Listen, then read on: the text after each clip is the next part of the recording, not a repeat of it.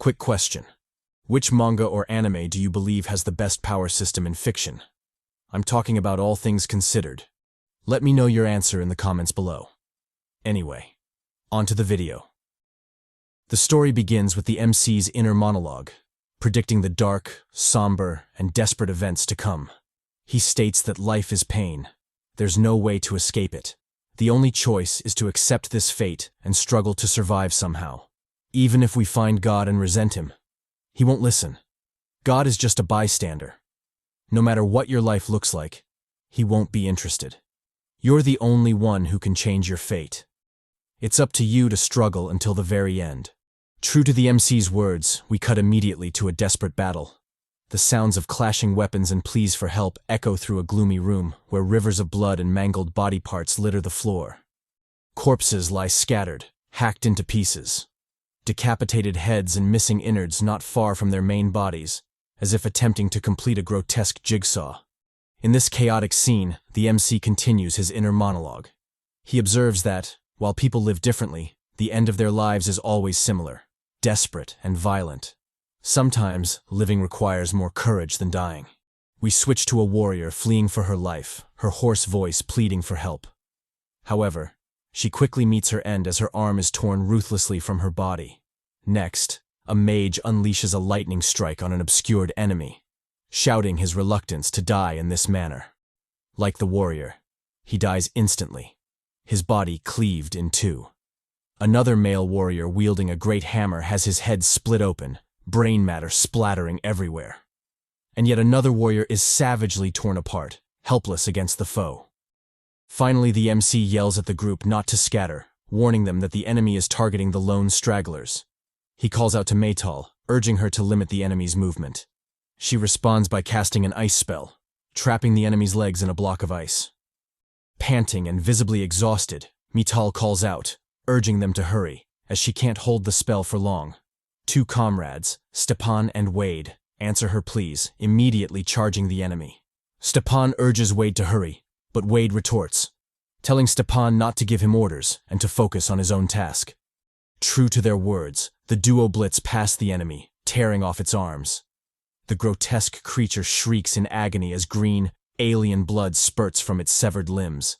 Seeing the immobilized and injured enemy, the rest of the party charges in. They can't afford to give it time to recover. Watching their reckless move, the MC shouts at them to retreat, warning it isn't the right time to attack. But his warning comes too late. The cornered alien responds immediately, growing numerous tentacles from its severed arms that lash out like lethal whips.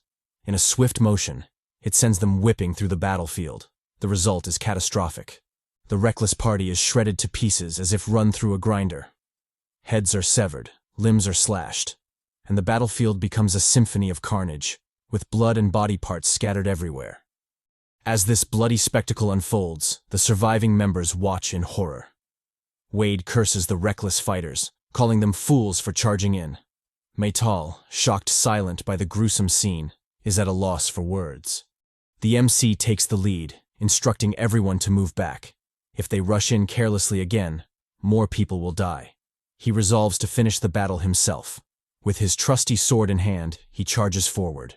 Noticing him, the alien focuses its lashing tentacles on him, trying to shred him to pieces. But our MC proves formidable, deflecting the alien's attacks with minimal movements as he charges forward. He estimates the tentacles to be about 20 meters long, posing a problem due to their incredible hardness and speed. Without his sword, he would have been shredded ages ago. Realizing he can't keep deflecting the tentacles, he decides to gamble. Activating his active skill, Heist, he swiftly lunges forward, dodging and parrying the tentacles. Finally escaping the deadly tentacles, the MC lunges at the alien, his sword poised to strike. Panicked by his relentlessness, the alien unleashes its trump card. Its grotesque brain splits open to reveal a hidden eye. The eye powers up, preparing a psychic attack. To the MC and the party members' horror, the attack lands, kicking up a windstorm and a cloud of dust. Maytal calls out the MC's name, her voice laced with worry. But her concern is unnecessary. The MC, Jeong Hyeok, narrowly dodged the attack and now hovers above the alien. Wasting no time, he reappears behind the alien, radiating an intense aura. Activating his skill Julian's sword, he slashes the alien in half, and its anguished screams fill the room. Amidst the spurting green blood and spilling innards, Jeong Hyeok strikes a calm pose, having finally ended the desperate battle. The surviving party members cheer, elated to have survived. An aerial view of the battlefield reveals the extent of the desperation, particularly in the alien's final attack. A system notification sounds, noting the mission's completion. The goal, kill the fast one, has been accomplished, and rewards will be distributed. Random skills or characteristics are offered as the first reward, and 10 souls are awarded as the second. Deeming his task complete, Jeong Hyeok sheaths his sword and instructs the party to take the souls, heal the wounded, and, most importantly, leave before the alien respawns. As they gaze at the mangled corpses of their former comrades, the party feels solemn. More than half of them have been wiped out, all killed from a distance. Wade remarks on the alien's intelligence. It used ranged attacks to keep the party from getting close.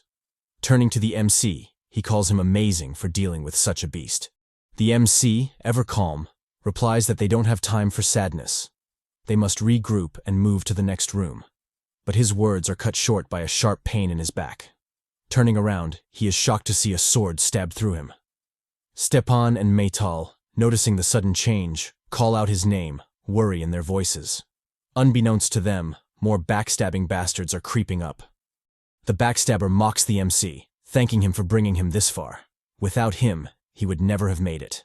As he gears up to say more, the MC, furious and brimming with killing intent, clasps his palm over the traitor's face, calling him a traitor and promising to kill him. The traitor panics, stuttering that he was just following orders, and calls to Wade for help. The treacherous Wade acts swiftly, drawing his sword and slicing off Jeong Hyeok's arm, shocking him. The rest of the traitors act as well, stabbing the MC with their swords. Now reduced to a bloody mess, the MC collapses, clutching his bleeding stomach. With a livid expression, he questions the traitorous bastards, asking why they did it. Wade replies that they no longer need him and plan to share his soul and advance independently. Hearing their foolish words, the MC mocks them. How do they expect to survive with such trash skills? They clearly don't understand the danger they're in. Wade tells him not to worry about them. He should focus on himself, as he's about to die. The traitors taunt the MC, telling him he has no friends left.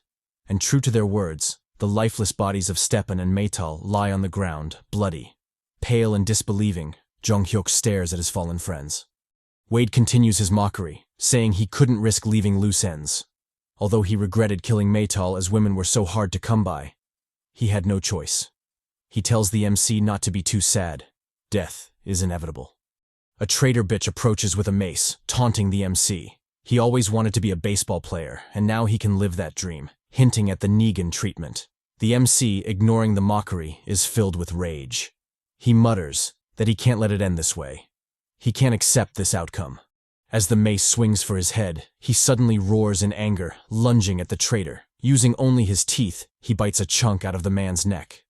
Wade panics, yelling at his men to stop the MC before he can use his skills. But the MC is already fighting back. He draws his sword and decapitates one of the traitors. He turns swiftly, chopping off another's head, blood spraying around him. Before the head lands, another traitor stabs him in the back. Ignoring the wound, the MC decapitates this traitor too. One of Wade's main fighters lunges, slicing off Jeong Hyeok's remaining hand. Seeing the MC's weakened state, Wade steps in, determined to finish him. With a swift swing, Wade beheads Jeong Hyeok, sending his head flying. The MC's severed head rolls on the ground before finally coming to a halt. His eyes remain open, his defiance evident. Panting and exhausted, Wade curses the MC for fighting so relentlessly. But it's over now. There's no coming back from a severed head. Observing their fallen comrades, the traitors lament their dwindling numbers, but decide to push forward. In this brutal world, they can only keep fighting. Wade glances at Jeong Hyeok's body, conceding that he might have been the one to end their shared hell. The scene shifts back to the MC's severed head. In his fading consciousness, he curses the traitors, bitter over his unfinished battle. He regrets not avenging Stepan and Maytal. As his life slips away, he laments how close he came to ending it all. But, in a shocking twist, he awakens, his eyes shooting open. Confused and frustrated, He realizes he's still trapped in this endless hell, where even death offers no escape. Lag. Taking a moment to reflect on his disastrous situation, Jeong Hyeok lies motionless on the floor. All around him, the bleak walls mirror his current state. Bleak and listless. Everything is the same, even the cursed word, lag, written ominously in blood on the wall. Suddenly, as if coming to terms with his bleak predicament, he yells. His anguished voice reverberates throughout the tiny room. He curses and yells, repeatedly striking the floor in rage. Those backstabbing motherfuckers. He promises to kill them all. After what feels like an eternity, his rage finally subsides, leaving only his labored breathing. Nothing would change even if he screamed and made a fuss. His saviors, his enemies, he wouldn't get to meet them again. That was the nature of the hell he was in. Turns out this wasn't the first time he'd died. Death wasn't new to him. After multiple repetitions, you'd think he'd be numb to it by now. But you'd be wrong. Far from getting used to it, living in that hellish place only kept getting worse and worse. Gritting his teeth in frustration, he laments having failed again. It's always failure after failure, again and again, like a curse. Welling up with rage, he punches the wall, hoping to vent his frustration. This choice, however, proves foolish, as the pain from his stunt soon follows. Holding his throbbing hand, he notes that he hasn't awakened yet, hence the pain. Gazing around the gloomy and cursed first floor, a space covered in dark blue light, he laments that he hasn't been here in a while. We learn that the first floor is always the same. The only difference is whether he's alone or with others. Walking toward a nearby wall, he feels around its surface, seemingly searching for something. After a bit of rummaging, he finally notices a hidden compartment in the wall. Pressing it opens a secret door on the opposite wall. A doorway to another hell. Cursing the difficulty from the start, he promises to kill whichever psychopath hid that switch on the wall. During his earlier regressions, he was unaware of the secret switch, so he died repeatedly on the first floor, killed by starvation and dehydration. The situation was even worse when other people were around. Not only did they fight and kill each other, but they were also forced to eat each other. He had died countless times, killed by someone else's hand. Before the awakening, he was nothing more than an ordinary Korean man. As such, his failure to secure an exit led to countless deaths in that room, and upon each death, he would be revived again and again, only to die all over again. Staring somberly at the cursed name Lag, Jeong Hyeok comments on loathing it. He doesn't know what it means or stands for, but just like the word lag, he feels like his life is lagging. However, all that is not important. What actually matters is surviving and hopefully getting the hell out of there. He's grown tired of the repeated deaths and doesn't want to do it anymore. Resolving himself, he walks into the light, ready to face his bleak future head-on. What greets him beyond the white radiance is a wide white room, all but empty except for the red structure in the middle. The red structure turns out to be a bizarre combination of cubes, humming ominously in the quiet room. The MC takes a moment to reaffirm his resolve, breathing deeply to calm his nerves. Without further hesitation, he swiftly places his palm on the metallic interface standing before the cube. As the mysterious structure boots up, a system panel appears, identifying him as player Jeong Hyeok. After confirming his identity, it immediately begins the awakening process. With the awakening, intense pain follows, causing our boy to groan in agony. The pain, however, swiftly passes, disappearing as quickly as it arrived. As the system announces the completion of the awakening, he receives multiple messages informing him of the subsequent random allocation of skills. And true to the notifications, he immediately receives the active skills Light and Flame, as well as the passive skills Pant and Bare-Handed Combat. With the task done, the system informs him of the final goal. He is to reach the lowest basement level.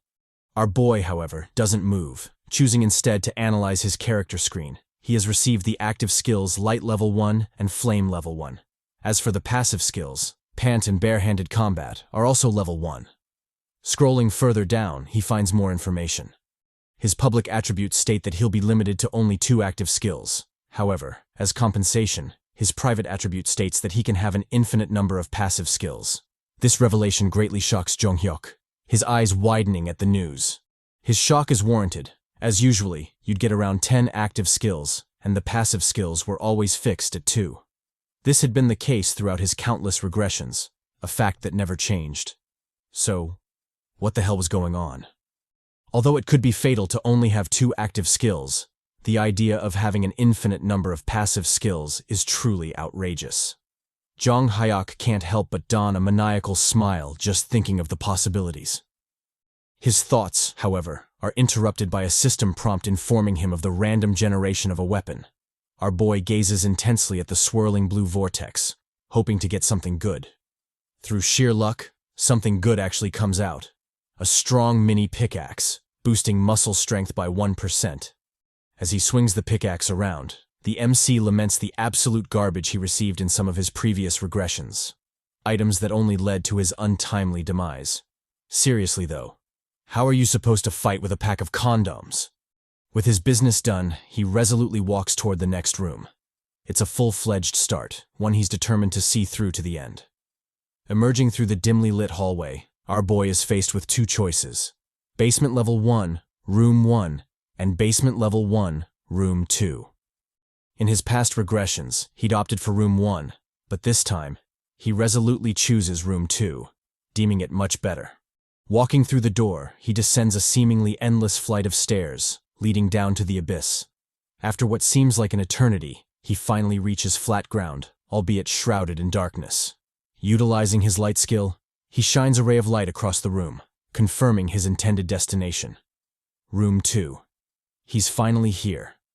With a grim look, he resolutely walks through the door, which closes behind him soon after. There's no going back anymore. After entering a room and having the door close behind you, retreat is impossible. The only choices are success or death. A system prompt soon follows, acknowledging his entry into room 2. It further highlights the details of the room. The common mission, although for beginners, is noted as not easy. His goal is to eliminate the monster, a zombie, in the room. The first reward upon completion is a random skill, or a random skill level up. The second reward is random equipment, or the key to basement level 2, room 1. We get a bit of info about room 2. It's a pitch-black space where one can't see an inch ahead. Maintaining absolute silence is paramount to surviving the trial. In addition, sticking close to the wall is also necessary, as it reduces the range of defense as much as possible. As he traverses the ominously dark space, Jeong Hyeok remarks on knowing what lurks in the space very well. With his senses heightened, he listens for any sounds in the dark, searching for his prey. Picking up on some distant clatters, he immediately goes on high alert, waiting for the incoming clash. The sounds turn out to be the clattering teeth of zombies, inching closer to his position, drawn to the scent of his vitality. The MC, picking up on their ambush, immediately activates his light skill, shining a light before him. And as he expected, there they are. The zombies, beings with strong jaws capable of breaking bones with a single bite. Jeong Hyeok remarks on the only upside to these vermin, their slow movements. With his light skill still active, he somberly watches as the zombies inch closer and closer to him. Taking an attacking stance, he eagerly urges them to get closer. The zombies, as if responding to his wish, stagger toward him, their sharp fangs clattering. Our boy, still in his fighting stance, remains completely focused despite the zombies' slow approach. Just as they cross the 5-step mark, the zombies make an unexpected move, swiftly lunging at the MC, their earlier slow movements gone. Jeong Hyeok, having anticipated this, doesn't panic. He swiftly swings his pickaxe, striking a zombie in the head. The blow is strong enough to send the zombie crashing into a nearby wall. With 2 enemies remaining, he immediately resumes his attacking stance. Inwardly, he notes the zombies' weakness, their heads. No matter how many parts you destroy, they keep coming, unrelenting, until their heads are destroyed. In the past, there were many times he was beaten by zombies with only their heads left, eventually dying pathetically.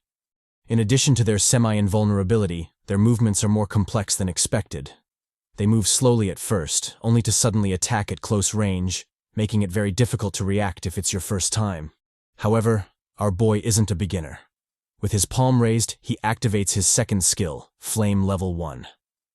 A crimson flame shoots from his palm, engulfing the charging zombies. As he watches the burning zombies, our boy reflects on why he chose the second room. It was due to his pickaxe and flame skill. Zombies are vulnerable to fire, and when their heads are struck, it effectively puts an end to them. Activating his light skill, he continues his search around the room. The room clear notification hasn't sounded yet, meaning there are still some zombies hiding somewhere. Picking up on a clattering sound behind him, Jeong Hyeok immediately turns, only to come face to face with a charging zombie. The infant zombie, thirsty for his blood, lunges at our boy, its sharp fangs just inches from his face. Our MC, not one to hesitate, swiftly swings his pickaxe, killing it instantly. There is no reason to hesitate. The monsters are no longer human. With his task completed, he pulls back his pickaxe, ripping the zombie's head off in the process.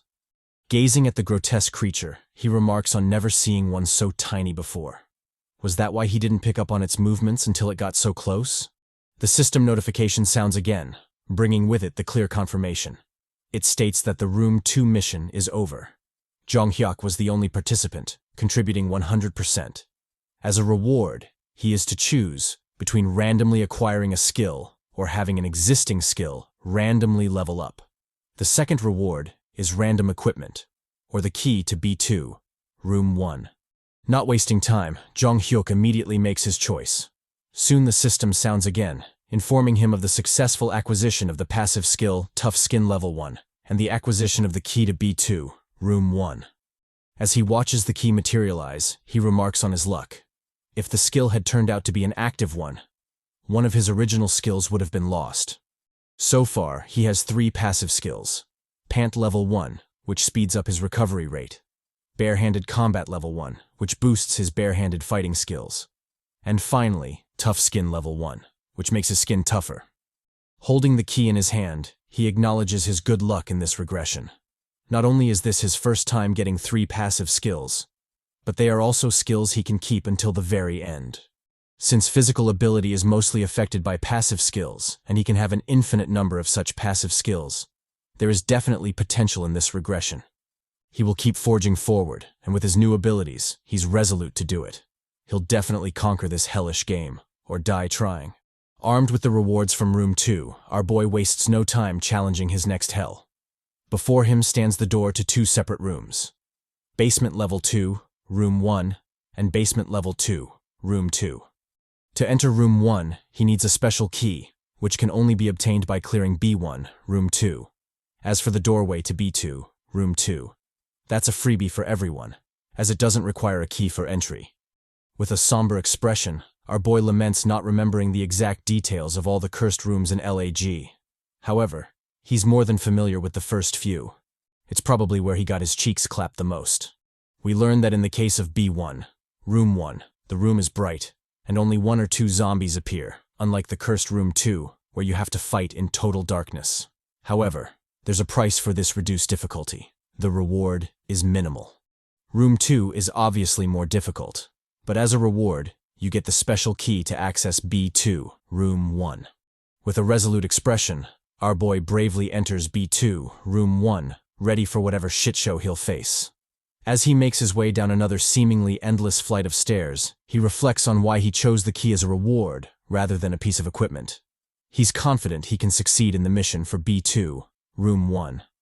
Another juicy incentive is that the reward is pretty good. Turning the knob for the room in question, our boy is met with another system notification. Player Lee Jeong Hyeok, the Chad has entered Room 1. The public mission for the room is to kill the bug behind the wall. The goal is to kill monsters from B2, Room 1, Space 1. As for the rewards, the first reward is speed boots, and the second is a random level up of one of his skills. Gazing at the loathsome notification, our boy laments the absurd difficulty. It's just 1 floor down, yet the challenge is already ridiculous, and they didn't even specify which monster he's to catch. As a point of reference, we get a better understanding of the structure of L.A.G. In this case, B2 means the second basement floor. The one in the middle refers to the exact room on that floor. And finally, the one at the end specifies which space in that room. For my fellow Chads, this basically means that inside a basement floor, there's 1 or more rooms. And inside those rooms, there are 1 or more spaces. Our boy reflects that so far, things are pretty good. Not to mention he already knows everything about the first few rooms. What bothers him, however, is the scene playing out before him. A man sits against the wall, seemingly asleep. This new addition to the party is player Kim Tae-min. His public attribute is breathing underwater, and his highest skill level is 2. Gazing at the sleeping dude, our boy can't help but wonder what the fuck is up with him. Even in such a situation, the dude is sleeping? Is he teasing death or something? As if sensing his gaze, Tae-min startles awake. Upon noticing the strange man staring at him, he almost shits his pants in fright. We also get an interesting new detail about the system of L.A.G. Everyone in the cursed game has access to certain information about the other participants. They can freely view the name, public attributes, and highest skill level of other players. For our boy, it shows his name, his public attribute. He can only have up to 2 active skills, and his highest skill level, which is currently 1. As expected, Tae-min is a bit taken aback. It's mostly due to the sudden arrival of the MC, but I'd like to believe it's because our boy has that alpha dog in him, rendering Tae-min speechless. All in all, there's a tense silence in the room as the two analyze each other. Our boy notices the hammer Tae-min is holding. From his memories, he identifies it as an item that boosts strength. The hammer is now covered in blood, hinting that it has been used recently. Finally breaking the ice, our boy questions Tae-min, asking him what the hell he's doing. The man, a fumbling mess, barely manages a reply through his constant stammering. Fed up with the nonsense, our boy tells Tae-min to speak properly. Tae-min finally pulls himself together and explains that he fell asleep while waiting for someone to arrive. Taking a moment to analyze the strange fellow, our boy notes it's unlikely that Tae-min passed B1, room 1, since he'd need the special key from room 2 to access this room. His scrawny appearance also doesn't suggest he defeated zombies in room 2. However, if that's the case, he shouldn't be here since he wouldn't have a key. All in all, the dude is hella suspicious. Our boy wonders if there was a third party who went into room 1, space 1 first, or maybe came down from B1, room 2. Drawing our boy from his thoughts, Tae-min replies that he was waiting for him. Jeong Hyeok, a bit puzzled, asks what he means. Tae-min explains that he had been partnered with someone upstairs. They had managed to survive the mission, but ultimately, the zombies got his partner. He tried to help, but he was helpless in the situation. Our boy, already piecing things together, replies that Tae-min must have survived somehow, and here he is. Tae-min confirms this, saying he came down in a hurry. I'm calling it now. This dude is hella suspicious. Just look at that teabag-like face. Tae-min goes on to explain that upon his arrival on B2, he didn't have the guts to go in alone, so he's been waiting for someone to venture in together. The MC, having picked up on something, replies simply, I see. Without wasting more time, he immediately heads toward the next room, casually reminding Tae-min to do whatever he wants. He can wait for someone else, or follow him inside. Flustered, Tae-min shouts at him to hold on. However, when he notices Jeong Hyeok has no intention of waiting, he decides to follow him into the room. To hell with caution, it's time to make moves. The system notification soon sounds, stating that players Jeong Hyeok and Tae-min have both entered B2, room 1, space 1. Having entered the new room, the boys are taken aback. Rather, Tae-min is taken aback. Our boy remains as nonchalant as ever. Having lived through multiple regressions, there are few things that surprise him. However, he understands how seeing such a sight for the first time could leave someone flustered. And true to his thoughts, the sight is indeed surprising. There's a forest inside the room. As for the sky above, it's hard to determine whether it's real or fake, but all he knows is that there's no ceiling. Grass grows on the floor and trees rise. No matter how you look at it, it's literally a forest. Though mesmerizing, our boy doesn't plan to stand around and ogle like a fool. Moves have to be made. He immediately starts walking toward the forest, an action that greatly shocks Tae-min. Flustered, Tae-min calls out, urging him to hold up. Does he not find the situation suspicious? They had been trapped inside a building, and now they're inside a forest. The whole thing doesn't seem right at all. After listening to his rant, our boy casually replies, sure, it's suspicious, but what does he expect him to do about it? Even if he asked, he doesn't know where they are or why they're here. The situation is already happening, and it's a waste of time to sit around with useless questions. The only move left is to forge ahead and hopefully secure the best chance of survival. Tae-min, unsatisfied with the MC's reaction, urges him to talk more about the situation. Our boy, however, shuts him down. Sitting around talking won't yield answers. life isn't that easy. The goal is clear. They must reach the lowest basement floor, the only thing they need to focus on to maybe get out of this hell. With that, he forges forward. If Taemin needs someone to sympathize with, he can look elsewhere. But Jeong Hyeok isn't that person. Besides, he never asked Taemin to follow him. Taken aback, Taemin watches somberly as the MC puts distance between them. From the look on his face, it's clear this teabag-looking motherfucker is up to no good. Snapping out of his suspicious thoughts, Taemin catches up to the MC and apologizes, admitting he was thinking of useless things during their dire predicament. Jeong Hyeok waves off his apology, telling him that if he has time to talk, he should also pay attention to the forest ahead. They don't know when or where the monster will appear. We cut to the boys making their way through the gloomy, foggy forest. Though massive, it's eerily empty and quiet, adding an extra layer of dread to the already dodgy situation. After what seems like an eternity of treading in silence, Jeong Hyeok finally stops, his gaze fixed on an obscured entity in a nearby tree. Taemin, picking up on his strange behavior, asks what's wrong. Our boy, however, doesn't answer, his focus on the creature only he sees. He wondered how many of the vermin were secretly hidden in the forest. Not getting the answer he expected, Taemin traced Jeong Hyeok's line of sight, trying to figure out what had the Chad all hot and bothered. The answer, however, wasn't one he wanted to know about. Camouflaged on the tree was a monstrous wooden spider, its characteristic being that its whole body was as hard as wood, and currently, its highest skill level was 1. As expected, Taemin freaked out, scared shitless by the strange abomination. Our Chad, however, was as cool as ever, telling him to be quiet. The monster, noticing the two new prey, immediately sprang into action. Without any wasted movements, it lunged at the boys, its massive body casting an eerie shadow on the terrified faces of the duo. With a mighty thud, it landed before the boys, the force of the collision kicking up a dust storm. The boys had no choice but to clumsily leap backward, barely dodging the attack. After all the dust settled, we finally got a clear view of the monstrous spider, and it was a nightmare. With a body as huge as a truck and an almost impenetrable carapace, the fiend was anyone's worst nightmare come true. Damn, I'm developing arachnophobia just looking at it. Our boy, however, was built differently. Despite the monstrosity before him, his attention was drawn to Taemin instead. He noted that Taemin's movements were better than he expected. Even if someone awakens an ability, it varies widely, depending on the person who uses it. As such, the strange fellow was a real enigma. He was scrawny, yet appeared capable. Something just didn't add up about him. The spider, however, wasn't going to sit around and wait for him to figure out his suspicions. Identifying him as its target, it immediately charged at our boy. Jeong Hyeok thought back to some of his earlier regressions when he had unfortunately gone up against the spider and, unsurprisingly, lost pathetically. When caught in the spider's leg, the human body easily breaks in two. However, no matter how powerful the attack was, it only mattered if he got hit by it. As such, our boy bravely faced the spider, unfazed by its menacing charge. Crunched into his fighting stance, he waited for the behemoth to make its move. Although it was indeed fast, it wasn't something he couldn't avoid.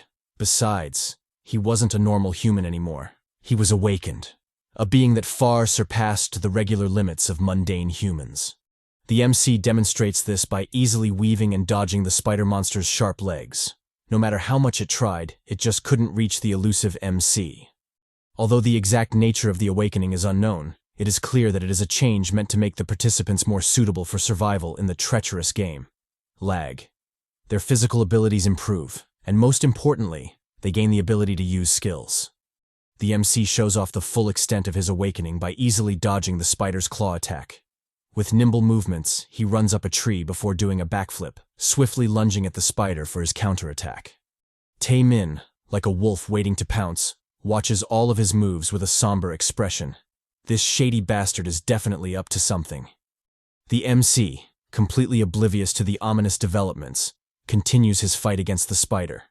From his aerial position, he jumps onto the spider, delivering a deadly attack on its leg. Reeling from the impact, the spider shrieks in pain, throwing the MC off its body. Jeong Hyeok, skidding to a stop, gazed sternly at the spider. As expected, its carapace is ridiculously hard. the fight won't end so quickly. Unbeknownst to him, the treacherous Tae-min was secretly lunging at him, poised to deliver a sneak attack. I knew it. This teabag-looking motherfucker was definitely up to no good. I definitely called it. With his eyes screaming murder, the treacherous Tae-min charges forward, his hammer raised, poised to attack. Our boy, finally picking up on the silent ambush, turns wearily to face Tae-min. However, to my shock, the bastard actually directs his attack at the spider, not our boy. Activating his active skill, explosive attack, the suspicious Tae-min delivers a devastating blow to the spider's legs, blowing them to smithereens. Jeong Hyeok, just as puzzled as I am about Tae-min's interference, thinks to himself that it was unexpected. He'd thought the sassy bastard would just be an observer in the fight. Nevertheless, now wasn't the time to mull over such things. Capitalizing on the opening created by Tae-min, our boy charges in again, craving some spider cheeks to clap. He performs a leap attack, landing a solid hit on the monster's leg, followed by a backward dodge, barely avoiding the spider's counterattack. Skidding to a stop, Jeong Hyeok faces the spider head-on, no fear visible in his Chad face. Analyzing his foe, he notices a crack in its almost indestructible carapace. Finally, a chance for a lethal attack has opened up. Wasting no time, Jeong Hyeok stealthily creeps up on the spider and, in a single swift strike, obliterates its leg. The bastard Tae-min also joins the fray, delivering numerous explosive attacks on the beast. The monster, left reeling from the attacks, shrieks pathetically, its once majestic carapace now reduced to a mangled burning mess. Taking advantage of the beast's immobility, the MC charges back in, planning to finally put an end to the vermin. Leaping onto the spider's carapace, our boy charges up a devastating attack, his muscles tensed in preparation for the ensuing carnage. And he doesn't disappoint. He unleashes a barrage of attacks on the spider, his movements so swift and agile that afterimages are left in his wake. The endless blows continue. The once devastated battlefield is now reduced to a symphony of thrashing and shrieking sounds. Finally, the beast succumbs to the MC's relentless attacks, collapsing loudly and breathing its last. With his enemy felled, the MC calmly rises, his trusty pickaxe squarely tucked away. The bastard Tae-min also survived the battle, although barely, judging by his labored breath. Jeong Hyeok analyzes the strange fellow, noting his lack of passive skills that offer physical reinforcements. However, he seems to be capable of continuously using his active skills, even if it's detrimental to his stamina. In addition, the sassy bastard absolutely sucks at combat.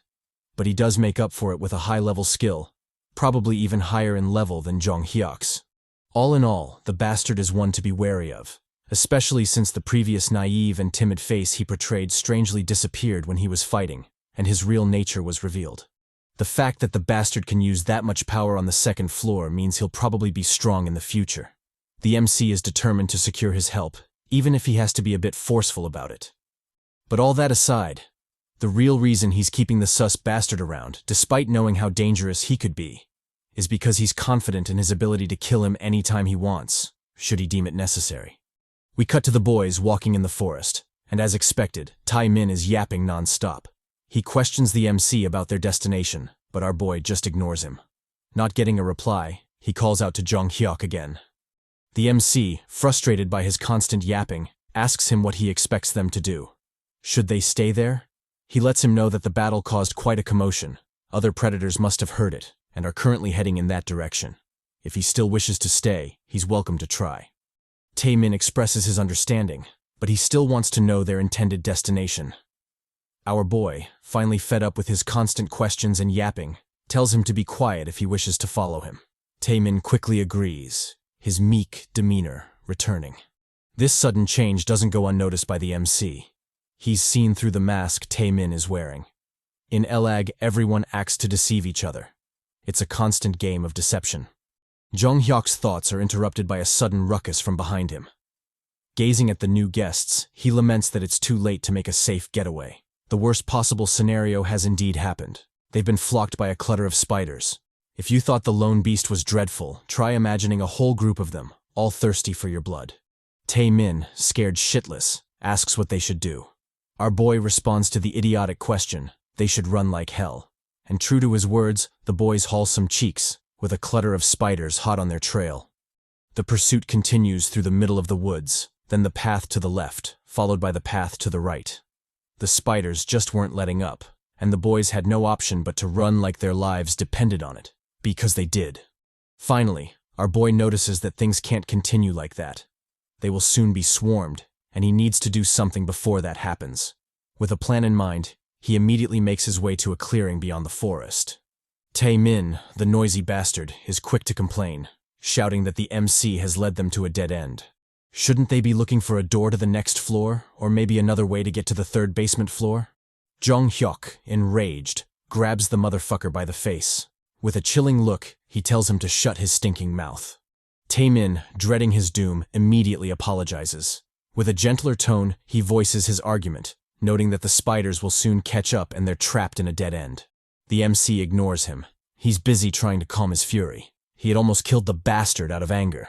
Looks like keeping the treacherous jerk alive will be harder than our boy thought. We cut to some general info about room B211. Although it seems like a vast forest, it's actually not infinite. Our boy intends to use that feature, along with the fact that the spiders will come hunting for them, to launch his counterattack. Activating his flame skill, he sets fire to a tree. He also instructs Tae-min to do the same using his explosive attack. The goal is to set fire to the whole forest. Obviously, the noisy bastard complains, but the MC tells him to shut up and do as he's told. Tae-min, still scared of our boy, decides to keep his head down and follow orders. With his trusty hammer, he strikes the trees, setting them ablaze. The embers from his attack spread wide, setting the nearby trees on fire. In just a couple of minutes, the fire blooms into a huge inferno, unstoppable in its spread. Tae-min asks why they did that. If the fire spreads, they'll be in danger too. Jeong Hyeok doesn't answer, seemingly waiting for him to figure things out on his own. Any further attempts by Tae-min to get clarification from him are met with a quick jab to the face, serves him right. Soon, however, the plan becomes obvious. The monstrous spiders, hidden and lurking in the forest, are set ablaze as well. Their dying shrieks echo in the forest as they fall. Under the somber gaze of our boy and the shocked expression on Tae Bastard's face, the spiders die, helpless as they burn alive. A system notification soon sounds. The mission is complete. The goal of killing the wooden spider is achieved, and the rewards will be given to player Lee Jeong Hyeok. He contributed 94%, while Tae Bastard contributed 6%. As such, Jeong Hyeok will be rewarded with speed boots as his first reward, and a random skill level up as his second reward. The MC explains that each mission has a minimum condition for receiving compensation. Even if you contribute toward the mission, if it's too low, you won't be rewarded. He reflects that the mission was only easy because of the nature of the room and spiders. They have a habit of tracking their prey down, so it wasn't difficult to lure them into a trap. Plus, their bodies are made of wood, so they burn pretty easily. We switch to our boy getting his rewards, the speed boots, which increase his speed by 5%, as well as a level up of his bare-handed fighting skill to level 2. He comments that everything seems to be going great. The boots are fantastic, and the skill level up is great too. The only problem he can point out is his horrible crime against fashion. Turning his attention to the stalking Tae-min, he asks him why he's staring so much. The latter asks if everything is over now. Jeong Hyeok calmly replies that if the system notification indicates it's over, then it's over. He has to quickly adapt if he wants to survive. Walking away from the bastard, he dives into his future plans. There are certain things he needs to acquire before moving forward. We don't know exactly what they are, but he's a regressor, so I'm sure he has something cooking. Behind him, the suspicious Tae-min is giving him the treacherous look again. I might have been wrong the last time, but my gut is telling me this bastard is up to something. Guess we'll just have to wait and see. We cut to the raging inferno finally dying down, leaving only its embers stubbornly clinging to life in the otherwise eerie, smoky forest. The boys, now free to move around, walk through the burnt battlefield, seemingly searching for something. Jeong Hyeok, taking a moment from his search, gazes suspiciously at Tae-min, his inner thoughts too cryptic to decipher. Maybe, like me, he's already caught a whiff of Tae Bastard's treacherous smell. Anyway, he decides to put that aside for now and continue on with his search. As he searches thoroughly through the battlefield, we learn more about the lore of the cursed game, L.A.G. Apparently, clearing missions isn't the only way to get rewarded in the death game. You can also get rewards for killing monsters, one of which is a soul. True to the lore, our boy finally finds what he's been looking for. a strange, luminous orb floating gently above a charred spider corpse. This is the soul. In L.A.G, souls essentially act as skill points. By collecting them, players can raise the level of their skills. Of course, depending on the skill type and level, several souls might be needed to level up. We get a glimpse of this when a system notification pops up, informing the MC that he needs 2 souls to level up his bare-handed fighting skill to level 3. Since souls serve as a kind of skill point, they can be collected and stored in the body, only to be used when the player decides to do so. Players can also take them out of the body and use them for transactions. All in all, souls are very vital for survival in L.A.G, serving as both a means to get stronger and as currency. Done with the lore dump, Jeong Hyeok looks around the battlefield, searching for any souls he might have missed. His attention, however, is drawn to the bastard Tae-min, who is actively trying to steal a soul for himself. The treacherous bastard, arms outstretched, eagerly tries to absorb a soul, his greed palpable. Our boy, with a knowing grin, mocks the bastard, inwardly remarking that it's impossible for Tae-min to absorb the soul. And true to his words, the thieving scumbag is met with a system notification informing him that there are still 3 hours left before the soul is released. We learn that in L.A.G, souls are owned by the player who made the most outstanding contribution in killing the monster. This privilege lasts for 4 hours, and it's impossible for anyone to steal the soul during that time. The only way someone else can take the soul is if the 4-hour time limit runs out, or if the owner actively transfers ownership. Although the system mechanics for L.A.G are interesting, they can't compare to the look on Tae Bastard's face. This motherfucker actually thought he could steal a soul. The look on his face is priceless, especially with the mocking grin on our boy's face. Of course, there's another system mechanic for owning souls, one that, although ominous, is still valid. We get a hint of it by looking at the crazed expression on Tae-min. It seems the bastard has finally decided to show his true colors. Our boy, seemingly oblivious to the enraged bastard fuming behind him, casually dives into his inner thoughts, planning his next moves. He currently has 2 souls, and it's about time he heads to the next room. But before that, there's something he needs to take care of. Coming to a stop, we see an extra pair of legs charging toward him. Ladies and gentlemen, the long-awaited moment has finally arrived. Tae Bastard, just as I predicted, lunges at our boy, his treacherous hands poised for backstabbing. I knew it. I told you guys this teabag-looking motherfucker could not be trusted. Nobody who looks this treacherous can ever be trusted. With his hammer brimming with power, Tae Bastard activates his skill, explosive attack, swinging it decisively at our boy. Blood splatters in the wake of the attack, and the camera zooms out, almost as if scared to show the result of the cowardly betrayal. Eventually, however, it zooms back in, revealing the outcome of the attack, and it is glorious. Our boy, with a move reminiscent of Neo from The Matrix, blitzes the fuck out of Tae-min, his pickaxe stabbed squarely through his neck. In a grotesque manner, the treacherous bastard coughs up a mouthful of blood, his eyes slowly rolling back in death. Our boy mocks him, teasing that he must be curious to know how he predicted the betrayal. He tells Tae-min he should have cleaned the blood off the hammer when they first met. Yanking the pickaxe from Tae-min's neck, he laughs at him. Tae Bastard had thought he could use the MC and kill him afterward, but he'd been playing right into his hands the entire time. Watching the treacherous bastard choke on his blood, our boy tells him that fools like him are common in L.A.G, and that unfortunately he's died many times because of them. So much so that he's tired of it. Without any mercy, he decisively swings his pickaxe, stabbing Tae-min through the skull and ending his pathetic life. We learn that one reason for the low survival rate in L.A.G is that humans, just like monsters, also produce a soul when killed. As such, some players in the death game hunt not only monsters, but humans as well. Tae-min was such a person, the type to hide his true self, use others, and do anything for his own benefit. From the moment they met, the MC had suspected him. Currently, they were on the 2nd floor, and zombies do not bleed, which means the blood on Tae-min's hammer must have come from a person. Additionally, as they were searching through the battlefield, it was clear that Tae Bastard was aware of the existence of souls. Zombies on the 1st floor don't have souls, so he must have killed someone and stolen theirs. Like the coward he was, he probably aimed for his partner's head after killing the zombies. But all in all, the bastard is dead now, even being used after his death. Thanks to him, our boy now has 3 souls to his name. Speaking of being used, it's funny how Tae-min died on all 4s like a dog. Dude will be crossing to the afterlife, ready for backshots. What a fitting end for the bastard. Jeong Hyeok reflects on how he was able to outsmart Tae-min. He was already familiar with such situations. Through his countless regressions, he's dealt with people like that many times, often dying pathetically because of them.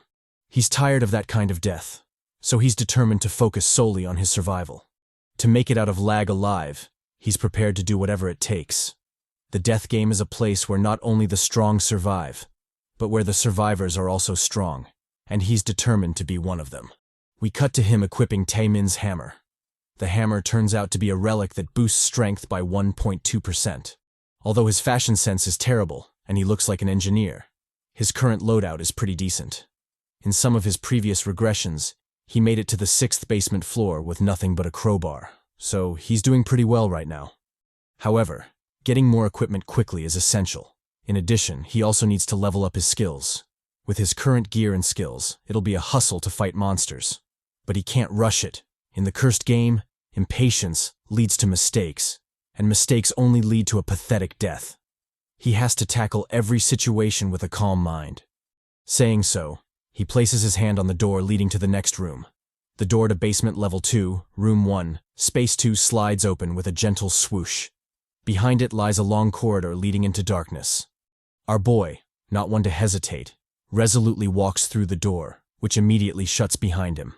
The system notification soon sounds, announcing that player Lee Jeong Hyeok has entered B212. Our boy ignores the notification and calmly proceeds forward. At the end of the long corridor lies another room, with doors on all its sides. We learn that B212 is a lobby or restroom of sorts, a place where players can rest and reorganize.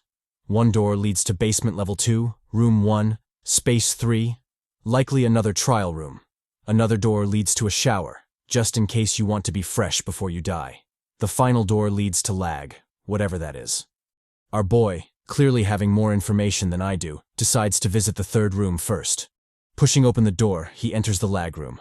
Behind it lies a mysterious, spooky phantom, a vendor of L.A.G. Jeong Hyeok notes that although he's used to seeing them, they somehow always make him feel uneasy. We learn that these vendors are forever silent, almost like virtual apparitions without any substance. However, that doesn't mean they can be touched recklessly. In one of his past regressions, a companion of his fucked around and found out. The blonde Chad had foolishly waved his hand into the vendor's image, and, let's just say, he got a very bloody surprise. Although surprising, such rash idiots are bound to die early anyway. Back to the mysterious vendor, our boy notes that they don't appear on every floor, so it's important to make use of them whenever possible. Approaching the phantom trader, Jeong Hyeok instructs it to show the equipment in its inventory. The mysterious trader immediately complies. With its arms spread out, it opens a pocket space showcasing its entire collection, and there's some good stuff in there. Trading with these vendors is simple. Because of the nature of their inventory, you can discern the equipment's attributes just by looking at it. Our boy, having browsed enough, asks to view the armor as well. The vendor, ever silent, complies, showcasing its collection. Jeong Hyeok, with a serious face, ponders what he can afford with his current collection of souls.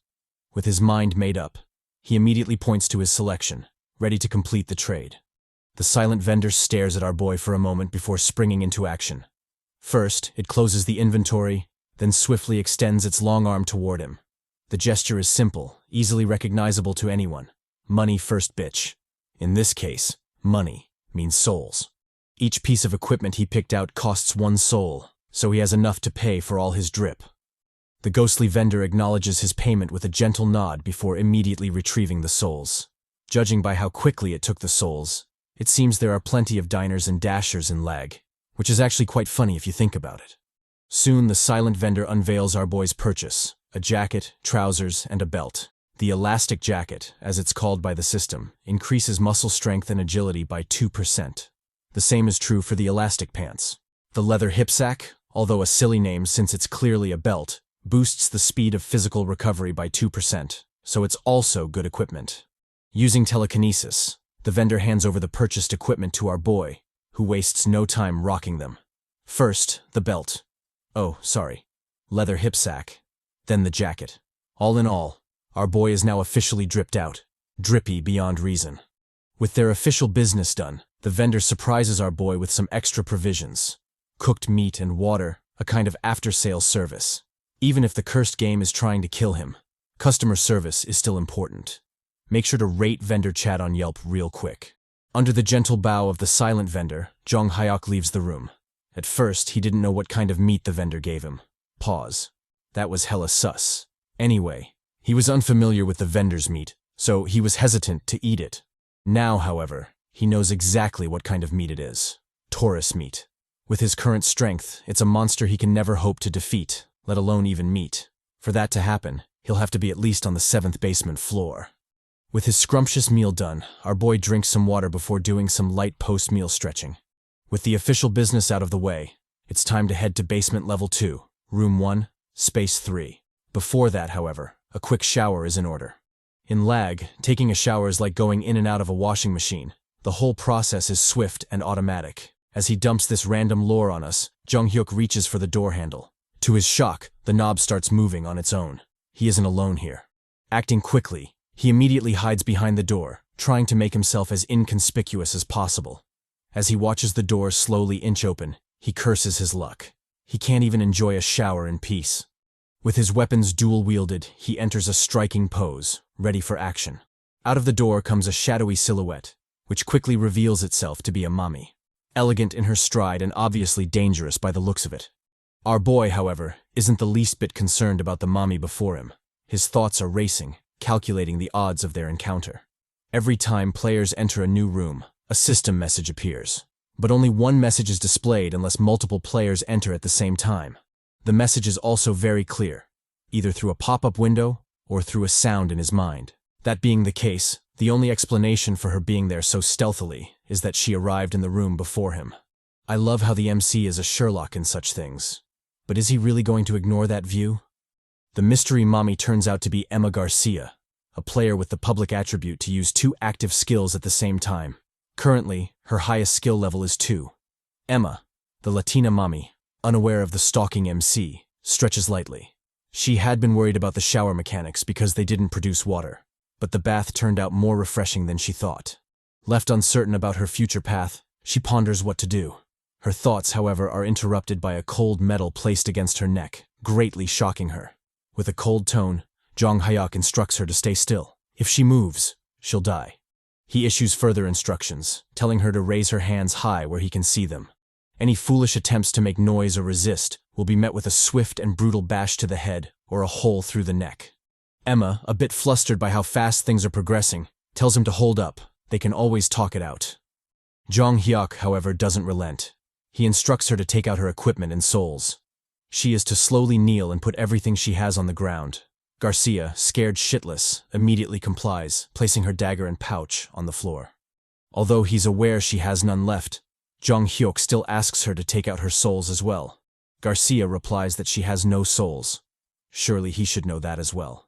Her words hold true. In L.A.G, it's impossible to know the exact number of souls a player holds, but it is possible to determine if they have souls on them or not. Gazing warily around the room, our boy inquires if there are others around, probably her companions. Emma immediately replies that she's alone. The MC, however, isn't convinced. He tells her to stop with the lies. If she already knows that he can check if someone has a soul or not, then she should know he already sensed something. There's someone else with her. Garcia, despite the tense atmosphere, shows a smile, probably thinking about the best way to explain herself. Jeong Hyeok, noticing the odd reaction, asks if she thinks this is a laughing matter. Is the situation funny to her? Emma immediately denies this. Thinking quickly, our boy concludes that the only place left to check would be the shower room she just came out of. With Emma as a hostage, he instructs her to open the shower door. When they enter the room, however, it's completely empty. Jeong Hyeok, a bit puzzled, tells Emma to speak the truth. What the hell is really going on here? Emma nervously replies that the person she was with had already left, gone to the next room, room B222. She further clarifies that after they finished their mission in room B221, 2 doors appeared. The stranger went to room B222, while she came to room B212. This news greatly shocks Jeong Hyeok. The system of L.A.G had changed. Normally, if he'd gone through room B211 and she went through room B221, they shouldn't have met. The only way to meet would be if they both went to the next basement floor. But now it's different.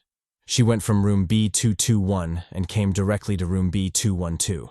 For you Chads who are a little confused, it basically means that although they were on the same floor, they were in two different rooms. In the normal setting of L.A.G, they shouldn't have met unless they both went down to the next floor. But now, she left her room and joined him in his room, which should have been impossible according to his multiple regressions. With his pickaxe held threateningly against her scalp, Jeong Hyeok asks if she's sure. Latina Mommy immediately confirms, saying she's double sure.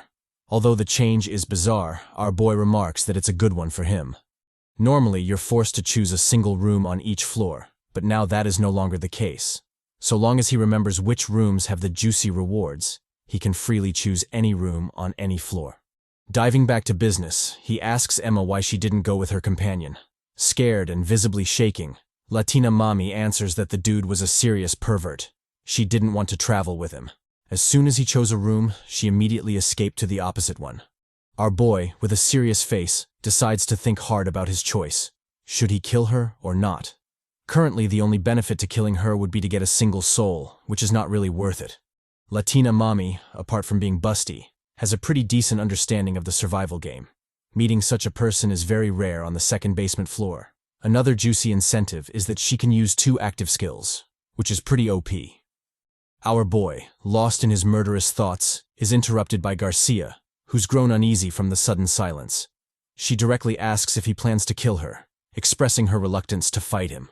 She goes further to plead her case, saying that she has no intention to harm anyone, and, if that still isn't enough for him to keep her alive, he should know she's also smart, athletic, cute, and, of course, sexy.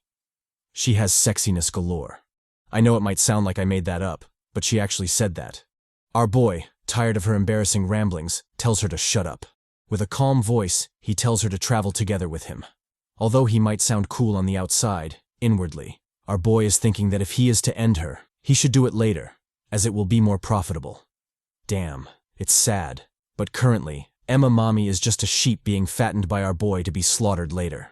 The Latina Mommy, unaware of her bleak future, asks Jeong Hyeok if she could turn around. Our boy agrees to this, reminding her to pick up the equipment she'd discarded. Emma Mommy, like a true simp, blushes at the sight of Jeong Hyeok. She had thought he was a middle-aged man from the sound of his voice, but it turns out he's a dripped-out, handsome Chad instead. Everything about him screams poppy, except for his eyes. He has the eyes of a lousy person. Jeong Hyeok, a bit taken aback by the compliment sandwich, asks if she can afford to say that. He had her hostage not too long ago, after all. Emma casually replies that she's a positive person. All that is in the past. Besides, he already decided to travel together with her, so he shouldn't change his mind. Jeong Hyeok, in a roundabout apology, explains that his behavior was necessary. It was a means to protect himself. In this treacherous game, it's better to kill than be killed. Emma, picking up on his long and concealed apology, expresses her relief. She officially doesn't think of him as a bad person, nor as a thirsty pervert. Hearing such straightforward and somewhat naive thinking, our boy reflects that she probably hasn't been forced to kill someone, or maybe hasn't seen someone die before her eyes. She might know the fear of death, but she still isn't realistic about it yet. In that cursed game, they are forced to be close to death. The only difference is the form of the death, whether it's theirs or someone else's. Turning to our boy, Emma Mommy inquires about what their next move will be. Jeong Hyeok replies that they will be challenging the next room, basement level 2, room 1, space 3. Emma asks if there will be monsters in there, and our boy swiftly confirms it. Garcia Mommy, surprisingly resolute, immediately heads for the door, urging Jeong Hyeok to follow. Her false confidence, however, immediately crumbles, and she's left frozen before the door. Turning to our boy, she begs him to go first. She's a vulnerable woman after all. Our boy, however, isn't a simp. As a proud member of the Virginity is Cool Club, he tells her to go in first. Besides, he's a serious gentleman and believes in ladies first. Manners make a man. Garcia mocks him, telling him that he must have learned it wrong. He should probably go learn it again. Saying so, she opens the door. Behind it is a dark and eerie corridor. Our boy, remembering his manners, immediately pushes her inside. A lady should always go first, even if it's into a dark and ominous room. We cut to our Chad and Mommy traversing the dark and ominous corridor. The eerie atmosphere is further emphasized by the silence in the room, their subtle footsteps being the only sound echoing. The soul-saving grace in the otherwise dreadful situation is that Garcia Mommy turns out to be more busty than we initially thought. Just look at that figure. I mean, if you're going to die anyway, you might as well do it in the company of someone busty. No offense to our flat queens. I'd nibble on you any day of the week. Our boy, oblivious to the dynamite Garcia is parking, casually dives into his thoughts, desperately trying to recall the challenge of the next room from his multiple regressions. Garcia calls out to him, interrupting his thoughts. She complains about the room being too dark to see anything. In such a situation, what should they do? Our boy, always a man of manners, ruthlessly pushes her into the room. What's there to be confused about? Just enter the damned room. Garcia moans, startled by Jeong Hyeok's thuggish behavior. It's not the kind of moan we expected, but hey, it's something. The system notification soon sounds, announcing that players Lee Jeong Hyeok and Emma Garcia have entered basement level 2, room 1, space 3. Upon the system's announcement, the lights finally turn on, and the sight before them is revealed. Two Chads down on their luck have checked out of the death game. Shocked by the dreadful sight, Emma screams. Our boy, however, is as nonchalant as ever. His multiple regressions have rendered him numb to such things. This is lag. Death is almost inevitable in this hell. The camera zooms out, and we finally get a glimpse of the entire room. It is mostly empty, with nothing of note except for the hanging contraptions and seats, their purpose apparent. Calmly gazing around the room, Jeong Hyeok notes that there are two bodies this time.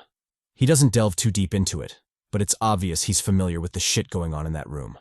Garcia Mommy, the only oblivious one of the two, tries to make sense of the situation. They're in a room with hanging bodies, and on the wall are multiple screens, their content obscured for now. Leaning closer, she gazes intently at the monitors, trying to discern what they are showing. Jeong the Chad calmly answers her question, saying the screens show where they should head to. Their final destination seems to be a maze from the looks of it. Garcia, the Latina mommy, noting an odd movement in one of the screens, points it out, urging our boy to focus. There was a man shown in it. As the scene zooms in on the man, we can tell he's having a hell of a day. Garcia, noticing the random NPC's expression, comments that he seems to be surprised by something. She turns to Jeong Hyeok, asking what might possibly be hidden there. Our boy, however, shushes her. He's too focused on the man to pay attention to her words, or her bust. Don't worry, mommy. I can do both. The scene zooms in on the random extra fleeing for his life. In typical bot fashion, he trips on himself and falls. Garcia notes that his leg is injured. Should they go help him? Jeong Hyeok, however, turns down her foolish suggestion. Why should they go help him? Rushing in thoughtlessly would only get them killed. Besides, the man is clearly a paid actor. Doesn't she know in a horror film one person has to run and trip on themselves? It's an obvious development. As they continue to stare intently at the screen, the cursed game throws them a curveball. On the screen, a majestic yet deadly predator emerges, calmly stalking its prey. This behemoth is the masked lion, a being capable of eating anything well. Really? Anything? Ahem. Get your dirty minds out of the gutter. Currently, its highest skill level is 5. As the literal cameras for the death game zoom in on the dreadful creature, our busty mommy, Garcia, startles in surprise. What the fuck kind of creature is that? Jeong Hyeok, the experienced regressor, isn't faring too great either. With a panicked expression and butt cheeks clenched, he wonders why a masked lion would be on the second basement floor. Lag had changed, and as it turned out, it hadn't changed only for the better. He cursed himself for being too complacent in his common sense. Of course the death game wouldn't be kind to him. It had changed as a whole, for better or worse. The random NPC, who turns out to be a genuine person and not a paid actor, was currently shitting himself. The lion had him in its sights. Like a spoiled child playing with a toy, it mauled him ruthlessly, his blood painting the ground crimson. Even as he screamed desperately, the giant behemoth was unrelenting, determined to swallow him whole. It even bit his crown jewels for good measure. Damn, just what did he do to make the lion that mad? Despite his pathetic screams and mauled body, the NPC wasn't going down without a fight. Activating his skill, Ice Spear Level 1, he conjured a freezing spear of ice in his palm. Wasting no time, he stabbed it into the dreadful foe. Jeong Hyeok, watching all this from the control room, sighed. It was useless. At that level, the skill couldn't do much to the lion. And true to his thoughts, the freezing spear just bounced off the lion's hide, doing 0 damage. Eventually, however, the NPC decided on a more strategic approach. He stabbed the lion through the only soft spot available, the eye. The lion, left reeling from the attack, wailed in agony. Contrary to the bot's expectations, it didn't release him. Instead, it doubled down on the damage, digging deep into his flesh. And I'm not kidding this time, his balls. In a brutal show of rage, the lion feasted on the NPC, completely ignoring his death throes. The man helplessly coughed up a mouthful of blood, his death seemingly inevitable. Under a bloody shower, the random dude finally succumbed to his fatal injuries, moving on to the afterlife squeaky clean. GG to our boy. Back at the control center, Jeong Hyeok and Emma Mommy watched the scene unfold in shock and horror. Despite the corpses chilling in the background, the duo were glued to the screen, unable to take their eyes from it. Our boy, vexed by his horrible luck, cursed. Throughout his countless regressions, there had been a monster in the maze, but never a masked lion. The situation was proving impossible. A complicated maze, an unkillable mob, there just wasn't a way through it. Fighting the lion was suicidal with zero chances of winning. The best, and maybe only solution, would be to somehow get to the next floor without meeting it. But that was easier said than done. And with his luck, it would be a miracle if it happened. Calming himself down, he steadied his resolve. He wasn't going to give up, not just yet. This regression was a great opportunity, one he couldn't afford to miss. With a firm will, he resolved to survive. He'd survive no matter what. Latina Mommy, with her own MC power-up moment, thoughtfully analyzed the situation. Our boy noted that although she was scared shitless, she didn't turn her eyes from the screen. She was desperately trying to gather as much information as possible, possibly formulating her own plan. As expected of someone with good survival skills, a lethal combination, bust and brains. Jeong Hyeok, turning to the door, urged Garcia to come along. It was time to go. Emma, visibly worried, asked if they'd encountered the dreadful lion in the maze. The MC casually replied, "Maybe." Still worried, Garcia told him to hold the fuck up. Even knowing that, he'd still go in. Our boy, as nonchalant as ever, asked her in return, "What do you plan on doing instead? Stay in this room forever?" It must be obvious to her by now. As soon as you enter a room, there's no going back. You either move forward or die. If she didn't like it, then she could always choose the third option. Go hang out with the boys. Turns out, that was why this room was created, for the players to, hang around. Damn. Turning to the scared but still busty mommy, Jeong Hyeok informed her that they only had two options. They could either go into the maze, despite all they'd seen, or they could stay and do the same as the Chads. Garcia, obviously conflicted, gazed somberly at the Chads. This was a tough decision to make. Our boy, the anti-simp, ruthlessly urged her to go ahead and do it if she wanted to. He wasn't going to stop her. Garcia rebuffed, sarcastically telling him his words were so beautiful. Obviously, our boy is an honored member of the Virginity is Cool Club. Of course he'd speak beautifully to a lady in such situations. Cursing her shitty luck, Garcia drew her sword. This whole place was crazy. The game was crazy. She was crazy. And the guy she thought was a chatty poppy was also crazy. Why did she have to be trapped in such a place? Jeong Hyeok, uncaring of her ramblings, told her to make up her mind. That was the nature of the hell they were in. If she hesitated, she'd die. If she didn't reduce unnecessary behavior, she'd die. She had to be as quiet as possible, or, guess what? Yep, she'd die. Saying so, he firmly gripped the doorknob, poised to enter. Before doing so, however, there were certain things he had to confirm first. Turning to the scared mommy, he asked what skills she had and how many there were. Garcia replied that she had 3. We finally get to see Latina Mommy's skills. She currently has Heist Level 1, which increases her movement speed, Magic Missile Level 1, which fires a sphere that deals physical damage, and Mark Level 1, which leaves a mark on a target. Jeong Hyeok, skeptical, asked if she only had 3 skills. Emma, a bit vexed, replied that not trusting people was a bad habit.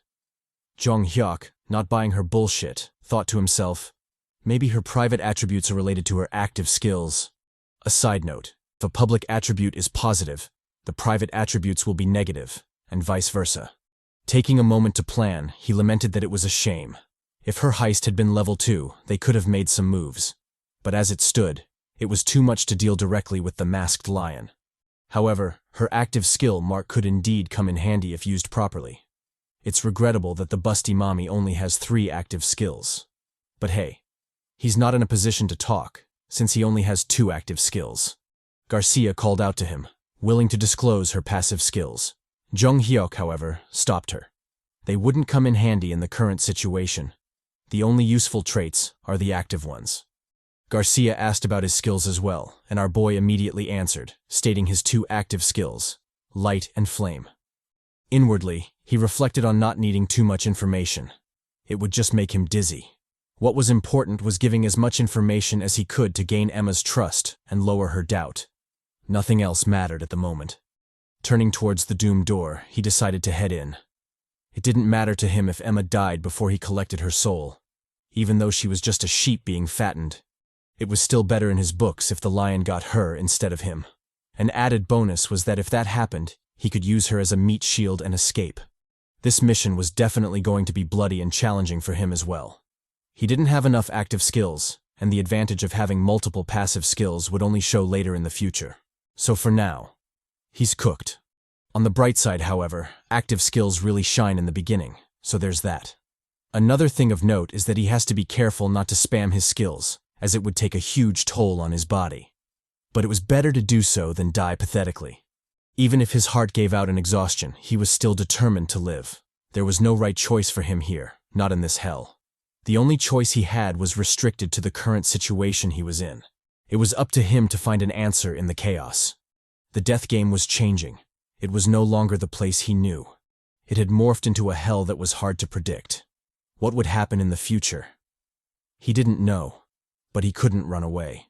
The only choice forward was to risk his life and proceed onward. Reaffirming his resolve, he resolutely entered the door, and the true horror of the maze finally revealed itself to them. The system notification soon follows. The public mission for the door is to get out of the maze, the main and only goal being to reach basement level 3. The condition for successfully passing the trial is to contribute 10% or more.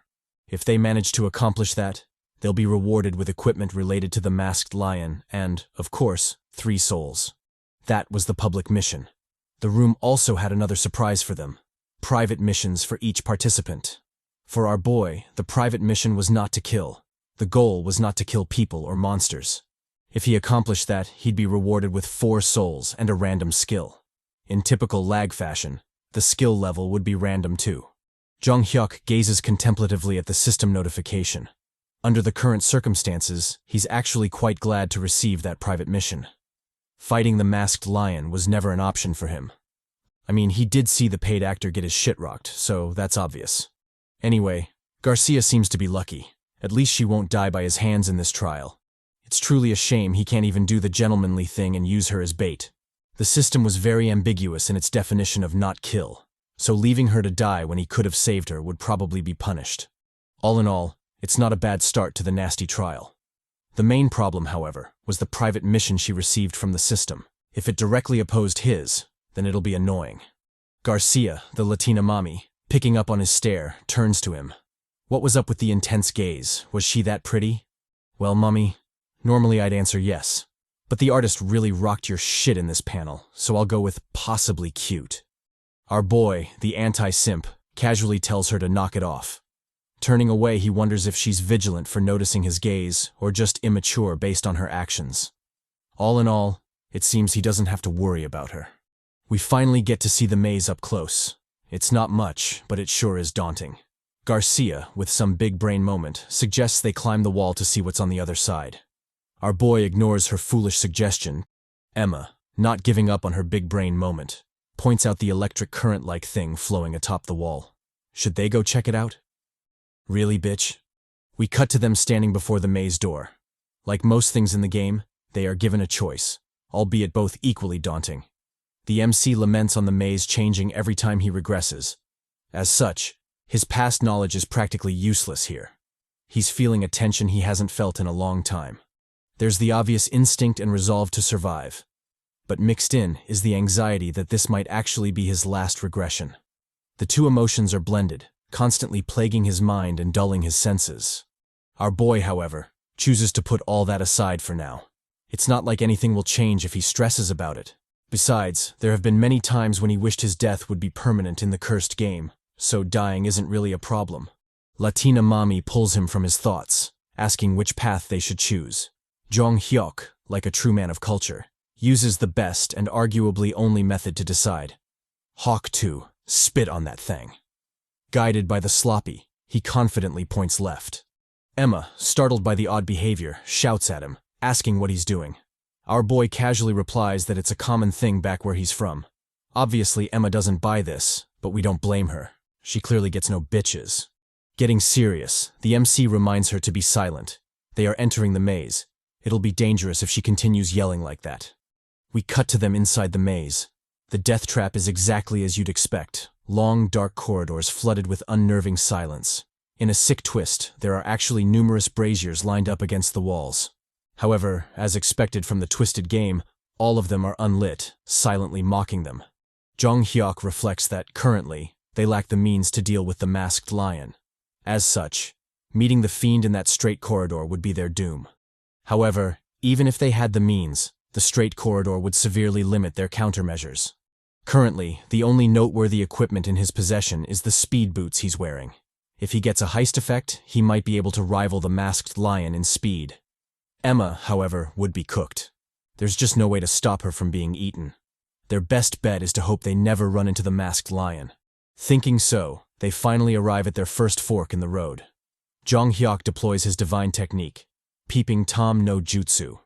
With perfect precision, he cranes his neck, analyzing the road ahead. From his stellar form, it's obvious our boy is an experienced Tom. Turning to Emma, he gives her the go-ahead. The road seems clear. They can proceed. And so they do, walking through the ominous corridor with no end in sight. They soon reach another crossroad, and our boy, experienced in navigating, immediately turns to the mighty Hawk 2 for guidance. Again, the sloppy points them left, and left they go.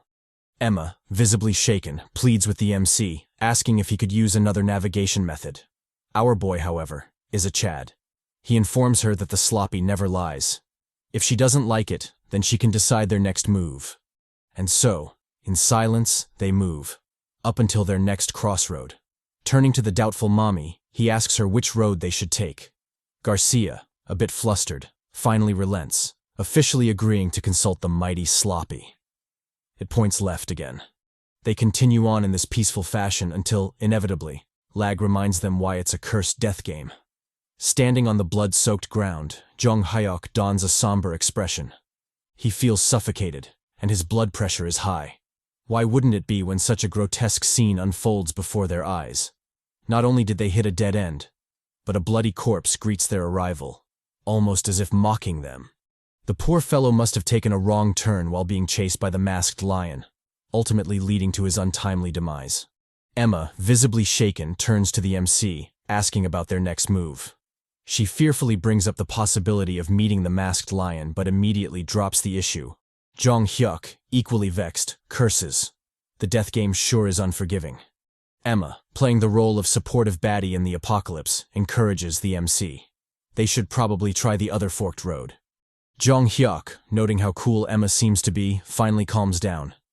He chastises himself for being too nervous about the multiple variables at play. He needs to remain calm.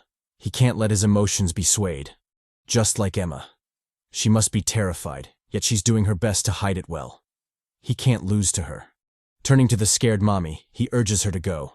And so, they turn back, hopeful about the other forked road. As they walk the narrow and gloomy corridor, Jeong Hyeok reflects on how quiet and suffocating it feels. It's even worse because their footsteps are the only sounds echoing in that desolate place. He's been actively trying to avoid the long, straight roads, but the cursed game seems to make passing them a necessity. It's almost as if it's trying to force an encounter with the masked lion. Meeting that fiend, however, is the worst possible outcome for them. The beast doesn't feel pain, so whatever they do, it'll just shrug it off and chew them. Eventually, the inevitable would happen, and at that point, he'd have no choice but to give up on the private mission and use Emma as bait. Damn. I thought Emma had graduated from being a fattened sheep to a certified apocalypse baddie, but it seems I was wrong. We cut to them arriving at a new crossroad. Emma, as nervous as ever, asks for guidance. Maybe the mighty sloppy has some wise choices for them. Our boy, however, tells her to decide. He's not particularly confident in his choice this time, especially the middle road. It gives him a bad feeling. Garcia nervously turns down the offer, opting to let the MC decide. Our boy, a bit puzzled, wonders why she keeps leaving such life-threatening decisions to him. Well, it doesn't take a genius to figure it out. She just wants someone to blame when shit hits the fan. It might be a death game, but mommies will forever remain mommies. He understands her, though. In such a situation, it's human nature to want someone to rely on. And right now, he's that someone. That being the case, he remains resolute. He won't drop his guard. You can never be sure what someone is thinking or what they're hiding inside. He should know better than anyone else, referring to the time he was sent ahead. Done with his inner monologue, the MC continues on his journey. By his side, Garcia is holding her own. It might be a death game, but both are determined to survive somehow. Who knows? Maybe things might actually go well for them. Or so they thought. Their naive hopes are immediately crushed by grim reality. Coming to a stop, a feeling of pure terror grips the duo, their faces slick with sweat and anguish. Who can blame them, though? Before them stands the dreadful behemoth, the creature capable of fucking up their day. The masked lion, as if sensing their presence, turns in their direction, its maw still bloody from its last victim. Surprisingly, there's nothing there. The MC and Garcia have vanished. When we zoom closer, however, we see they're hiding in a corner. A perfect blind spot for the beast. And when we zoom even closer, we see that our boy is secretly copping a feel. Damn. Even in this mess, he's still representing the squad. Truly, not all heroes wear capes. Jeong Hyeok, visibly nervous, tracks the lion, hoping it won't come their way. But his luck is absolute trash. The behemoth's footsteps grow louder, signaling its imminent arrival. Cursing his rotten luck, he desperately scans his surroundings, trying to figure out a way forward. The path back is too far. It's impossible to make the trip unnoticed. Worse, their footsteps would lead the lion straight to them. As it stands, they're cooked. But he can't give up. He can't stop thinking. Even if the odds are slim, he has to try something. Finally, a grim idea dawns on him. The thought is almost laughable, but it's all he has right now. Turning to Garcia, he asks how much she weighs. Garcia stammers that she weighs 55 kilograms. Then, in a moment of clarity, or guilt, she quickly amends it, 60 kilograms. Really, bitch? Even in this situation you're lying about your weight? With a serious tone, Jeong Hyeok tells her to trust him. There's no time to explain. She just needs to follow his instructions. First, she's to cast Heist on him. Then, upon his signal, she's to shoot as many magic missiles as she can. Emma, noting the gravity of the situation, immediately agrees. She casts the Heist skill on Jeong Hyeok, and he immediately notices how light his body feels. Next, it's time to enact their desperate gamble. With their backs facing each other, they ready their attacks. At the MC's signal, they activate their skills, Magic Missile and Flame. Two contrasting abilities swiftly manifest. One majestic, the other subtle. Yet both are equally deadly. The masked lion, still calmly traversing the narrow corridor, is distracted by the sudden magical projectiles zooming past it. The missiles, unbothered by the savage behemoth, stay true to their intended target, the wall. Our boy, holding Emma close, instructs her to focus. They'll use the explosions to mask their movements. Upon impact, they're to immediately jump. Garcia blushes at their body's closeness, but she doesn't let her horniness distract her. She's resolute. She will survive. What follows is an intense game of wits and luck, a desperate gamble that will determine their fates. As the magic missile nears the wall and the masked lion lunges toward them, Jeong Hyeok clears his mind. His sole focus is the impending explosion. So what if he's holding a hot Latina mommy? So what if she's clearly hot and bothered, drunk on his CHADY scent? None of that matters right now. What matters is perfect timing. When the missile lands and the glorious explosion erupts, he's ready to act. With no wasted movement, he scales the wall effortlessly, running up like it's flat ground. Using his trusty pickaxe, he strikes the wall, creating a solid foothold for their hopeful escape. All in record time, too, as the lion catches up, thirsty for blood. But instead of a tasty duo, it's met with a wall of flame, far from the busty Latina mommy it was expecting. Jeong Hyeok takes this moment to explain his big-brain plan. He used the wall of fire for two reasons. First, to keep the lion's gaze down. He didn't want it looking up and noticing them hanging on the wall. Second, the masked lion hates fire. As such, it would be reluctant to approach the flames and, by extension, their hiding spot. The beast is designed to seek and track prey. However, if it doesn't find any, it will eventually leave and continue hunting elsewhere. Our boy nervously tracks the creature, praying his desperate gamble will pay off. So far, so good. The lion hesitates. But then, in that dire moment, the cursed game throws them another curveball. Zooming in on the behemoth, Jeong Hyeok notices something that sends a chill down his spine. If you ignore the majestic chad mane and the dreadful bloody maw, there's one detail that stands out. The beast is perfectly intact. No scars. No scars on its eyes. The same scars the paid actor inflicted before dying a pathetic death. The meaning is clear. There are more lions in the maze. Despite how dire the realization was, it wasn't the end of their horrible luck. Like the Chad Murphy said, anything that can go wrong will go wrong. And true to Lord Murphy, the trusted pickaxe, the only buffer between them and the lion's jaws, finally failed them. With subtle cracking sounds, the pickaxe shook, inches away from completely giving way. Cursing his luck, Jeong Hyeok panicked, wondering why the pickaxe would fail at such a time. Did he lack muscle strength? Or had the Latina mommy really lied about her weight? Well, not that it mattered, because even if he forced himself to endure the strain, the wall wasn't going to last long either. Just when he thought things couldn't possibly get worse, they actually did. A piece of rubble from the wall gave way and stealthily fell. And worse still, he was helpless to stop it. Damn. Dude really used up all his luck to have a Latina mommy cling so tightly to him. Before the rubble could reach the ground and seal their pitiful fates, Jeong Hyeok improvised. Using his boots, he expertly intercepted it, skillfully balancing it on the tip of his shoe. This, however, didn't last long, as the stubborn bastard slid off and continued its fall. Watching the cursed rubble, and with no more cards to play, Jeong Hyeok cursed. Damn it. Was it that much of a sin to hold a Latina mommy? Why was he plagued with such horrible luck? In that desperate moment, Emma finally came in clutch. In a show of pure athleticism, she wrapped her legs around our boy and caught the rubble with her free hand. Turning to Jeong Hyeok, she whispered to him, urging him to hold on a bit longer. If he thought his luck was shitty before, just wait till he has to pay for this. The collective curse of all jealous virgins will hit him like a truck. And true to my words, his luck plummeted. The pickaxe was finally giving way. It couldn't hold much longer. Jeong Hyeok noted the dire situation. He knew he couldn't wait any longer. He had to move, and he had to do so now. Whether he liked it or not, they had to fight. Turning to Emma, he signaled her to get ready. Garcia, quick on the uptake, nodded in understanding. Planting his feet firmly against the wall, the MC prepared to leap off, his face showing grim determination. His actions, however, were swiftly thwarted by a strange sound from the maze. Putting a pin on his plan, he listened attentively. He soon identified it as the sound of human footsteps, someone probably being chased by a lion. The poor fellow must have run into the lion they saw in the control room. But that didn't matter to him, because due to the chaos, the masked lion was lured away from them. Thinking quickly, he immediately turned to Emma, instructing her to use her mark skill. The Latina mommy reacted instantly. With the same nimble movements, she clung to our boy, and while still upside down, she activated her skill. Mark. A red projectile shot from her finger, targeting the masked lion. Upon reaching it, it clung to its body.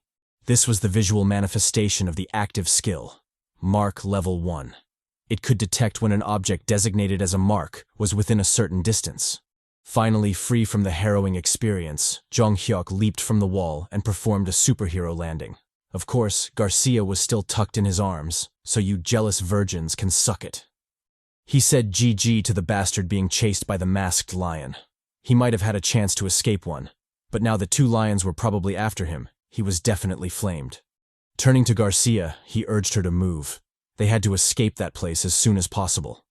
Garcia immediately followed, activating her heist skill to keep up with him. Catching up to Jeong Hyeok, she asked if they were heading in the right direction. The MC calmly replied that he didn't know and that it didn't matter. What was clear was that they had to immediately leave that place. He instructed her to inform him should she sense the mark placed on the lion. They had to avoid it as much as possible. What followed was their desperate struggle to survive. They went through many forked roads and even met dead ends twice. However, fortunately, Because of the mark placed on the lion, they managed to avoid an encounter with it. For now. Eventually, they found themselves running along a narrow corridor, similar to the numerous ones they'd been through before. Jeong Hyeok, optimistic about their progress, noted that they had advanced quite far into the maze. The end should soon be in sight. If they could continue like that, then surely. However, in typical lag fashion, just when your hopes are raised, the merciless death game crushes them. In that seemingly ordinary fork in the road, one similar to countless ones they'd been through, a nasty surprise was waiting. The MC cursed, lamenting that, of course, lag wouldn't end so quickly. It was a death game after all. Pulling the startled Garcia along, he ran away. It wasn't over yet. They just had to keep moving until the end. Garcia, panting and desperately trying to keep up, called out to him. Jeong Hyeok, however, didn't have time for her at the moment. He chastised her, telling her that if the info wasn't important, she could hold off and tell him later. Emma was resolute. Whatever she had to say had to be said now. That's when she dropped a bombshell. She could sense the marked lion nearby. This info hit our boy like a ton of bricks. Before he could process the info, however, more bad news came. In front of them was another masked lion, chasing its own prey. Jeong Hyeok was taken aback by how fucked the situation suddenly got. 0 to 100, real quick. Despite all the chaos, he still felt something was off. The masked lion chasing the bastards before them didn't have a mark on it, and the one chasing them also didn't have a mark on it. Then where the fuck was the marked lion? The bastards, oblivious to how cooked they were, shouted at our boy, asking for help. The MC ignored them, opting to analyze the situation instead. If his guess was right, then the most likely location of the marked lion would be the next fork in the road. Turning to Garcia, he explained the situation to her. He informed her that they'd most likely run into a lion at the next turn. As expected, the Latina mommy was shocked, but our Chad ignored that. He told her they would bait the lions from the front first. After that, she was to follow his steps as much as possible.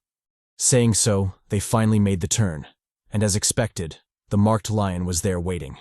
One of the bastards, unaware of the third beast, found himself in the loving embrace of its toothy mouth, his anguished screams soon sounding. Jeong Hyeok, unbothered by the sight, focused on Garcia. She said she was athletic, right? Well, it was time to prove it. Grabbing her by the arm, he used all his strength to throw her forward, straight towards the lion. Garcia didn't disappoint. In a show of excellent athleticism, she easily parkoured across the lion's body, gently landing in a dodge roll.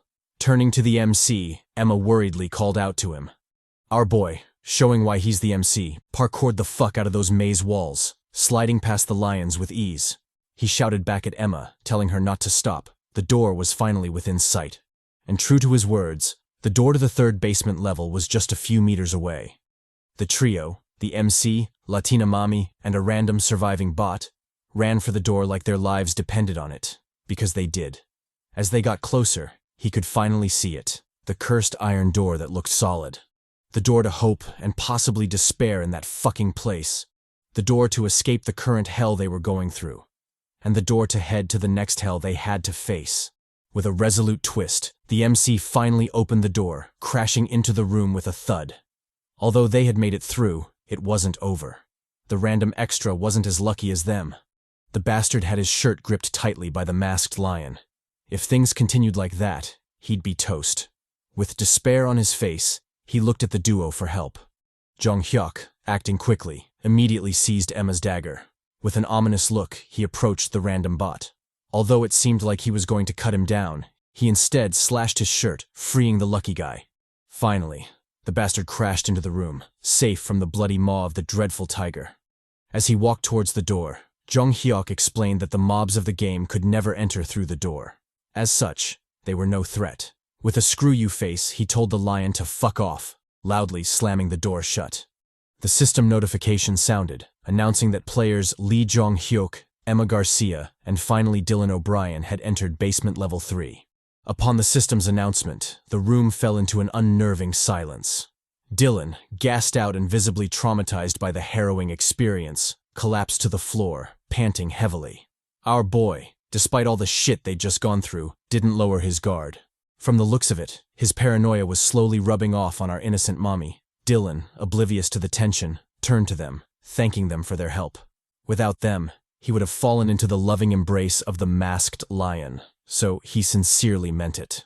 We get a bit of personal information on the new Chad. His full name is Dylan O'Brien. His public attribute is that any movement-based skill he has gets a buff of 1 level. Currently, his highest skill level is 3.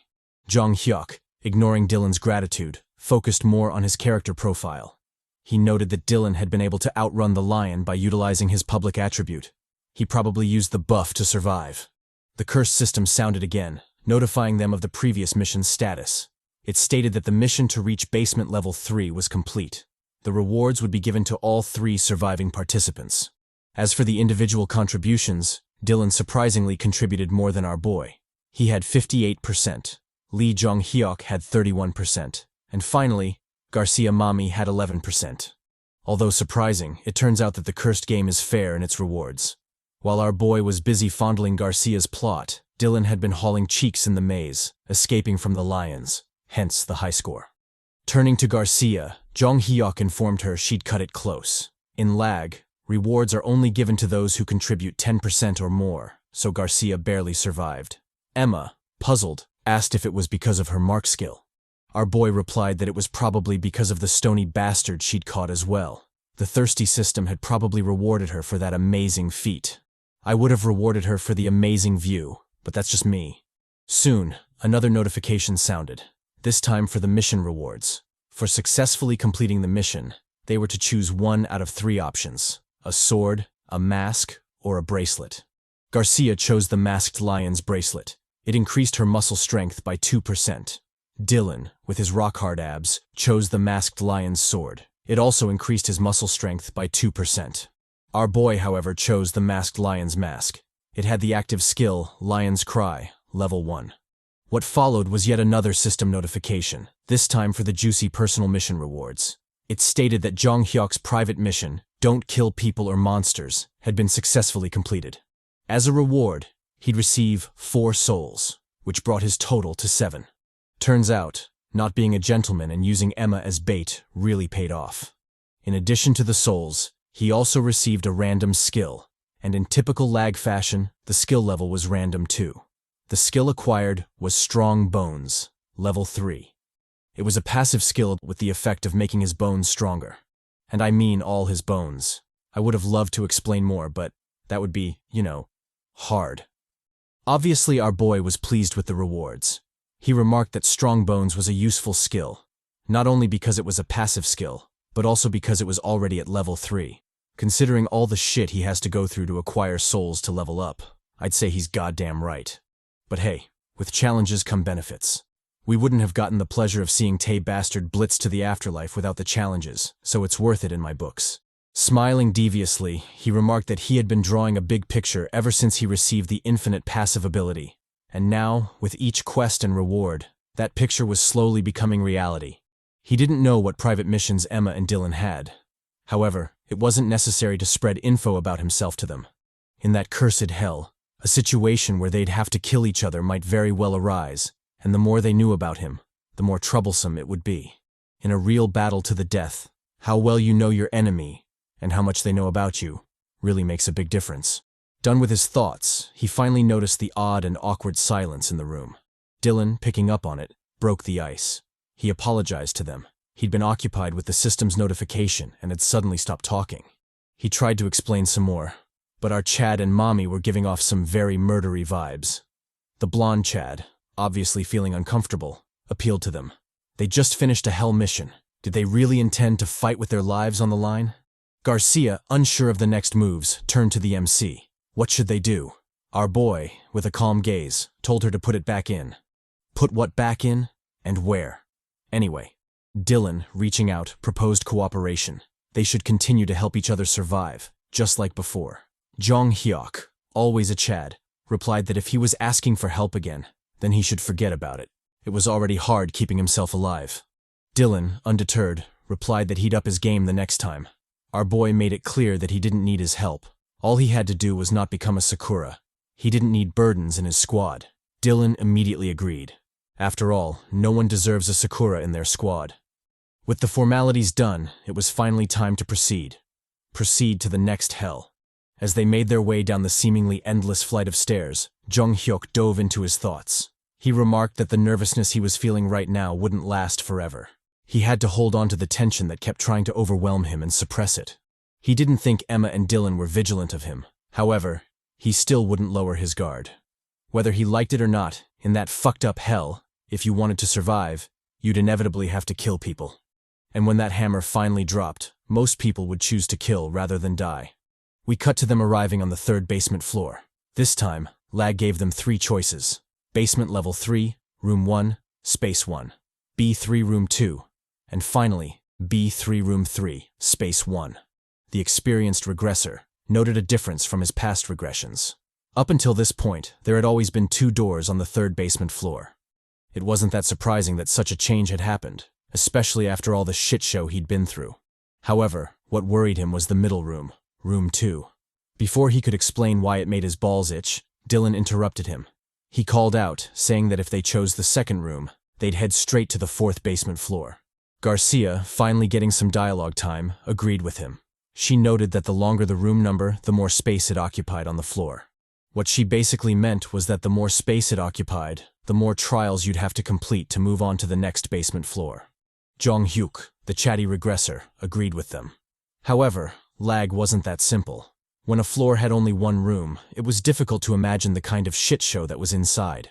As much as it was great to head to the next floor, it was equally important to build up your strength by going down step by step. Moreover, it was the first time he was seeing a single space on the 3rd basement floor. If they weren't careful, then they'd probably join Taemin in hell, getting hella backshots. All in all, something was definitely fishy. The reward might be great, but the risk just wasn't worth it. More importantly, he was already familiar with the strategy for conquering B311. Knowing the strategy meant he could easily handle any variables that might arise. With that, his mind was made up. Dylan, thinking he was the MC of the manhwa, confidently pointed to room 2. Reality, however, humbled him real quick. Jeong Hyeok chose B311, and as expected, the hot and bothered Latina mommy followed him. Dylan, realizing he was alone and without bitches, immediately relented. If everyone was going to B311, then he should probably follow. Jeong Hyeok mockingly replied, telling him it was his choice. Dylan, flashing a charming smile, replied that he wasn't a jerk. On the contrary, he was surprisingly strong-minded. He definitely wouldn't complain about it later. With the formalities done, it was time to make some moves. The MC, with a Sigma Riz, donned his lion's mask, immediately activating the active skill, Fear. Garcia, feeling the effect of the mask, moaned.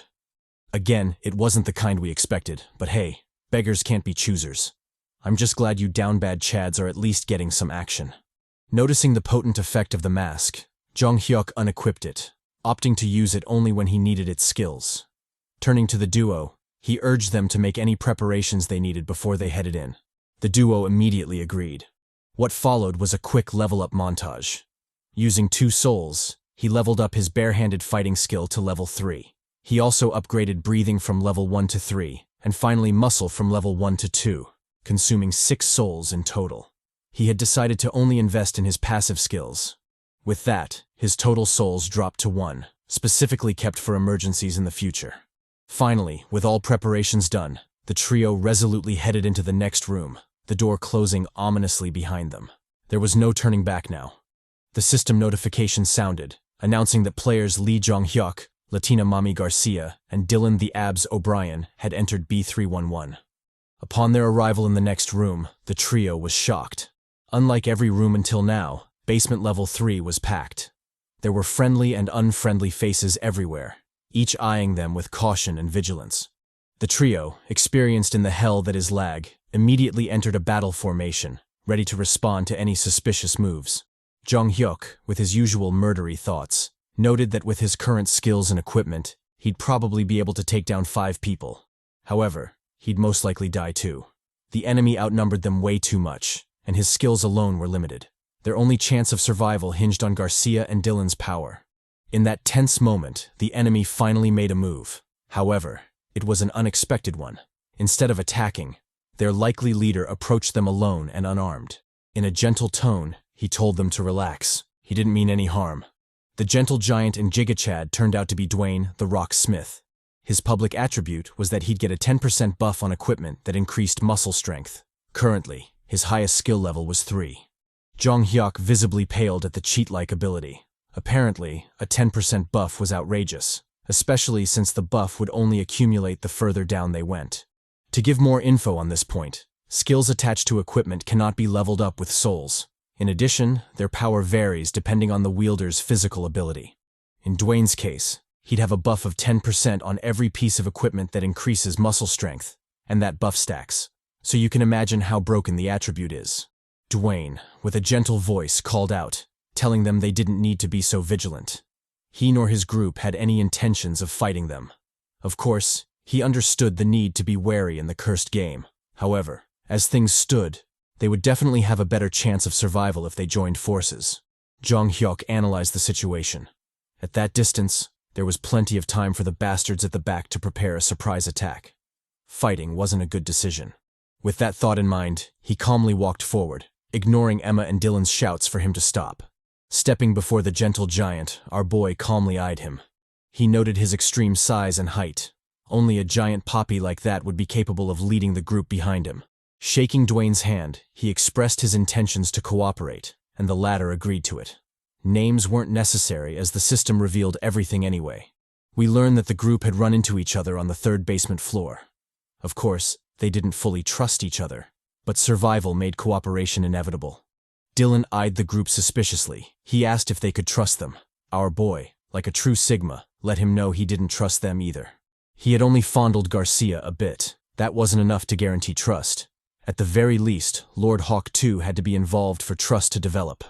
He informed them they didn't have to fight, not only because they lacked the numbers advantage, but also because it'd be better to move together for now. Emma resolutely expressed her stance, saying she believed in our boy. Jeong Hyeok, like a true member of the Virginity is Cool Club, ruthlessly shut her down, telling her not to trust anyone. She'd rather get used to death instead. Emma, however, simped harder, saying he wasn't just anyone. The MC ignored her. He didn't have time to deal with her horniness. We cut to Dwayne giving the group a pep talk, encouraging them to work together. Jeong Hyeok noted that he seemed to be the optimistic type. He further gave us some lore about the death game. Apparently it wasn't a place where missions could be solved just by throwing numbers at them. The cursed game was ruthless. Whatever you did, it'd just counter and fuck you back. However, that didn't mean numbers were useless. In some cases, they could come in handy. An example of this was the next room, B311. Although numbers weren't absolute, they could indeed help. However, if you thought you could pass the mission solo, then you'd be gravely screwed.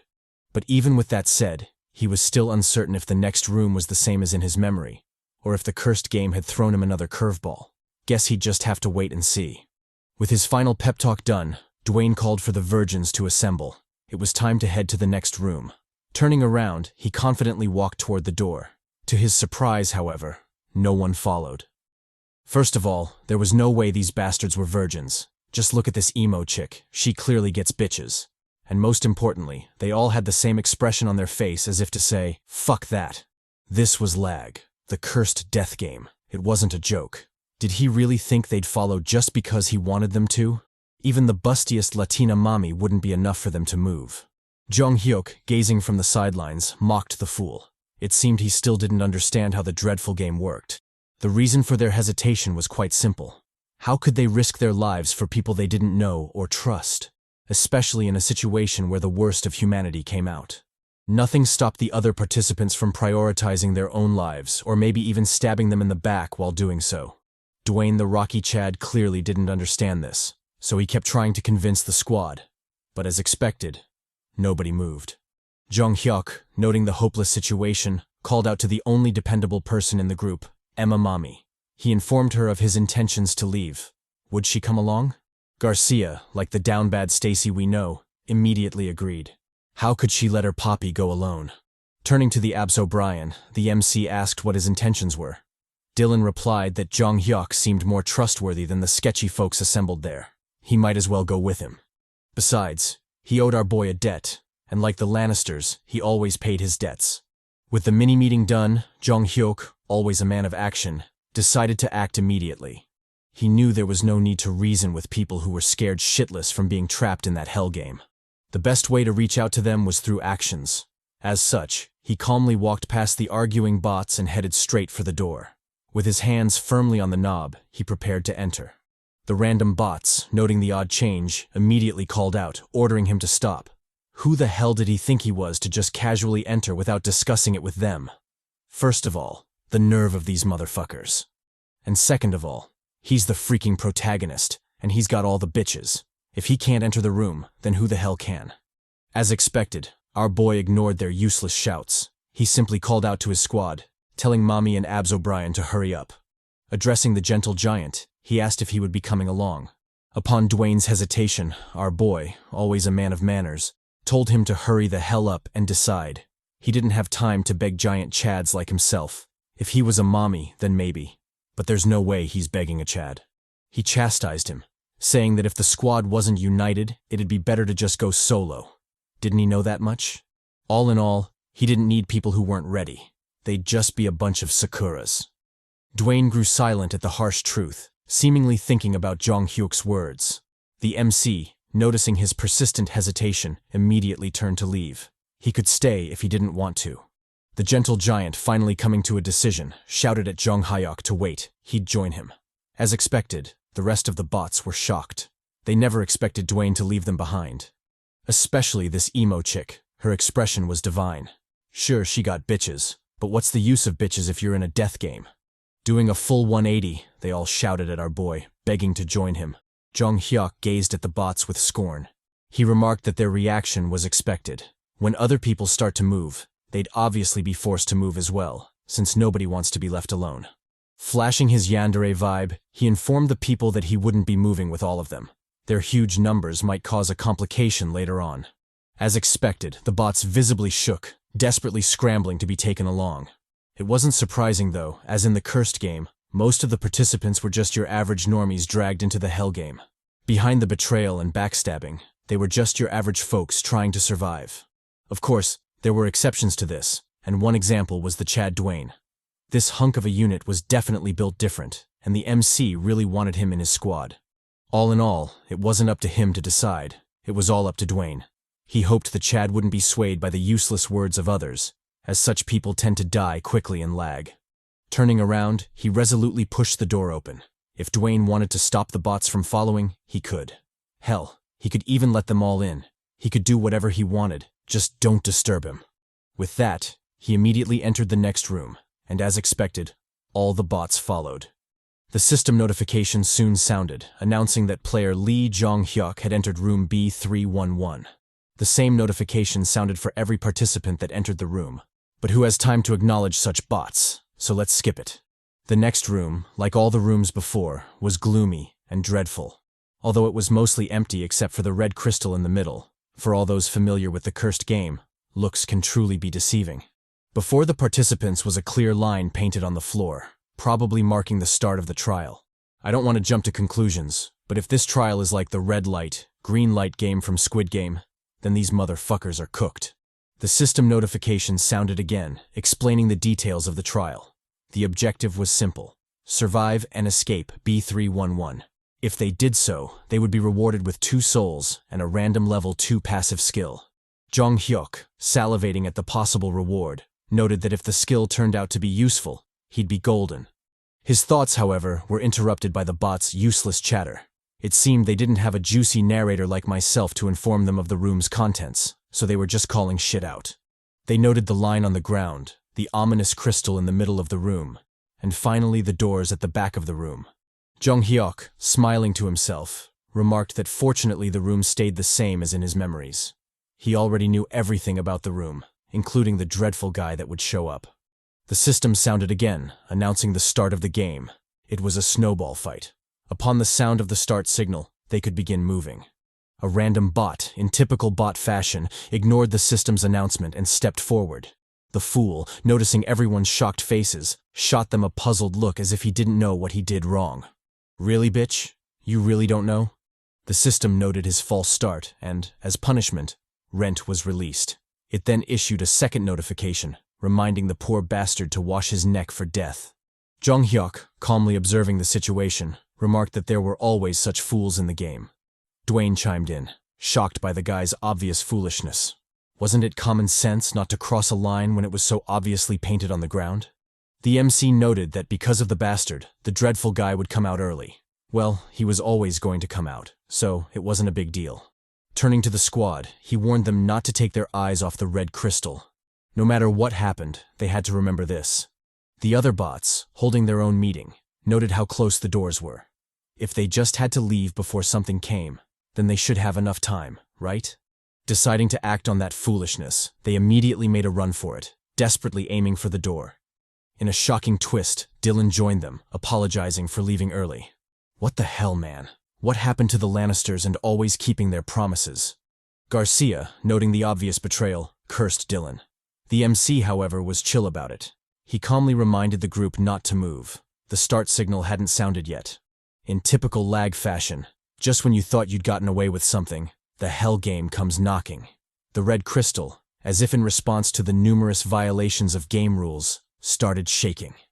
With a crimson aura radiating, the red crystal cracked, kicking up a windstorm. This change obviously attracted the participants' attention, but it was already too late. With a final hum, the crystal shattered, sending its pieces flying everywhere. Like shrapnel from a dirty bomb, the pieces zeroed in on the participants, blitzing the shit out of them. In a symphony of carnage, the ominous red pieces landed, leaving the bots desperately scrambling to survive. The Chad trio wasn't safe from the fallout either. Some of the crystals flew their way, forcing Garcia to duck for cover. However, even this wasn't enough, as one red bastard targeted her gorgeous face, poised to wreck it. In that desperate moment, Jeong Hyeok came in clutch, shattering the crystal with his bare hands. Not gonna lie, that was hella cool. I'm sure Garcia mommy is moist right now. The MC, oblivious to my down bad thoughts, noted that because of his passive skills, hard skin and strong bones, his hands didn't get hurt.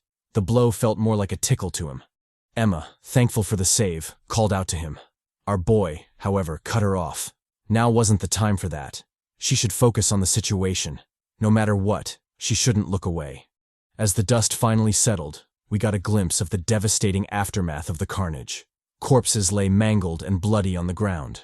Some bastards, ignoring the grotesque scene, hurriedly scrambled to collect the souls of the fallen. Dwayne, enraged by the vile actions, moved forward to act. The MC, however, stopped him. That was the true nature of L.A.G. Whether he liked it or not, the cursed game would always remain the same. Besides, he didn't need to act personally, as the idiot was bound to die anyway. And true to his words, a ghostly silhouette manifested in the settling dust cloud. With yellow eyes straight from a horror film, the ghostly abomination howled, unleashing its harrowing aura upon the participants.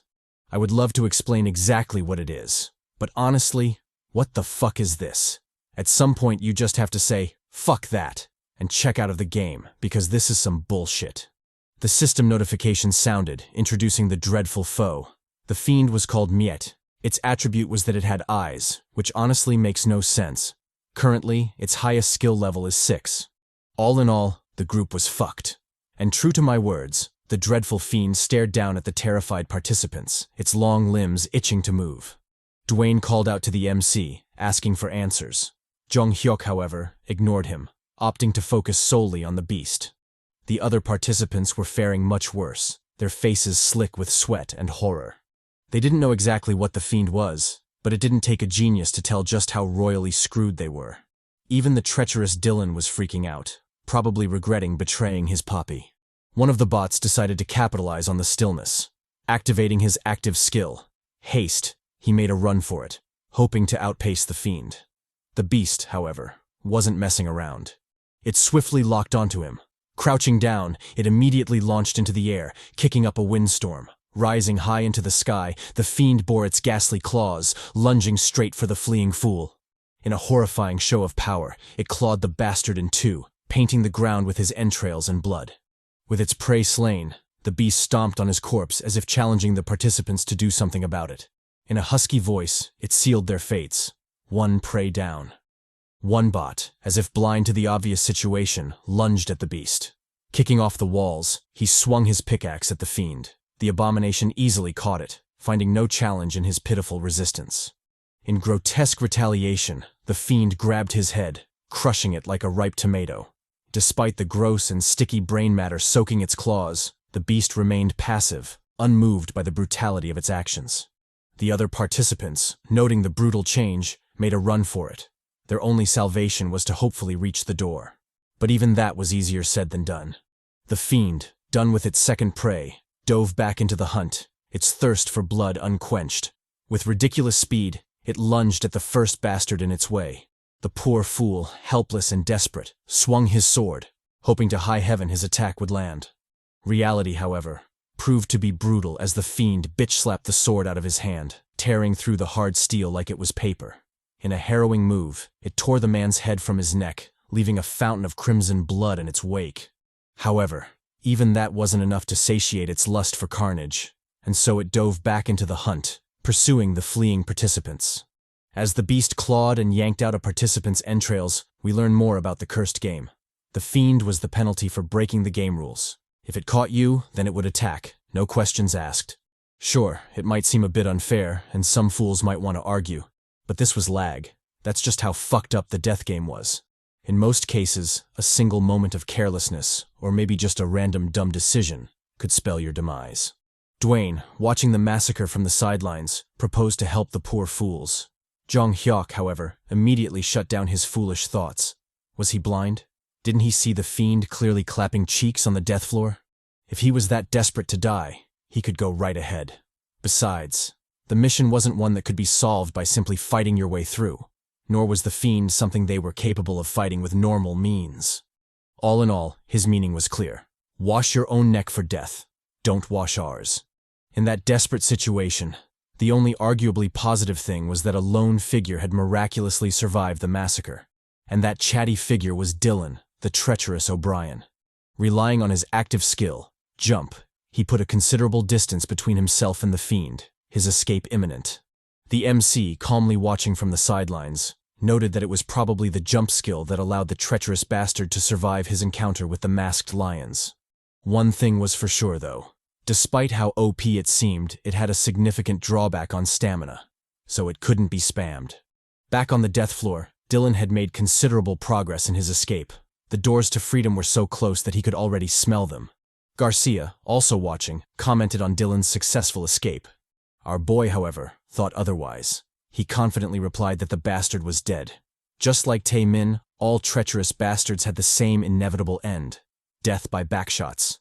Dylan, oblivious to his fate, loudly celebrated. He had made it. With his arms stretched, he reached for the door, ready to escape that death floor. The cursed fiend, however, threw him a curveball. In a Luffy-like move, it gomu no-meat off the walls, swiftly catching up. With a loud thud, it landed right beside the fleeing Dylan, the latter left cursing his luck. Jeong Hyeok somberly watched all of this from the sidelines. Turning to the squad, he instructed them on the rules. Only when the fiend showed its back to them should they close their eyes. Otherwise, they should always keep them open. No matter what, they shouldn't dare close them. Saying so, we finally see the fate of the fleeing traitor. With sputtered blood and a dropping head, the treacherous bastard meets his end. Death by decapitation. The system, as if celebrating the death of the bastard, announced the official start of the game. From that moment, the staring contest game would commence. Jeong Hyeok, always a man of action, moved immediately. He reminded the squad about the rules. In addition, they shouldn't scream or go for the souls or items dropped by the fallen. They shouldn't do anything unnecessary. They should simply and calmly make their way to the door. Turning to Emma, he specifically emphasized his instructions. The Latina mommy, a bit vexed for being singled out, argued that she'd understood the rules. Jeong Hyeok, like the Chad he is, told her to cut the bullshit. She had a tendency of moaning for the slightest reason. She should definitely cut that out. Hell no. Do your thing, baby girl. Let that voice sing. With the basics out of the way, the squad moved. Dwayne, a bit tense, questioned the MC, asking what would happen if they broke the rules. Jeong Hyeok calmly replied that if they did so, the fiend would attack, and their fates would probably be the same as the earlier fools. They were to move forward bearing that in mind. So long as they followed the rules, they'd be fine. For now. We cut to the fiend absolutely violating Dylan's corpse. I know I hate the treacherous bastard, but goddamn. The abomination stomped on his corpse, ripping and shredding his flesh into pieces. Jeong Hyeok, unmoved by the grotesque situation before him, continued his walk. The fiend wasn't looking their way, so it was the best time to reach the door. The other surviving participants, desperate and without any other options, followed the trio, their faces slick with sweat. And so, in that fashion, the group slowly made their way to the door, the tension in the room evident. The fiend, as if sensing their move, turned to them, its harrowing eyes staring down at them. The squad, feeling the pressure from the gaze, immediately stopped, helpless against the beast's whims. Watching the abomination walk toward them, they panicked, their voices laced with worry. The MC, however, calmed them down. He informed them that the fiend would bait them into a staring contest. No matter what, they shouldn't close their eyes or make a sound. If they abided by those rules, the beast wouldn't attack them. And obviously, they shouldn't do anything to aggravate it. But that was obvious. Actually, scratch that. It isn't that obvious after all. There are some dumb motherfuckers in this manhwa. With that, the fiend pounced on its first victims, challenging them to a staring contest. The duo, stunned by dread, looked helplessly at the fiend, cursing their horrible luck. The MC, unbothered by their outcome, urged his group to move. It was a great opportunity, one they couldn't afford to miss. He urged them to move quickly. However, they were to pay attention, not to run. Back to the unlucky participants. The duo was currently shitting themselves, their bodies drenched in sweat. In typical bot fashion, one participant held onto the other, begging to be saved. The man, equally worried about his fate, told the bitch to let go. Did she plan to get them both killed? The fiend, however, wasn't concerned about all that. In its typical brutal fashion, it grabbed the woman's head, her end obvious. Despite the desperate screams and pleas for help, the squad didn't look back. They calmly made their way to the door. Even as the beast chased down the man and ripped him to pieces, the squad didn't stop. Their steps continued. They moved on through the screams, through the anguished moans, and finally through the eerie silence. No matter what happened behind them, the trio didn't stop, their eyes fixed firmly on the doors. With a solemn look, Jeong Hyeok reminded them not to hurry. If they panicked, they'd die. And so, with tense steps, the squad moved forward, drawing closer to the door. Up until a deafening thud sounded behind them, the beast had finally caught up. Ignoring the looming figure, bathed in its victim's blood, the MC instructed them to continue moving. If the beast wasn't in front of them, then they had no reason to meet its gaze. Despite the beast's husky voice baiting them to play with it, the trio kept moving, completely ignoring it. Even as it stalked them, begging for just one game, the trio ignored it, continuing to move. The tense atmosphere made the MC despair. He knew the beast was waiting for any of them to make a mistake. Its ghostly claws were stretched, ready to shred them to pieces. However, even as the hair on the back of their necks stood, the trio didn't make any mistakes. They continued to move, completely ignoring the fiend. The MC activated his passive skill, Pant. It was because of this skill that he could barely keep his calm. The same couldn't be said for the other two. They were definitely faring much worse than him. Grabbing them by the arms, he led the way to B331. Of course, he had no intention to force them. If they had other plans, then they would naturally drift away. But as it stood, that didn't seem to be the case. With bated breath, they slowly made their way to the chosen door. Just 20 more steps, and they'd be done. Just a little bit more, and they'd finally say goodbye to that cursed room. However, in typical L.A.G fashion, just when everything seemed to be working, the death game sent them a curveball. The fiend, as if laughing at their useless attempts, ricocheted off the ceiling, landing before them. In its grating voice, it begged them to play. As expected, the squad panicked, their faces slick with terror. Garcia, probably feeling the worst of it, shook like a leaf, her usual brave facade crumbling. With darting eyes, the fiend stared at the trio, searching for the best partner for its death game. Eventually, it settled on one. Garcia. Damn. With a silent scream, the fiend announced its pick, immediately beginning its game. Despite the horror she was feeling, Garcia held her own, maintaining eye contact with the fiend. She did great, up until she didn't, and a silent moan escaped her lips. Please no, not our mommy. Garcia, with tears in her eyes, turned to Jeong Hyeok. She didn't need to say much. The desperate look on her face was evident. She had broken the one rule he'd warned her about, and now the only person she could rely on was him. Jeong Hyeok, however, didn't move. As bitter as it was, he knew it was all over. It had been over from the moment she made a sound. Nothing could be done about it. And so, when the fiend blitzed Garcia, he stood by, motionless. Even when the demon crushed her head and Garcia desperately begged to be saved, Jeong Hyeok still did nothing. What could he do? He was powerless in the face of the fiend. The best he could do was hold her hand, accompanying her on her journey to the afterlife. A feeling of deep sorrow and resentment overwhelmed him, trying to push him to act, but he knew he couldn't. The bastard fiend still had its eye on him, baiting him to react. If he did, he'd surely die as well. In the past, there had been many times he couldn't control his emotions, and ended up running headfirst into impossible foes. And, as expected, he met his demise in every one of those situations. So, as the bastard fiend viciously brutalized Garcia, ripping her body into literal pieces, Jeong Hyeok stood silent, watching it all unfold like an uninvolved spectator. The fiend, done with its massacre, eyed the duo as if waiting for retaliation. The Chads, however, didn't move, maintaining their passive stance. Not getting the reaction it expected, the fiend threw Garcia's severed head toward them, baiting them to make a move. As expected, the Chad's brave facade cracked, threatening to collapse. In that desperate moment, a new voice sounded, drawing their attention. One of the NPCs had miraculously survived the massacre and was begging to be saved. The fiend, noticing the new plaything, immediately leapt into action, leaving the Chads behind. Where the fuck was this bot when Garcia was being violated? Stupid bot. Can't even do his job right. Back to our slain mommy. Garcia's severed head lay on the ground, her eyes wide open. From the tears in her eyes, it was obvious she still had some lingering regrets. Jeong Hyeok, always a practical man, collected Garcia's soul. Under any other circumstances, he wouldn't have. But Garcia's soul manifested from her head. This was clearly a sign. She'd wanted to give him head one last time. Respecting her wishes, he immediately pocketed the soul, leaving the mommy behind. Dwayne, watching this from the sidelines, eyed our boy. A lot needed to be said, but now wasn't the time. Jeong Hyeok, oblivious to his thoughts, instructed him to collect Dylan's soul.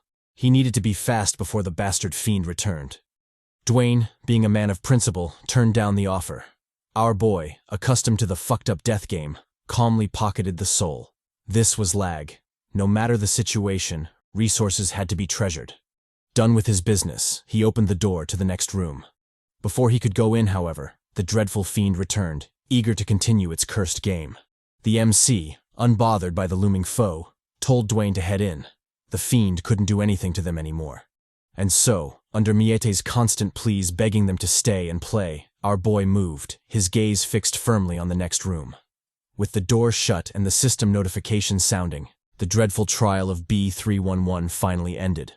Our boy had gained a lot, but he'd also lost a lot. The busty mommy, Garcia. GG to our girl. Back to the Chads. Dwayne, sympathizing with the MC's loss, consoled him. There was nothing he could have done. Jeong Hyeok, still holding on to Emma's hand, wondered if that was truly the case. He hadn't known her for long, and as a regressor, he was more than realistic about death in the cursed game. However, he'd be lying if he said it didn't sting. Me too, bro. It stings like hell. The system notification, unbothered by our mourning, sounded, announcing the mission's status. It stated that the mission was cleared, and players Lee Jeong Hyeok and Dwayne Smith would receive rewards.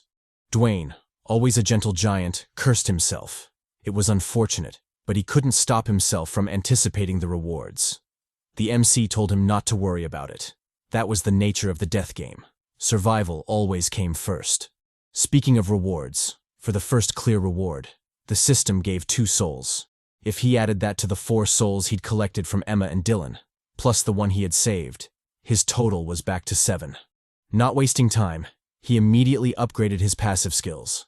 Tough skin, strong bones, and bare-handed combat to levels 3, 4, and 4, respectively. The second clear reward was a random level 2 passive skill.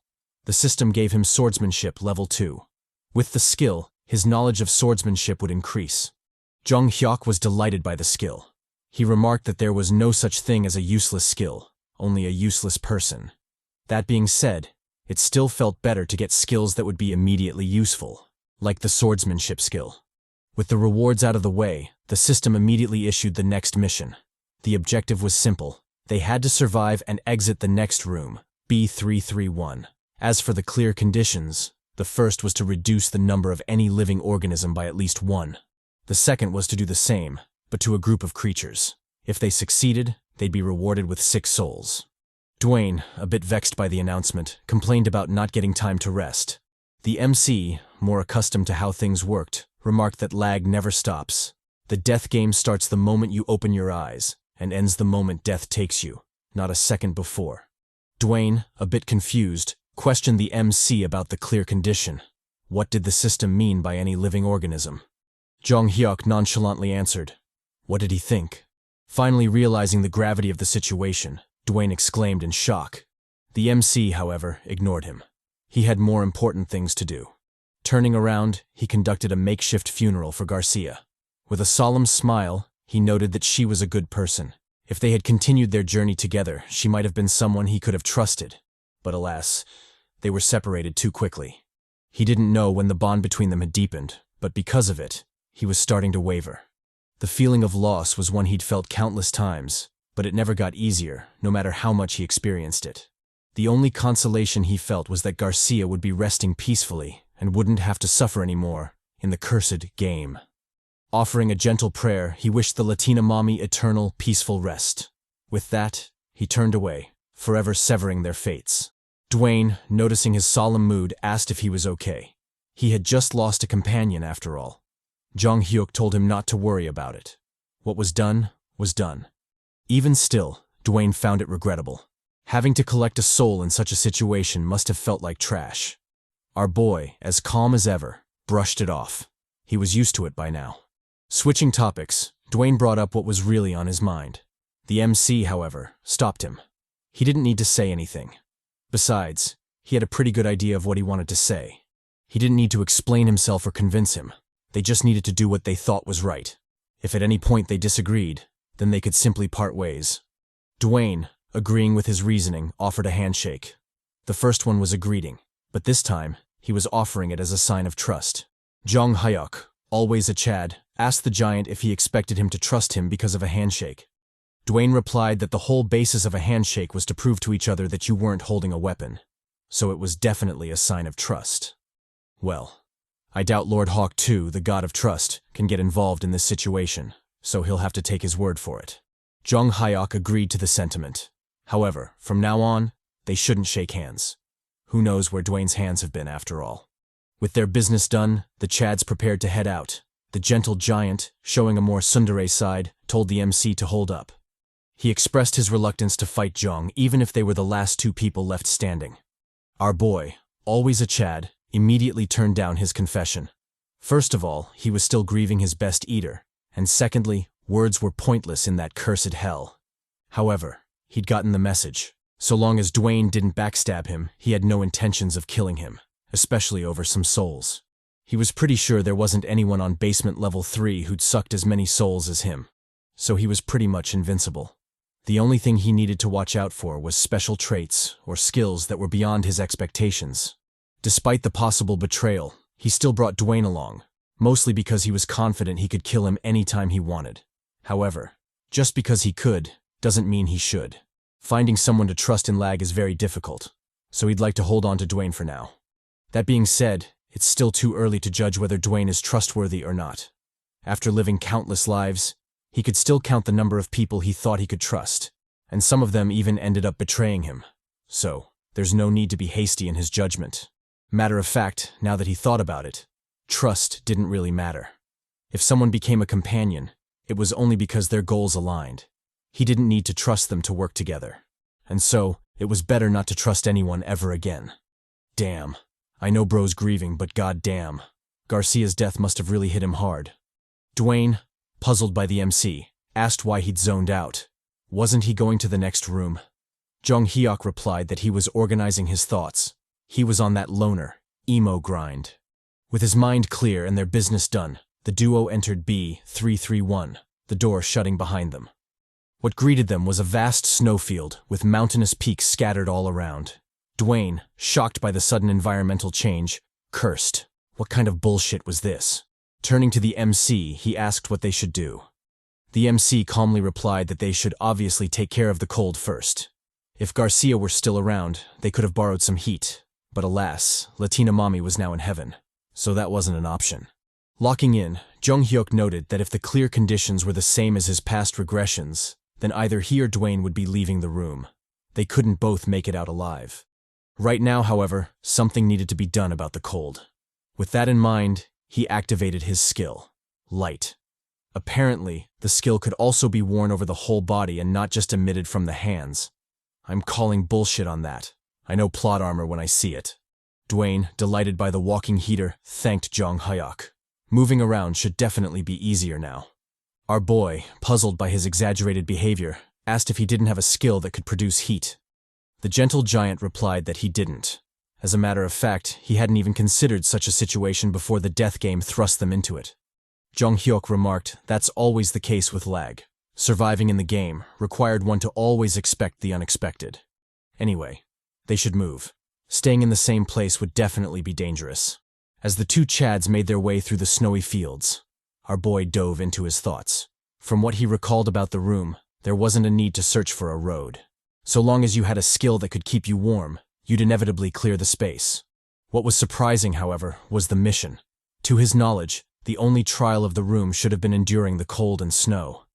There shouldn't be any other living creatures in the room apart from them. So, in essence, the trial was asking them to kill each other. Dwayne, as gentle as he was, didn't seem to have realized that. But inevitably, he would, and when that happened, the outcome would be obvious. Of course, there was the option of waiting for someone else to enter. But that decision held many variables. And with variables came danger. He knew what he had to do. However, before he made that move, he needed to make sure there wasn't anyone else to kill.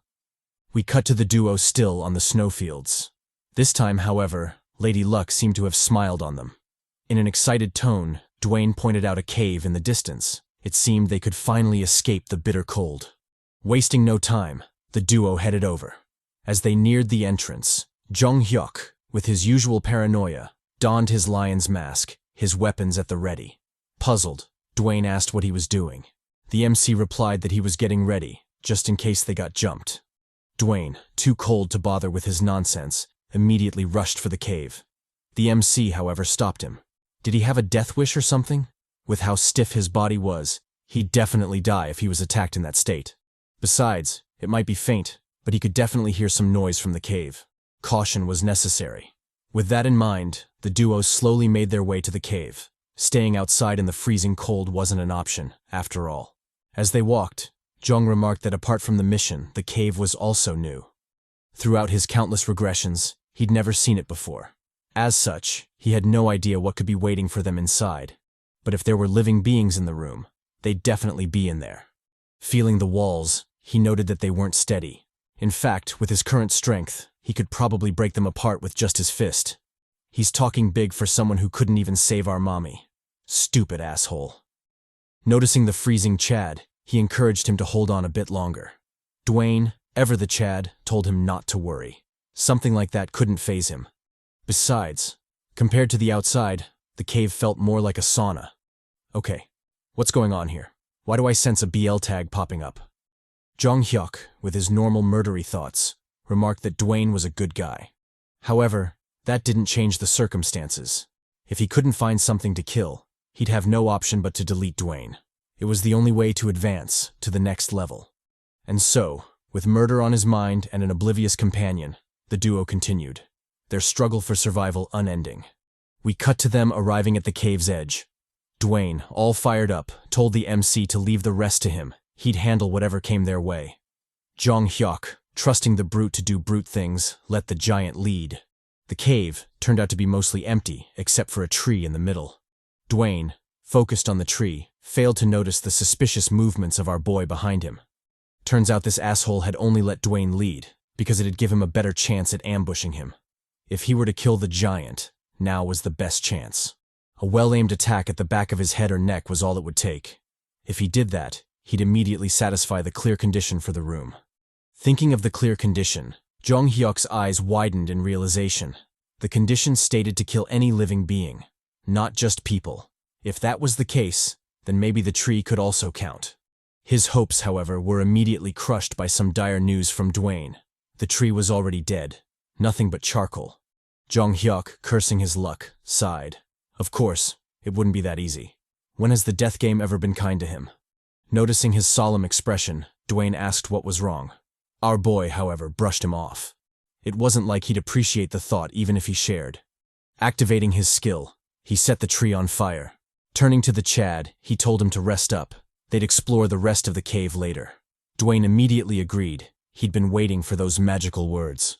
We cut to the Chads resting by the campfire. Our Chad, always in his emo vibe, lamented his fate. It seemed until the day he left that cursed hell, or maybe died for real, he'd always be burdened by his choices. To kill or to save. Those were the only two moves the death game left him. Speaking of killing, he turned to Dwayne, asking why he didn't say anything about his flame skill. Surely he must have realized that skill could have come in handy in the snowfield. Dwayne, always a gentle soul, came up with a bunch of reasons as to why he didn't use it. Everything from stamina conservation to the flame being too tiny to keep both of them warm. All in all, it didn't matter to him. Whatever his reasons, he wouldn't have faulted him even if he froze to death. Hearing his words, the MC struggled with his choice even more. The more awesome Dwayne was, the harder it became to kill him. But what choice did he have? Dwayne, oblivious to his chaotic thoughts, thanked him. Because of him, he'd survived the previous room. Although he couldn't pay him back yet, he'd be sure to at least not be a burden. As for the flame skill, he should forget about it. He was already glad he could use him as a walking heater. Jeong Hyeok calmly listened to the giant Chad. He remarked that, surprisingly, Dwayne's thoughts were deeper than he'd expected. In fact, he might have already considered the possibility that they might need to kill each other. It's just that he was keeping quiet about it. Cursing, he wondered who'd said muscleheads were dumb. If he found that bastard, he'd surely feed him a two-piece combo. With a grave look, he wondered if he should have killed Dwayne earlier. Maybe that would have prevented variables from happening. Soon, however, his face dropped. Even if it's for survival, he really hated himself for having such thoughts. The cursed game had really twisted his personality, to the point where he couldn't bear to think about the person he'd become. Getting up, he instructed Dwayne to follow. They still had a mission to complete, and moves still needed to be made.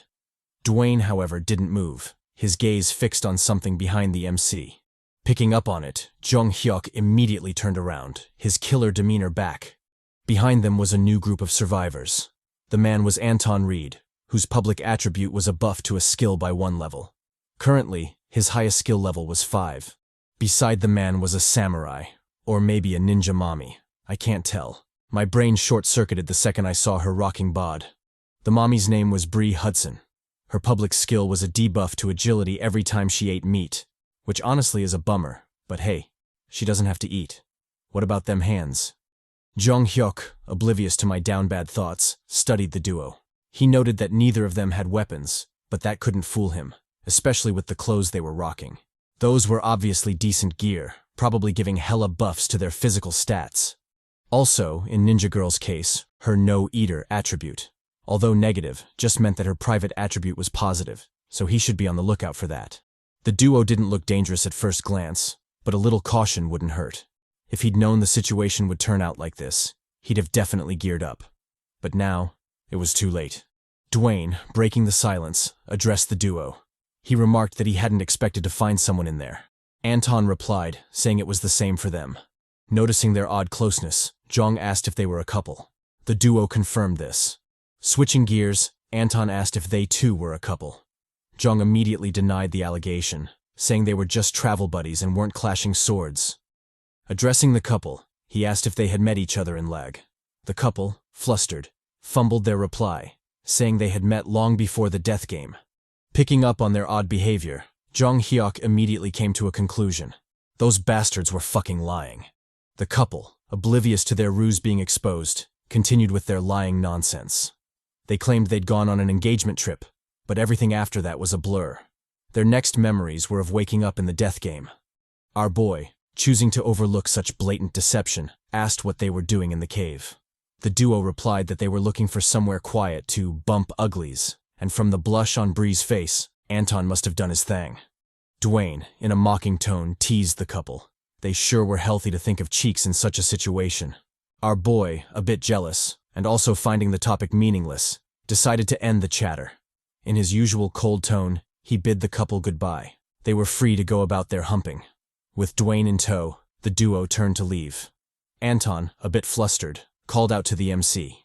He informed them that the cave was empty. There wasn't a need to check the deeper parts. Bree chimed in, claiming they'd already searched everywhere and found nothing. The MC, always a Chad, told them not to worry about it. Whether they found something or not was none of their business. They should just go about their day. Besides, the cheeks were getting cold. The sussy duo, with no reason to counter, watched the pair leave. From the anxious look on their faces, it was obvious these bastards were hiding something. Dwayne, surprisingly perceptive for a brute, told Jeong that the duo was lying. The MC agreed with him. However, there was no need to speculate. They could just confirm it themselves. And so, with quiet steps, the duo made it to the back of the cave where a shadowy silhouette was veiled in the darkness.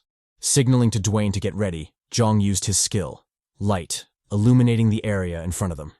To their shock, a couple lay dead on the ground, their corpses riddled with bullet holes.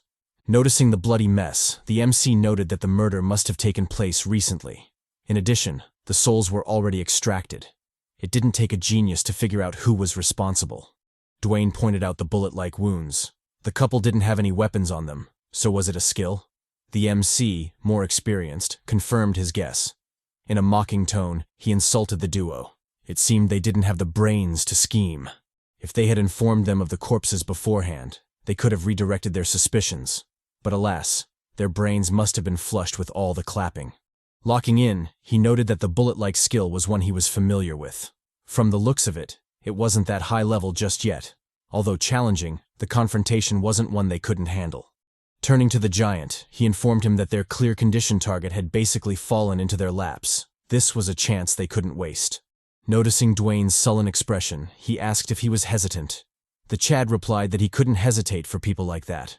Besides, the fact that they were clapping while he was without bitches already signed them up for death. Their conversation, however, was interrupted by footsteps echoing in the cave. Someone was coming. That someone turned out to be Anton. The sketchy bastard, clearly up to no good, activated his formless sword. With the manifestation of the sword, the brute peeped around the corner, searching for his prey. What met him, however, was a bright flash blinding his sketchy ass. Jeong Hyeok, not one to waste time, immediately lunged at Anton, his pickaxe at the ready. With a brutal blow, he spiked the shit out of Anton, leaving a gaping hole in his skull. Just like that, the bastard was done, leaving behind juicy souls to be reaped. Jeong Hyeok, completely unfazed by the murder, noted that the clear conditions had been met. They could leave that room anytime they wanted. However, there was still a bug that needed to be squashed. Turning to Dwayne, he warned him not to stick his head out unless he wanted a bloody surprise from Bree. He informed him that, if his guess was correct, Bree must be the mastermind behind everything. The couple had been killed by a bullet skill, yet Anton had a sword skill, so it was clearly her doing. In fact, the little wench must be out there somewhere, aiming her treacherous fingers at them. And true to his words, the ninja mommy Bree was dual-wielding them hands, ready to poke our boys. I don't know about them, but getting clapped with that outfit on isn't the worst death. All in all, Bree was the real threat to look out for, especially since she didn't seem to care about her companion's death. Turning to Dwayne, he asked what skill he had. Noticing the Chad's hesitation, the MC told him not to share if he wasn't willing. Dwayne clarified the misunderstanding. It wasn't that he didn't want to share. It's just that his skills were complete trash in the situation. Jeong Hyeok, always a believer in there being no useless skills, decided to plan with what they had available. Bree's skill, although deadly, wasn't at a level where it could penetrate the body. The key to surviving this ordeal was to avoid getting hit in critical areas. Addressing the giant, he informed him that he had a plan, and his help was crucial. We cut to a while after the plan had been shared. Dwayne, mulling it over, noted that it might just be possible. If it's a matter of physical strength, he should definitely be able to do it. He was staking his life, so Jeong better not miss. Our boy, brimming with confidence, told him not to worry. Who would miss such a mommy? We switched to Bree, the scheming mommy. The nasty wench, a bit frustrated, cursed Anton. She had brought him along thinking he'd be useful, but the bastard turned out to be trash. It was just shitty luck that she had to deal with the new duo. The plan had always been to kill the couple and move on, but that was already up in smoke. Well, not that it mattered. If they dared stick their heads out, she'd definitely give them a nasty surprise. As she was still in her villain yappery, a surprising development occurred before her. Anton's corpse was suddenly dragged, disappearing behind the walls. Before she could piece together what the hell was going on, The Chads charged at her, using Anton's corpse as a literal meat shield. Bree, shocked by the odd development, froze. Soon, however, she locked in, unleashing a barrage of air bullets at the charging foes. Dwayne, undeterred by the relentless attack, continued his charge, his war cry booming. Bree, not backing down, doubled the barrage, calling for the fools to die. With well-aimed shots, she blew off Anton's hand, leaving a nasty graze on Dwayne's arm as well. Dwayne didn't stop. He continued his charge toward the deadly wench. Finally, Bree ran out of bullets, forcing her to reload. Dwayne, noticing the change, called out to the MC. Jeong Hyeok, not one to disappoint, spawned behind Dwayne, his bloodlust brimming. Bree, noticing the MC, realized he must have known about her skill. But it didn't matter. In 2 seconds, the reload would be done, and she'd light him the fuck up. She commended their desperate attempt, but this was where their journey ended. Jeong Hyeok, however, threw her a curveball. Forget closing the distance, he simply yeeted the pickaxe, aiming straight for the cocky wench.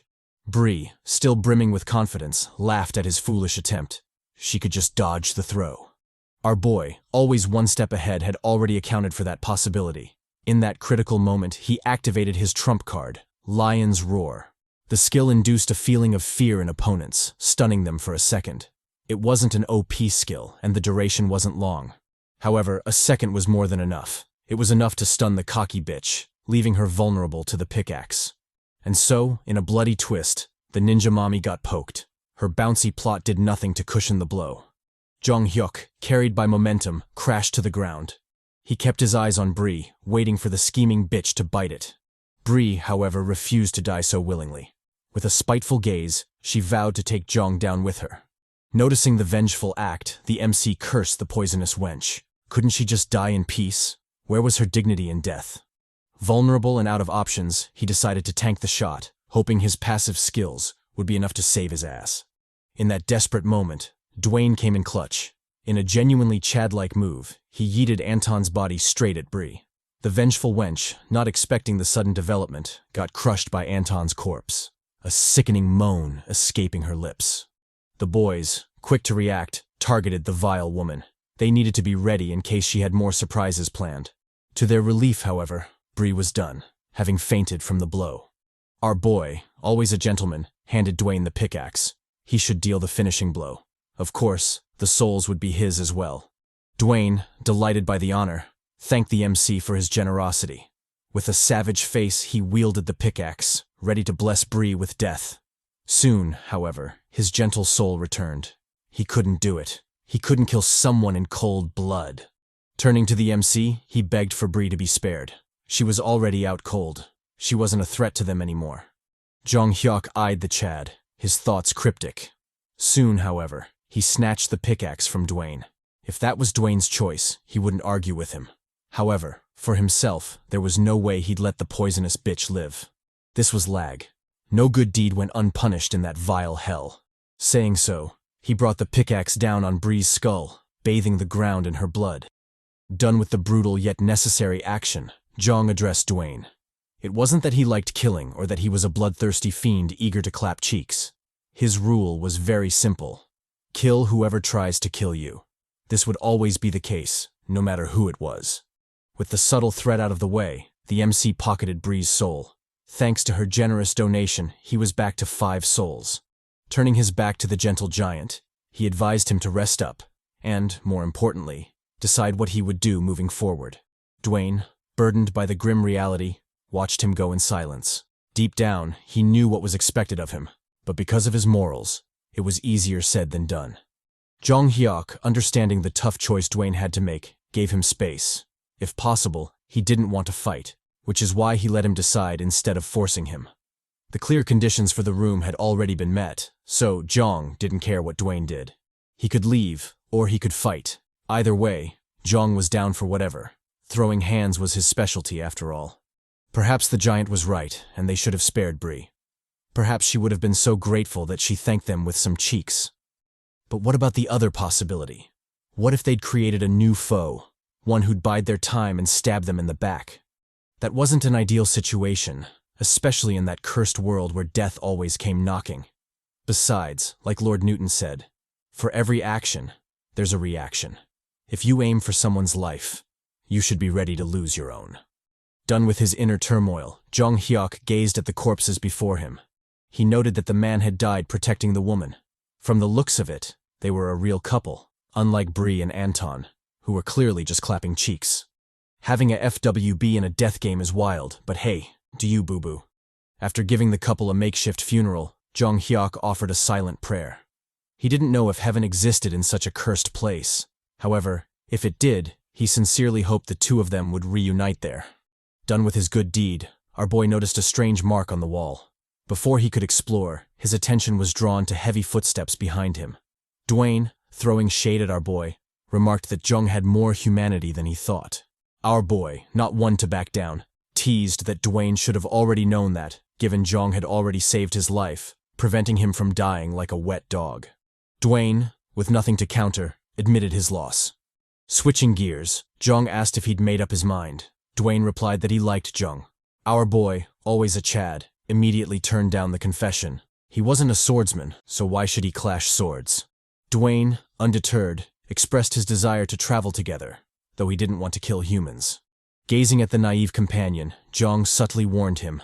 There's no guarantee the enemies would feel the same way. However, he was free to do as he wished, so long as he didn't get in Jeong's way. Dwayne's non-killing disposition was one Jeong was familiar with. Heck, even he had it back in the beginning. But that mindset didn't belong in L.A.G. Jeong had learned painfully that such naive thinking could only spell your doom. Guess Dwayne would just have to learn on his own. Speaking of the gentle giant, he questioned Jeong about what he was up to. The MC replied, informing him of his findings. Dwayne, analyzing the mysterious pattern, noted that it resembled a flaming sword. However, there was no need to speculate. They could simply smash the wall and find out. Cocking his guns, Dwayne channeled his brute strength and, in a thunderous bang, struck the sturdy wall. The once imposing structure immediately crumbled under the Chad's might, helpless against such brute force. Jeong, watching from the sidelines, noted that Dwayne's strength was way higher than his. In fact, most people wouldn't even stand a chance against the brute Chad. Dwayne, oblivious to the MC's sussy glazing and wandering eye, pointed out an obscured object in the hole. A sword. Our boy, delighted by the unexpected windfall, calmly retrieved the blade. It was the blazing blade, its unique ability being to hold heat. If equipped, it would buff agility by 2%. Swinging the sword around, Jeong remarked that, as expected, it was a great blade, not only sharp, but, if used with a skill, capable of becoming hotter. Dwayne, watching from the sidelines, expressed his confusion. How could a sword produce fire? It didn't make sense. Really, brah? I know you're a brute, but goddamn. Jeong, sharing my sentiment, looked at Dwayne like he was the biggest idiot. They'd just fought a wench who could literally shoot bullets from her fingers. So how was he surprised by that? Or was he too distracted by Bree's rocking bod to notice such obvious things? All in all, it didn't matter. Addressing the giant, Jeong asked if he could keep the sword. Dwayne readily agreed. It was Jeong who had found it, after all. Jeong, always a generous Chad, gave Dwayne his pickaxe, making it clear he was a generous poppy. Dwayne, satisfied with his new weapon, swung it around. He was sure he'd do some damage with that thing. With their business done, the duo turned to leave. The clear conditions might have been met, but this was L.A.G. Who knew what shit show the twisted game might suddenly throw their way? We cut to the Chads at the exit of the cave. Dwayne, dreading the cold, expressed his reluctance to head out. Jeong Hyeok, always a generous Chad, handed him the blazing blade. He had his light skill, so Dwayne could use the sword for now. Dwayne, not one to turn down generosity, especially from his poppy, immediately equipped the sword. And so, with their preparations done, the duo finally left the cave, braving the harsh cold. We switched to the duo still traversing the snowfield, trudging through the relentless cold. In front of them lay a grim, yet expected sight. A corpse sprawled in the snow. Analyzing the corpse's state, Dwayne remarked that he had probably died from the cold. Jeong, always cynical, pointed out the missing soul. That wasn't a simple accident. However, it had nothing to do with them. They should hurry. Staying would only endanger their lives. With those words, the two pressed forward, their determined gazes fixed on the horizon. They continued their hellish journey, pushing themselves until they finally reached the exit to the freezing abyss. The cold was brutal, but they had made it. In typical L.A.G. fashion, they were given a choice. They could either go to the next room, B332, or choose the mysterious space in between, B3 Room 2. Jeong Hyeok, a bit conflicted, paused to assess the situation. The ever-changing nature of L.A.G had been chipping away at his advantage. His once reliable knowledge of the future was becoming obsolete. In such a volatile environment, every decision carried weight. Dwayne, unbothered by his inner turmoil, told him to decide quickly. His crown jewels and future descendants were at risk of being frozen stiff. Jeong, puzzled by his sudden trust, questioned the giant. Didn't he know his decision could lead to his death? Dwayne, always the happy-go-lucky one, told him not to worry about it. He wouldn't blame him even if he died. Besides, if you leave your life in someone's hands, the least you can do is accept your fate in case shit hits the fan. Our boy, smiling at Dwayne's simplicity, didn't waste time. From now on, Dwayne should let him decide everything. If he does, he'll be swimming in bitches. With that, he confidently chose the next hell. The system notification sounded, welcoming the players Lee Jeong Hyeok and Dwayne the Chad Smith to room B32. Upon their arrival in the new room, the freezing cold finally retreated. Dwayne, obviously delighted, exclaimed that he finally felt alive again. The room was completely different from the last.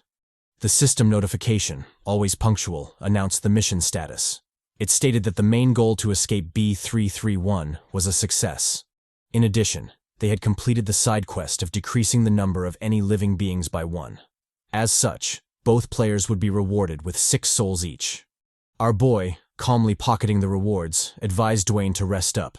They'd head to the next room once fully refreshed. Dwayne readily agreed. There was no rush. The next room would probably be another hell anyway. Jeong Hyeok, taking a look at his current skills, noted that his highest skill level was 4.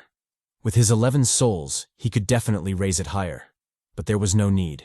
He'd rather observe the situation first and respond accordingly. His biggest problem, however, was the active skills. He needed something stronger than light or flame if he were to continue on. The only consolation was that his drip and equipment were excellent. Everything from the elastic jacket to Tae-min's black hammer. He was pretty secure in that department, not to mention the pièce de résistance, the blazing sword. Something that OP had no business being on the 3rd basement level. But now that he had it, he was sure it would be useful even beyond the 5th basement floor. With their loadout done, the duo assembled. It was time to head to the next hell. Upon entering, the duo found themselves in another strange room. Before they could analyze the room further, the system notification sounded, announcing the mission details. The public mission was the weight of life, which honestly sounded ominous as fuck. The first goal was to make a deal by any means necessary. The second goal was to get rid of something big and heavy, aka your mama. If they did that, they'd be rewarded with 10 souls, random equipment, and, lastly, a random skill exchange coin. Jeong Hyeok, the experienced regressor, noted the odd change. They were only on the 3rd basement level, yet L.A.G was already issuing 2 goals and 2 rewards. The implications were obvious. The difficulty of the room was crazy high. As troubling as that was, there was something more urgent they needed to address. Turns out they weren't alone in that room.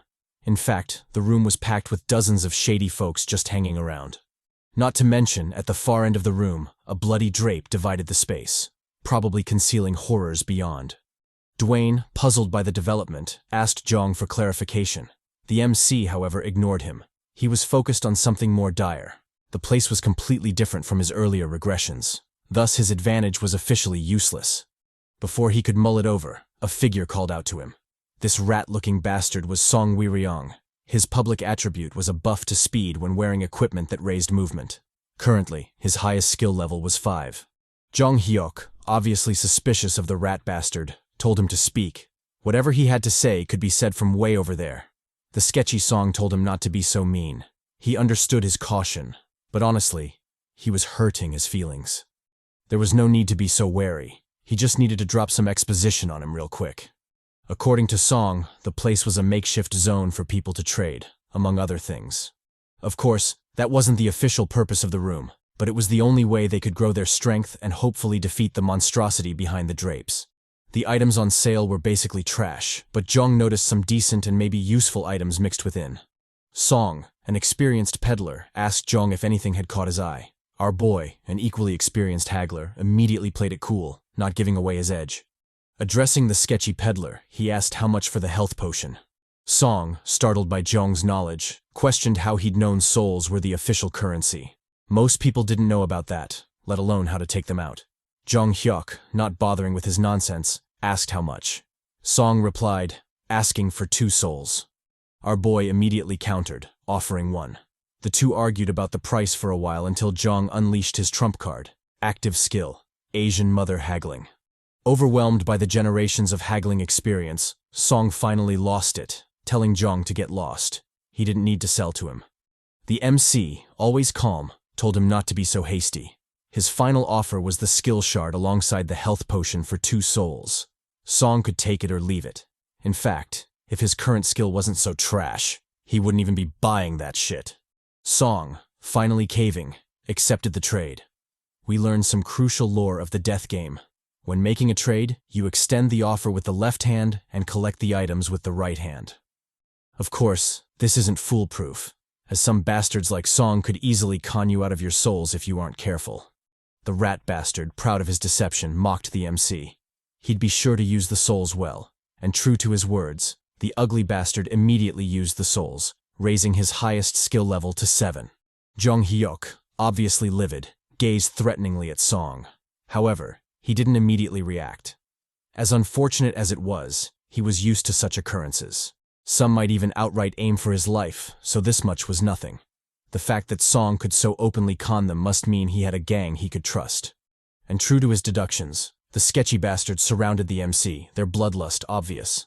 Jeong Hyeok, unfazed by the looming foes, addressed Song. If he wanted to keep his trash life, he should immediately give back the souls. Song, feeling cocky, mocked the MC. It seemed he didn't quite understand his situation. Besides, he'd already used the souls, so there was nothing to give back. Before he could continue with his villain yappery, Jeong delivered a brutal kick, sending the ugly rat bastard flying. Approaching the sketchy thief, he promised him death. Death delivered by his own hands. Song, enraged, challenged the MC. He'd planned to go easy on him after taking the souls, but now that was out, he'd be sure to kill the bastard. Saying so, he activated his skill, conjuring an ominous purple shine on his palm. Jeong, however, wasn't idle. He immediately kicked Song's hand, crushing the treacherous palm with a sickening crunch. The bastard, enraged and in pain, cursed at the MC. Who gave him the right to do this to him? Our boy didn't relent. With a decisive blow, he drove the hammer into Song's mouth, opening an extra hole for the rat bastard. Song, finally realizing the gravity of the situation, called out to the gang. What were they waiting for? They should kill Jeong immediately. He wanted him dead. He wouldn't rest until he drank soup from his decaying skull. Jeong Hyeok sighed. It seemed, even until the end, Song had no thoughts of giving up. Well, if that was the case, he'd left him no other choice. Saying so, he swiftly plunged the hammer into Song's skull, putting an end to the thieving bastard. One of the gang members charged forward, his thirst for revenge evident. Before he could get far, however, a giant palm grabbed him, slamming his face against the wall. The gentle giant had finally joined the fight. Dwayne, still holding the yeeted foe, addressed Jeong. He understood the crimes of the rat song, but did he have to kill him? Jeong Hyeok, as calm as ever, addressed the gentle giant. He let him know this was how he'd always be. A soul in L.A.G was akin to your life force, and he'd kill anyone who threatened his, no matter who it was. Drawing his sword, he emphasized his stance. Whoever got in his way would receive the same treatment, so Dwayne should think carefully. This was L.A.G. In here, good guys were always the first to die. If Dwayne was the kind to pity such scumbags, then his end wasn't far off anyway. It was unfortunate, but it seemed the time to choose had finally arrived. As the two Chads stared each other down, the tension in the air palpable, the rest of Song's gang watched in shock. How had the rat bastard died so easily? Not that it mattered to them. They could simply pillage his remains and make some quick change. Their plan seemed set in stone, but something about the odd situation in front of them caught their attention. Why were the two lovers fighting? Trouble in paradise, maybe? Well, that only worked in their favor, so who were they to question it? Signaling for their assassin mate to move, the gang prepared their counterattack. The assassin, acting fast, immediately charged forward, aiming a sneak attack at Dwayne.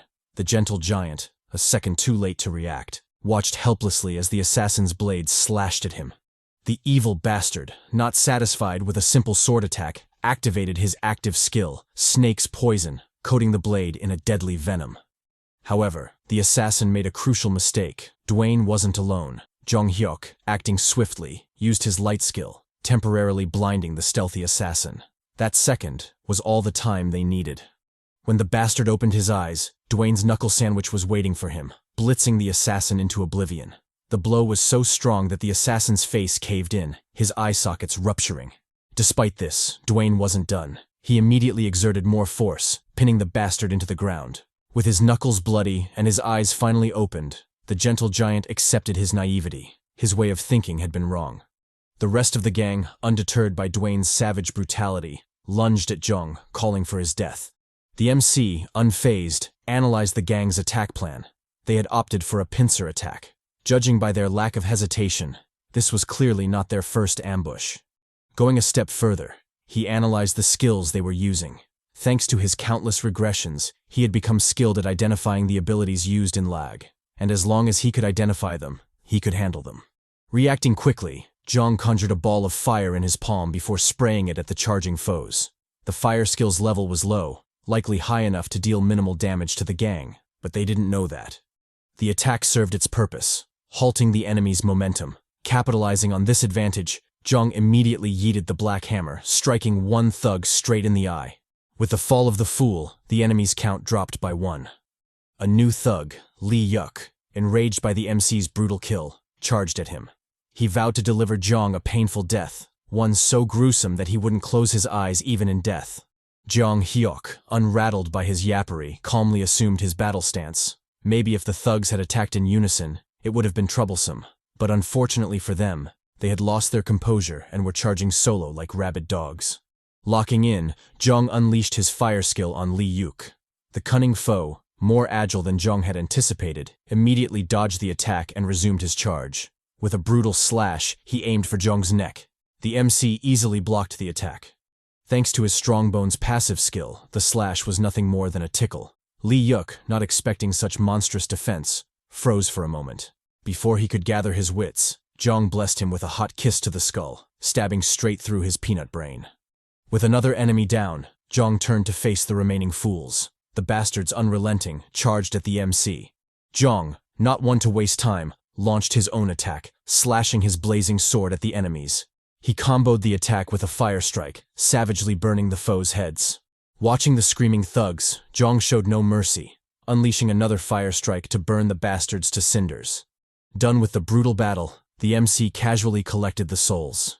Addressing Dwayne, he asked if he still harbored naive thoughts about peaceful coexistence. Like he'd said before, L.A.G was a death hell where only doom awaited the foolishly kind. Gazing sternly at him, Jeong asked Dwayne to make up his mind. His hour of hesitation was over. Dwayne took a moment to mull it over before turning his attention to the beaten thug.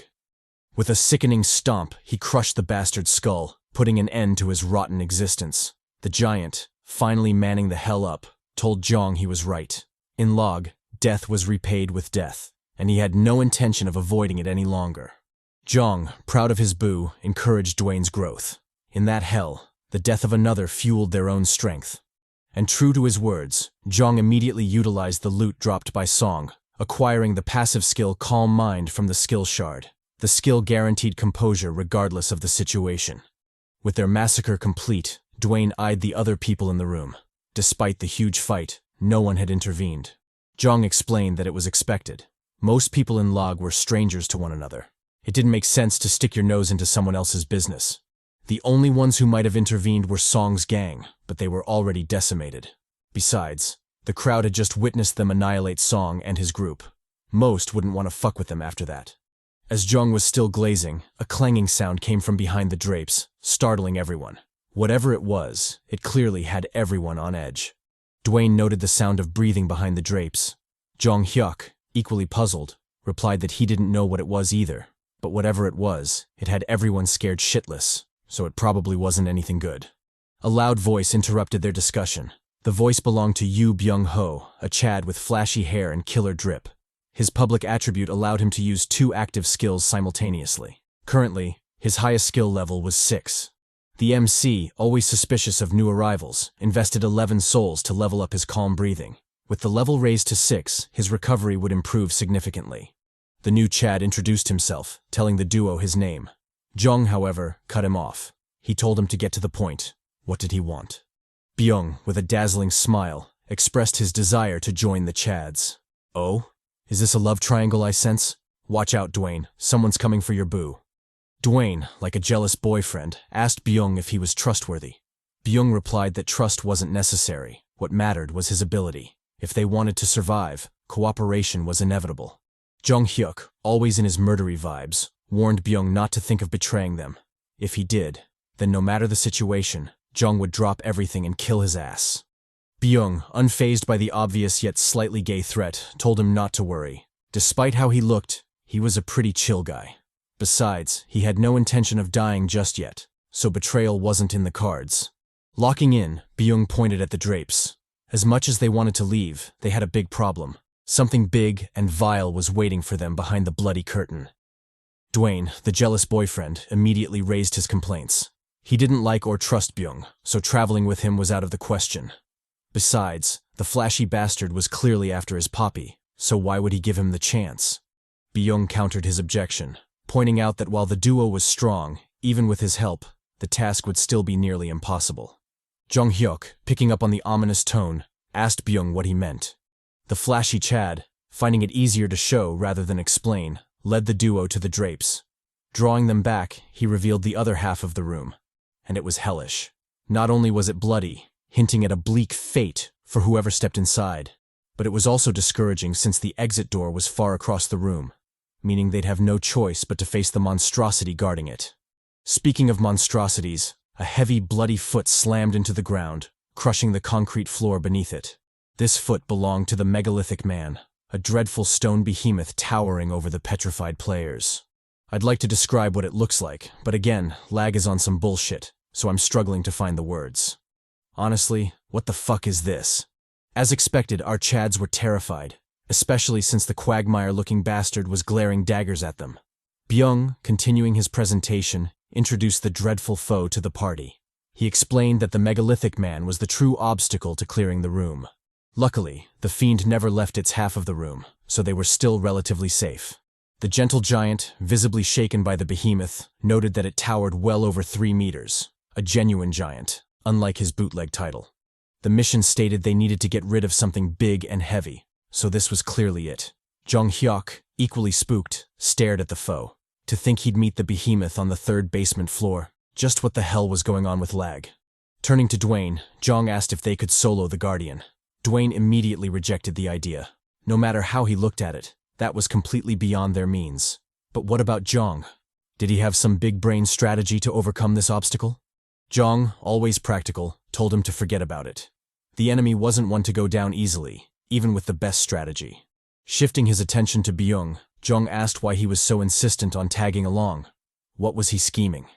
Byung replied that his reasons were simple. The two of them were strong, giving him the best chance of survival. Based on his analysis, 3 people should be enough to handle the Guardian, but most refused to try, fearing for their lives. Of course, there were those who accepted, but the MC and Dwayne annihilated them, leaving him back at square one. The MC pressed further, asking why he didn't try teaming up with anyone else. Byung explained that his involvement with the sketchy gang basically ruled out any cooperation with the other players. Because of those bastards, he'd been forced to move around a lot of corpses, which inevitably put a wedge between him and everyone else. But even that wasn't enough to secure his safety, as the treacherous thugs still ganged up and ambushed him, nearly killing him. Noticing the scars on Byung's stomach, the MC's eyes widened in shock. In a panicked voice, he asked Byung how he'd managed to heal the wounds so quickly. Flustered by the exaggerated reaction, Byung replied that it was thanks to his skills. He explained that he could deal with external wounds based on his skill level, though the action exhausted him, sometimes to the point of being unable to move. Jeong Hyeok, unnerved by the revelation, noted that this was a skill he'd never seen before, not even across his countless regressions. Did this mean Lag had new passive skills as well? He'd felt something was off before, but now it was obvious.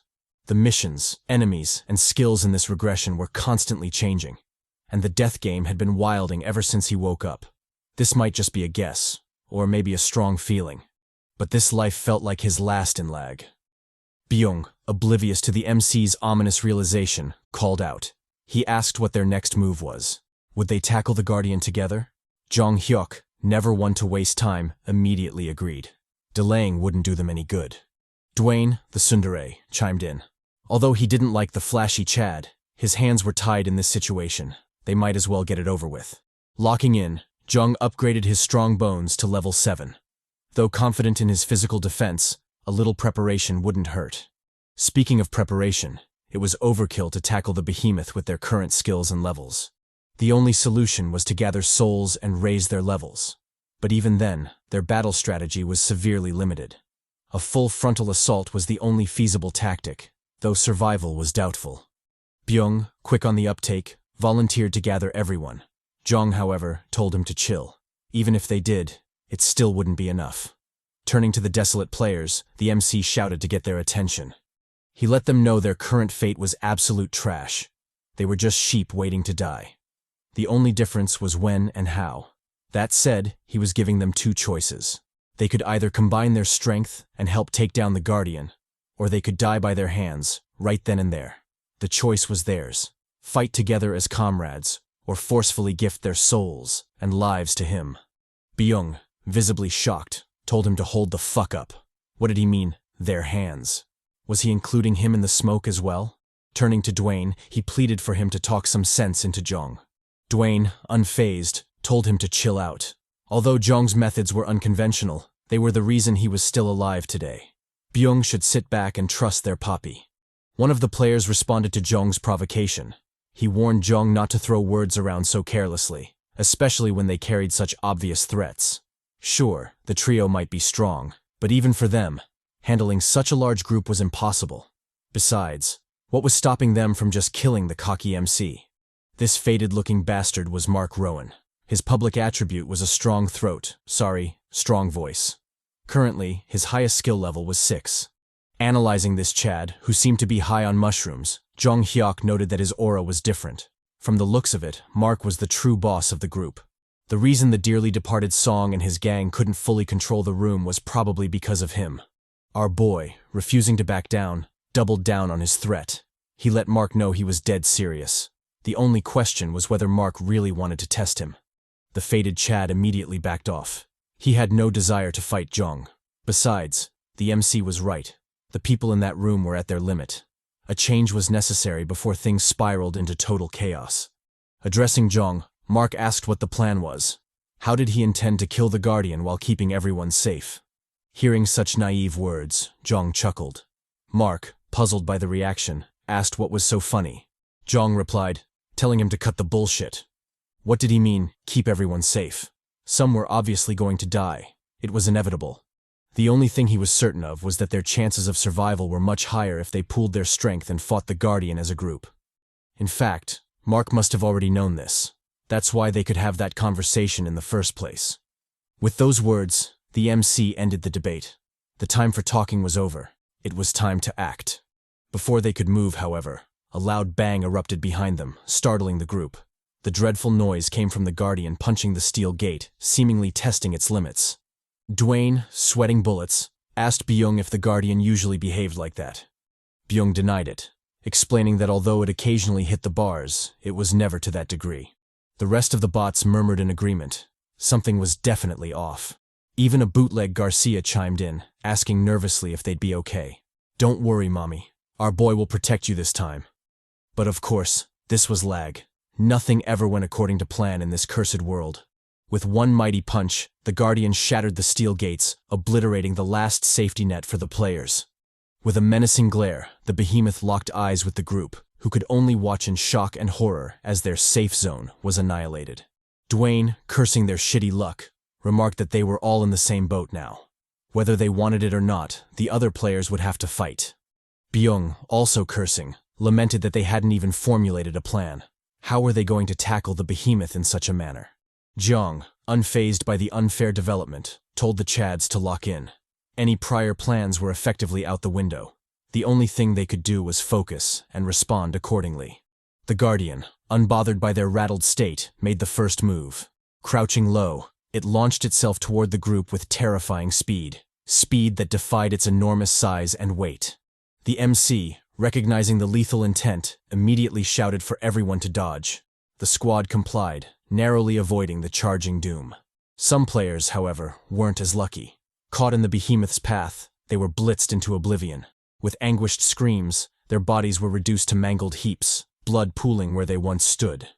Jeong Hyeok analyzed the baleful foe. Its overwhelming durability, absurd speed, and devastating attack power were enough to one-shot anything it touched. No matter how he looked at it, they were well and truly fucked. The bots also picked up on this, their expressions turning sullen in desperation. Collectively, they all had one thought. That bastard Jeong wanted them to fight such a beast? Was he out of his mind? Jeong Hyeok, as if sensing their doubts, shouted at them to focus. He instructed them to put distance between themselves and attack the Guardian with ranged skills. They were to target its legs, hoping to limit its mobility. Despite the great instructions, none of it reached the players. With a charging behemoth before them, they were too busy protecting their own lives to worry about the ramblings of a stranger. And so, without coordination, the inevitable happened. The behemoth yeeted the players, sending their mangled corpses flying like rag dolls. Some unlucky fools were slammed into the wall, their deaths as pathetic as their lives. Jeong Hyeok, watching all of this from the sidelines, cursed. Forget about tactics. At this rate, they'd all be wiped out. Unfortunately, it seemed everything would have to fall on him yet again. Running around the room, he aimed to collect as many souls as possible. Everything would inevitably depend on his strength, so he might as well increase his level as much as possible. Mark, also noting the unfavorable development, decided to act. Activating his strong voice skill, he repeated Jeong's instructions to everyone in the room. Because of his strong throat, his words cut through the panic, finally reaching the players. With seamless coordination, the players surrounded the foe, eager for a counterattack. One mommy even had time to rock a thong, because what better way to fight a boss than with a killer wedgie? Jeong Hyeok, still on his scavenger hunt, commended Mark. Thanks to his quick thinking, the situation was barely salvaged. Not to mention his ingenious use of the strong voice skill. Jeong hadn't even known it could be used like that. Well, not that it mattered at the moment. He had more important things to do. Moving from corpse to corpse, Jeong ignored the shame of plundering the dead. So what if he looked like a hyena feeding on corpses? He was determined to do anything to survive. We shift to the players. With a coordinated assault, they launched their skills at the behemoth, showering it in a barrage of attacks. One bot, feeling cocky, stopped to taunt the foe, his lips curling up in a mocking grin. This, however, proved to be a foolish mistake, as the fiend easily brushed off the flame attack, pouncing brutally on the cocky dude. With anguished screams, another foolish player fell, his death equally as foolish. Jeong Hyeok, still observing from the sidelines, marveled at the bot's stupidity. Wasn't it common knowledge that fire was weak to earth? Just what the hell was the dude thinking? Not only him, but the rest of the players were equally foolish, as their attacks wouldn't reach the Guardian anyway. The only way to attack was through melee damage, but obviously, none of them were willing to get that close. Turning to Dwayne, Jeong reminded his boo not to advance recklessly. He should first gather souls and level up his skills. When they had enough, they'd attack together. The desperate battle continued. Players dropped like flies as the behemoth rampaged through the room. In a final act of desperation, one player hurled a lightning attack at the creature, hoping to break through its defenses. But just like fire, lightning was weak to earth. The Guardian brushed it off with ease, yeeting the poor fool into oblivion. The rest of the players, capitalizing on the Guardian's distraction, froze its feet, effectively pausing its momentum. Mark, thrilled by their teamwork, signaled for everyone to attack. The players, blindly trusting their leader, charged at the behemoth with their weapons at the ready. The fiend, however, proved more cunning than they'd thought. After baiting the players to close the distance, the Guardian swiftly initiated its counterattack. With a mighty slam, the Guardian blitzed the players, sending their pathetic corpses flying. Even this wasn't enough for the fiend. It comboed the slam with a punch attack, easily reducing the players to bloody pulps. In an overwhelming show of power, the Guardian punched the shit out of the players. Wherever its fists went, lives were reaped, powerless to stop it. Jeong Hyeok, still on his scavenger hunt, stealthily made his way around the room, collecting as many souls as he could. Sure, it was grim to capitalize on the dead like that, but what choice did he have? He had to get stronger, no matter the method. As he was reaping the souls, Jeong stumbled upon a wounded Chad barely clinging to life. In a broken voice, the man begged for mercy, the pain too much to endure. Jeong Hyeok, always a merciful Chad, immediately complied. Drawing his sword, he promised to avenge the man. The unfortunate man, although weak, thanked the MC. With that, he could at least rest in peace. Jeong Hyeok, acting on his promise, immediately stabbed the fellow, ending his life. In a silent prayer, he wished the poor soul peace in the afterlife. Upon collecting the man's soul, Jeong noted that his collection was up to 19. Although not a lot, it was enough to at least put up a fight. Turning his attention to the battle, he noticed Mark charging at the Guardian. The brave leader, stealthily approaching the boss, immediately utilized his trump card, Time Bomb. This was an active skill that planted a bomb on a target. Upon activation, the bomb would detonate within 10 seconds. With the task done, Mark swiftly called for everyone to scatter before setting off the bomb. The explosion hit with a deafening boom, dealing significant damage. Excited by its success, the players urged Mark to use the skill again. The boss, although willing, wasn't able to fulfill their demands. The attack wasn't something he could spam indefinitely. This was lag. Cheat abilities weren't allowed. As the players were still hopefully staring at the fallen foe, wishing it wouldn't get back up, the MC's loud voice called out, reminding them to be careful. However, his warning came too late. The boss was already targeting Mark, its giant palm closing in on him. Before he could react, the boss grabbed him by the head, lifting him off the ground. The rest of the players, worried about their leader, shouted his name in desperation. This, however, proved futile, as the foe crushed Mark's head, bathing the ground in his blood. Jeong Hyeok, noting the bleak development, instructed Dwayne to join him in attacking. Since Mark was dead, the rest of the players were bound to collapse. Something needed to be done before that happened. True to his prediction, the behemoth charged at the players, making quick work of them. Without their leader, they were nothing but fodder, falling pathetically with every stomp or punch from the boss. In a show of grotesque savagery, the boss crushed the players into bloody pulps, tearing their bodies apart. Jeong Hyeok cursed at the expected massacre.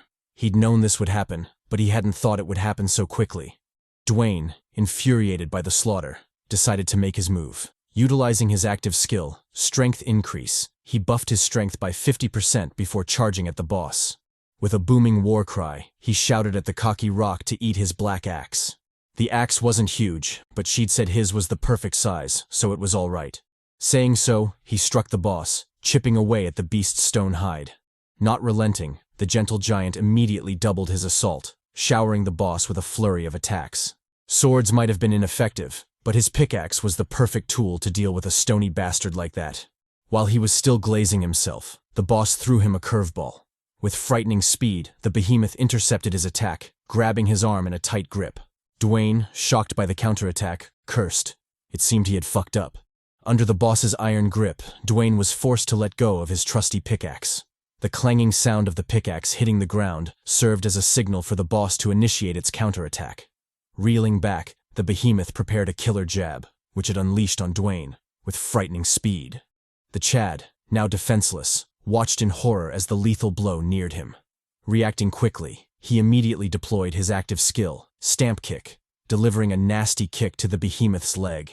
The sheer power of the attack sent shockwaves through the room, driving the boss's leg into the concrete floor. Having lost its balance, the behemoth's once lethal jab landed pointlessly into the ground, narrowly missing the trapped Chad. The boss, however, wasn't going to leave empty-handed. Exerting more force, it crushed Dwayne's arm, sending stinging pain through the Chad's body. Dwayne, now with a panicked look on his face, endured the blinding pain. Inwardly, he thanked his strength skill because, without it, the behemoth would have already crushed his arm into a bloody pulp. However, even his skill had a limit, so something needed to be done, and fast. Clenching his fist, Dwayne reeled back before driving a killer hook into the boss's face. The blow left the behemoth reeling, its once majestic defense subtly crumbling. Dwayne, however, wasn't left unscathed. The behemoth wasn't called Megalithic Man for no reason. Its defense was as absurd as you'd expect. As such, even though he was the one who dealt the blow, he still suffered considerable damage to his fist. Noticing he wouldn't last long under those circumstances, Dwayne begged for help from the one person he could rely on, his Poppy and Boo, Lee Jeong Hyeok. Our boy, as if sensing the distress signal from Dwayne, crept up on the boss, his black hammer poised to strike. In a brutal slam, he struck the behemoth straight in the back, sending chips of its defense flying. The force from the blow left the behemoth dazed, forcing it onto its knees. Jeong Hyeok, not relenting, immediately activated his passive skills, strong bones, and tough skin. With the protection of the upgraded skills, he lunged at the boss, his left hook ready. Not wasting time, he swiftly sent the punch flying, driving it deep into the behemoth's body. The boss, left reeling from the punch, finally loosened its grip on Dwayne's arm, giving the Chad a chance to slip away. Jeong, noticing his boo was safe, doubled down on his attack, unleashing a flurry of strikes on the boss's back. With grim determination, he comboed hammer strikes with punch attacks, desperate to bring the boss down. Sure, his fists were burning, and his knuckles were bleeding, but he didn't care. The only thing on his mind was to deliver one more punch to finally bring the bastard down for good. As he was still in his bloody trance, an urgent voice called out, warning him to dodge. Jeong, a little hazy from the bloodthirst, failed to understand what Byung meant. Before he could mull it over, a lethal blow aimed at his head swiftly materialized before him. Jeong Hyeok, cursing the bastard who'd done this, immediately lunged to the side, narrowly dodging the explosive attack. With chatty agility, similar to our fallen Mommy Garcia, he performed a backflip, landing gracefully on his feet. The rest of the players, noticing the boss was up for grabs, all lunged at the behemoth, their selfish desires overshadowing logic. Jeong Hyeok, watching the bots charge at the boss, immediately understood their reasoning. The fuckers wanted to fulfill the 10% contribution quota issued by the trial. They had no care for Jeong Hyeok, even if he suffered collateral damage. One player even took it a step further, launching a sneak attack on our boy. With a cheesy line from a budget Temu movie, the bot called for Jeong to die. Our boy, shocked by the obvious sneak attack, easily parried his spear attack, leaving him open for a counter. With brutal efficiency, he punched the shit out of the bastard, forcing the poor fool to swallow his own teeth and blood. The MC, not one to show mercy, immediately lunged at the fool. With a sickening crunch, he brought the hammer down on the player's skull, drowning the ground in his blood. Mocking the stupid bastard, Jeong advised him to keep his mouth shut the next time he wanted to ambush someone. Well, he was already dead, so he'd just have to shut his mouth hole in the next life.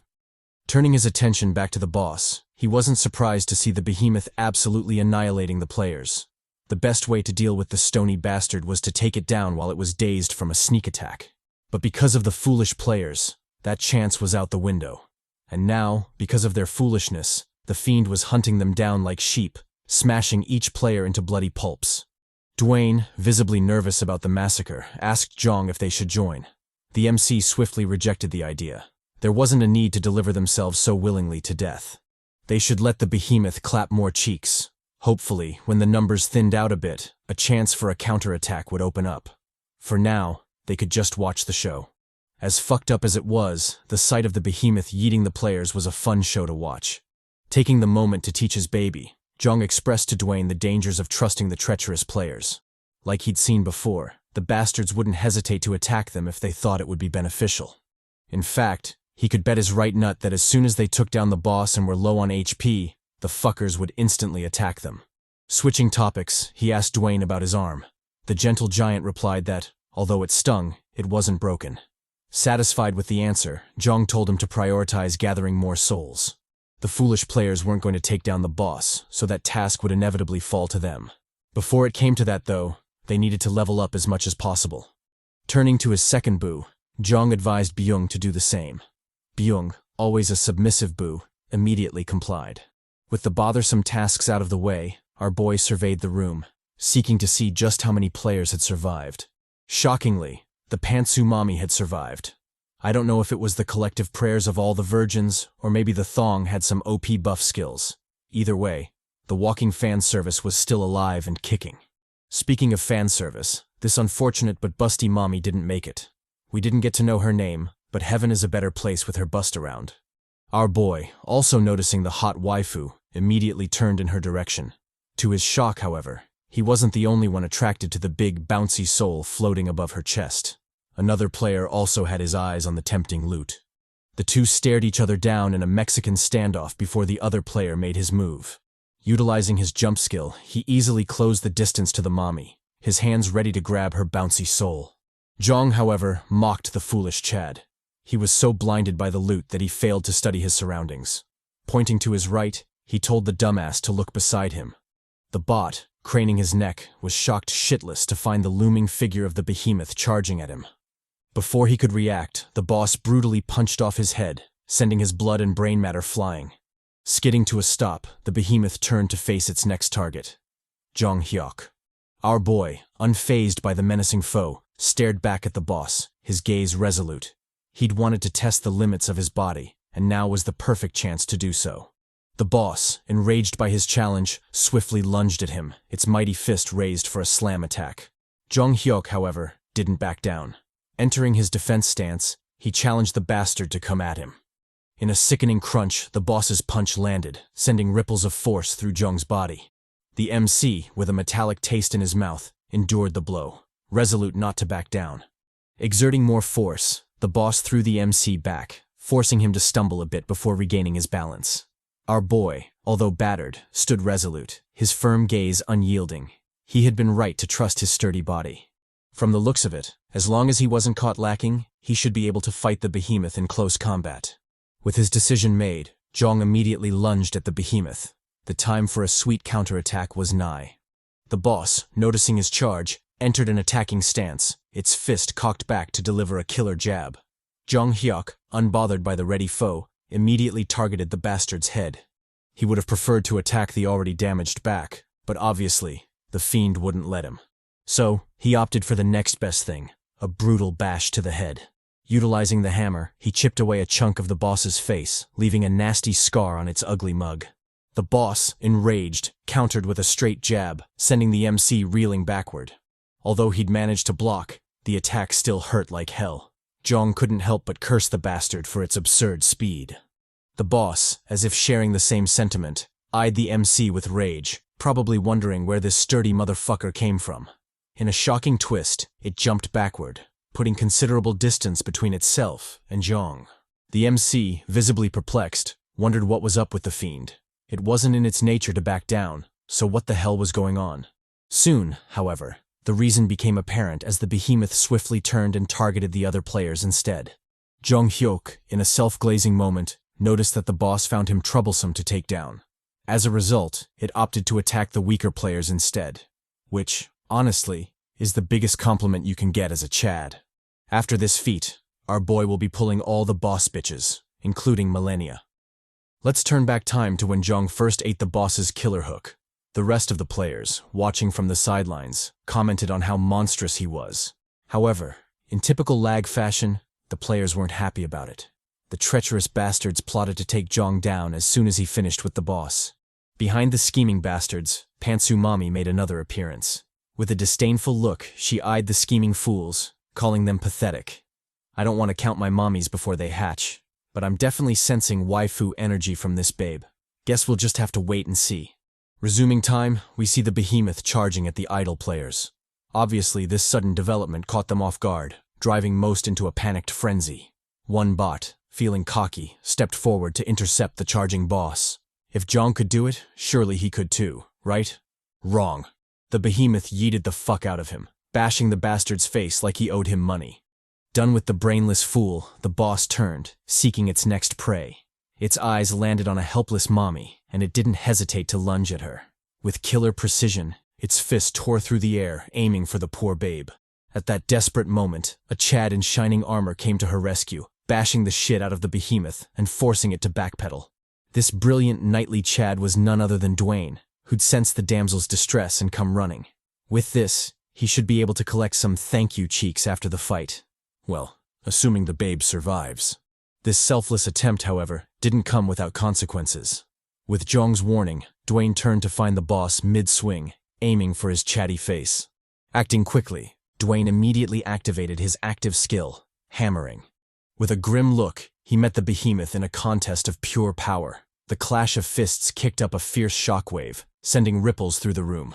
Our boy, not backing down, doubled down on the punch, pushing the behemoth backward. However, he also found himself in an awkward situation, having lost his balance. If the boss attacked at that moment, he'd be well and properly screwed. Byung, coming in clutch, swiftly lunged at the boss. With frightening agility, he somersaulted off the boss's head, leaving a nasty stab in its eye. Task done, the nimble Chad landed in a dodge roll, firmly securing his footing. Not bothering to look back, the scared Chad immediately made a run for it. He'd acted to save his new boo, but he'd be damned if he stayed to fight the giant behemoth. While hauling hella cheeks, he shouted at Dwayne to remember he was the one who saved him. If possible, he should put in a good word for him with the major poppy, Jeong Hyeok. The rest of the players, capitalizing on the momentum, launched their attacks at the behemoth, all aiming to blind the bastard. The boss, however, was more cunning than they expected. Using its arm, it easily shielded its eye, preventing the attacks from landing. With savage brutality, the boss counterattacked, charging straight for the players. Jumping up, it gained momentum before crashing down on the poor fools, reducing all of them to meat paste. Unsatisfied with its carnage, it initiated a brutal slaughter, ripping the players into literal pieces. The MC calmly watched all this from the sidelines. Sure, he could have intervened and saved them, but why should he? The bastards had aimed for his life, and he wasn't one to forget such things easily. This was L.A.G. This damn place had its rules. When fucked, you should be ready to fuck harder. After the boss's rampage, we're given some dire statistics. The total number of survivors in the room had been 40. Right now, however, that number had drastically dropped to just 7. And, of course, Pantsu Mommy made it. I'm telling you guys, my waifu senses are tingling. Garcia can finally rest in peace, because a new mommy is coming. Pantsu Mommy. With the annoying hindrances gone, the boys decided to lock in. It was time to seriously face the behemoth. Before that, however, Jeong had some cleanup to do. He asked the Chads to point out the bastards who'd attacked him before. Upon being singled out, Jeong vowed to kill them himself. There was no way he'd let such treacherous bastards live. With that out of the way, the Chads charged at the boss, their bloodlust brimming. The behemoth, sensing the ominous development, immediately lunged at its first target, soon to be Pantsu Mommy. It knew its end was near, so it opted to do as much damage as possible before falling. Jeong Hyeok, however, wasn't going to let it do as it pleased. He'd barely gotten a Garcia replacement. The hell if he'd let her die. The new mommy, not completely helpless, fought back against the behemoth, telling the rock pervert to stay away. Her name turned out to be An-ji-ah, a spicy babe from the Asian continent. Her public attribute was a buff to agility when wearing metal equipment. Currently, her highest skill level was 5. With a mommy in distress, the boys swiftly lunged into action. Sure, she could somewhat hold her own by parkouring off the walls, but how long would that last? This was L.A.G. Things went from 0 to 100 real quick in this hell. Addressing the boys, Jeong immediately issued the tasks. Byung was to take the left flank and wait for the behemoth to make a big move. Of course, the MC was aware his personal damage was minimal, or rather, straight trash. But that's not what he needed him for. He was simply to shake the boss's balance. As for Dwayne, the little giant was to utilize his stamp kick to hopefully bring the fiend to its knees. Everything else would be handled by him. They're poppy, so they need not worry. Back with An, the spicy mommy, finding herself in a pickle, utilized her trump card, Ice Pick. The skill effectively froze anything it hit, and when utilized correctly, as with the behemoth, it could serve as a binding skill of sorts. Anji, finally getting some breathing room, immediately jumped back, putting distance between herself and the boss. I initially didn't want to say something about this view, but god damn. To the artist of this manhwa, I wish you and your descendants eternal joy. Byung, capitalizing on the boss's binding, swiftly closed the distance, running across the steep walls like they were flat ground. With deadly precision, he landed a nasty kick on the behemoth's head, leaving the fiend reeling. In typical Byung fashion, the flashy Chad immediately skedaddled. No way in hell he'd stay to fight that thing. The gentle giant, having expected Byung's Chadly cowardice, immediately lunged at the boss, his stamp kick ready. Utilizing the active skill, Dwayne landed a brutal kick on the behemoth's leg, tripping the giant bastard. With a busted leg and no support, the fiend wobbled on its feet. Our boy, knowing the best time to spawn the fuck up, appeared behind the boss, his attack ready. Without mercy, he unleashed a nasty axe kick on the boss's head, finally bringing the bastard to its knees. Capitalizing on the fiend's stunned state, Jeong unleashed a flurry of attacks on the boss's back, chipping away at its formidable defense. He used whatever he could to bring the bastard down. His hammer, feet, fists, anything to silence the fiend for good. Finally, after what seemed like an eternity and with a heaving chest, the weakness of the boss was exposed. Its heart. Our boy, not one to waste time, immediately unsheathed his blazing sword, his face resolute. With a precise stab, he brought the burning sword down on the fiend's heart, finally putting an end to the stony bastard. As if congratulating his efforts, the behemoth released a golden soul, one vastly different from the rest. Turning to the squad, Jeong informed them of his intention to keep the soul. The two Chads immediately agreed. As for the pantsu mommy, she had no objections either. It was because of him that she could enjoy her thong wedgie, so who was she to complain? Jeong, not one to waste time, swiftly pocketed the soul, netting a whopping 8 souls for his troubles. With a satisfied grin, he casually turned in the direction of the new arrivals. The lucky trio, who'd basically been carried throughout the fight, approached the MC, delight evident on their faces. Their makeshift leader, an old wizened man, glazed the MC, calling him amazing. This ass-kissing bastard was Jeff Norris. His public attribute was a steel right hand, probably from his late-night activities, and his highest skill level was 7. Next in the group was Alejandro Sanchez. His public attribute was breathlessness, and his highest skill level was 6. Last but definitely not least was Anna, belly dancer, Taylor. Her public attribute was that she couldn't stay in one body position for long. In essence, she was a restless bitch. Her highest skill level was 7.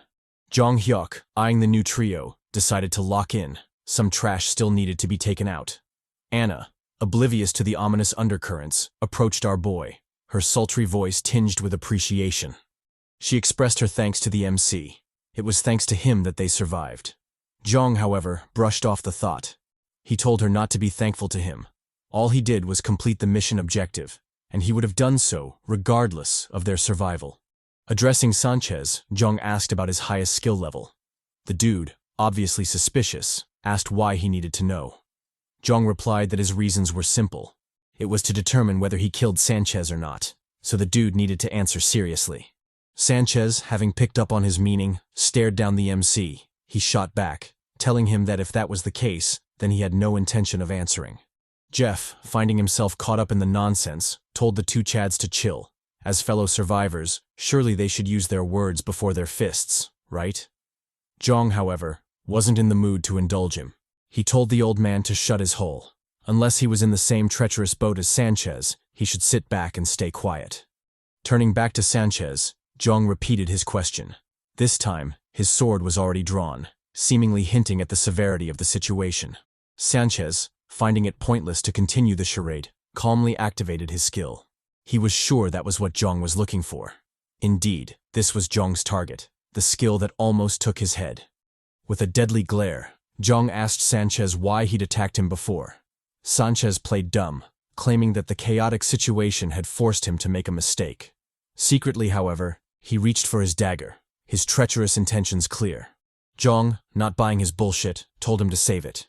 He didn't need Sanchez's confession to know his intentions. They were as basic as his mama. The foolish bastard probably thought it'd be easy to finish him off and steal his souls. He'd likely wanted to eliminate the biggest threat and contributor in the room, opening up an easy clear for himself. However, Sanchez had made some very crucial mistakes in his backstabbing plans. First of all, Jeong wasn't so pathetic that he'd fall to the likes of him. Secondly, although injured, the megalithic man was still strong enough to clap all their cheeks, so they would have ended up dying anyway. Lastly, the people Sanchez was relying on to help him win the fight in case the sneak attack failed ended up dying, so now he was left alone, left to face Jeong's wrath solo. In a cold tone, almost as if spoken by King Yama himself, Jeong told Sanchez he'd be dying today. Right here, right now. And there was nothing he could do about it. Sanchez, still feeling cocky, shot back. Sure, Jeong was great, and his threats were A+. However, there was one thing Jeong had failed to realize. The one to die would be him, not Sanchez. Saying so, Sanchez fired his Kamehameha at Jeong, the baleful attack brimming with energy. Our boy, however, easily sliced the attack in two, causing it to explode harmlessly to the sides. Sanchez, not relenting, followed up with a dagger attack, using the explosion to mask his movements. With pure savagery, he stabbed at Jeong's face, seeking to put a hole through it. Jeong, although flustered, swiftly tilted his neck back, narrowly avoiding the blade. Reacting quickly, he retaliated with a hammer bash, digging it deep into Sanchez's spine. Gazing at the shocked bastard, Jeong taunted him. If he aimed for someone's life, then he should be ready to lose his own. With those words, Jeong drove the blade through Sanchez's neck, giving him a hot kiss of death.